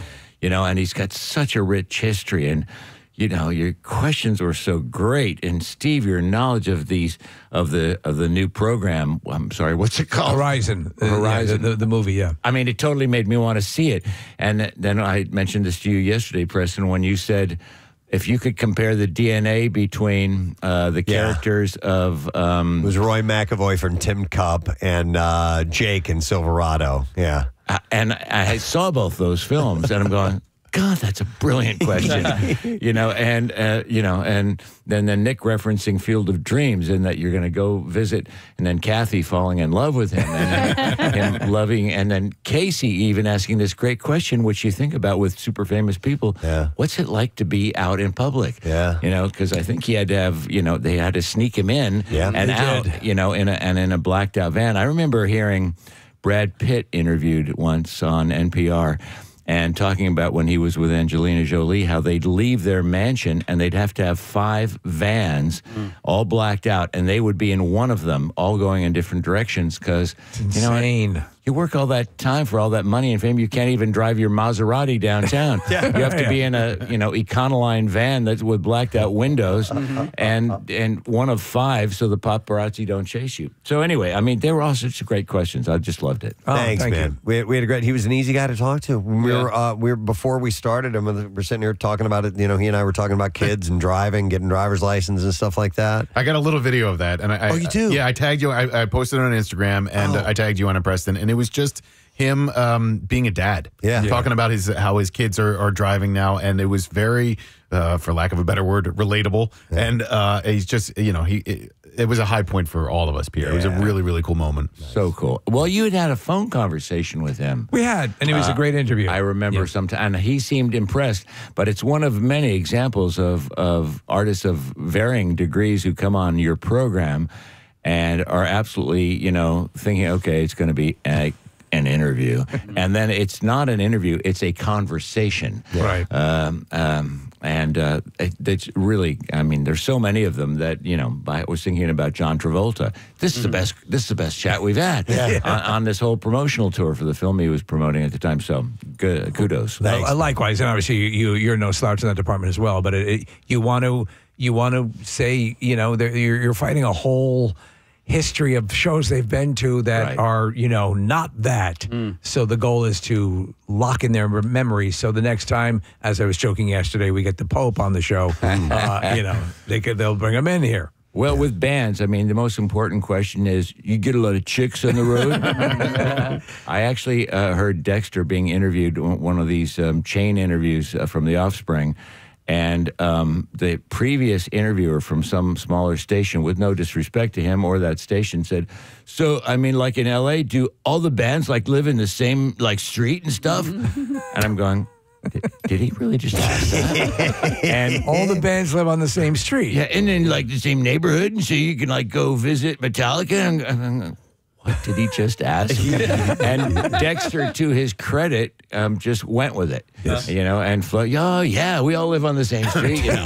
I got a few comments on Instagram yesterday of people who said that they missed the interview, and the good news is with Kevin Costner, it's all archived. It's up on WMMR.com, on PrestonandSteve.com. So if you did miss the interview yesterday, it's there. You can watch it on our YouTube channel. Yeah, please go to the website and check it out. Yeah, cool. All right, letter of the day. Yes, here we go. Preston and Steve on 93.3 WMMR. Now, the Daily Letter. All right, the Preston and Steve Show is brought to you today by The Letter. Oh, as in Oscar. All right, we got to know. And we also have a Father's Day dinner for up to 10 people at Nebraska Brazilian Steakhouse to give away. You can treat Dad to a delicious and unforgettable experience this year at their new location at 20th and JFK Boulevard in Center City, or the original location in Horsham. You go to nebraska.com to make yourself a reservation. What's up on the show today? Well, we'll have a workforce blocks of Van Halen. We've got Talking Heads and doing a Stones block each day this week. See Monday and featuring a different album. Monday was Tattoo You. Yesterday was Sticky Fingers. At noon today, it'll be Some Girls. During that block, I give out the Stones word of the day, which you send to WMMR.com. And at the end of this week, we'll have a zillion entries. And then we will pick one over the weekend on Monday, announce winners of a lucky person who has tickets in the pit for the Rolling Stones. Nice. Wow. It's unbelievable. Right down It's front. a very sweet prize. And by the way, on Friday in the blocks, I will have 2 world premieres of Emma Barbecue bands. We'll have a new song from Hailstorm and a new song from The Offspring. Excellent. Busy week. Yeah, thank you, Pierre. And I want to thank our sponsors, Preston and Steve Show, brought to you today by Duncan. Oh, no. What? What happened? I gave you the wrong end music. Oh, this is for Thursday. This doesn't matter to most people, but we have different music for different days. Like a Swiss watch, Yeah. our precision is well known. But, dude, I completely was feeling like today was Thursday. We've and had it's this not. conversation because we had a Kevin Costner on Tuesday. Yeah. We figured, yes. It does feel off. All right, here's our Wednesday end music. Brought to you by Duncan. The Preston and Steve Show runs on Duncan. Also brought to you by Powhatan Tiki Boats in Ocean City, New Jersey. Book today at powhanatikeboat.com. Pow spelled P-A-U, by the way. And also brought to you by Polar Seltzer. Polar Seltzer is just water, zillions of tiny bubbles and great taste. Pow, as they say. All right, tomorrow on our program, we will have actor Tony Hale in the new Inside Out film. He is he's doing the voice role of Fear, which is really cool. And our friend, comedian Keith Robinson will be joining us as well. We'll see what else we can get into. That's it. We're done. Rage on. Have yourself a great day. And we'll see you tomorrow, gang. Bye-bye.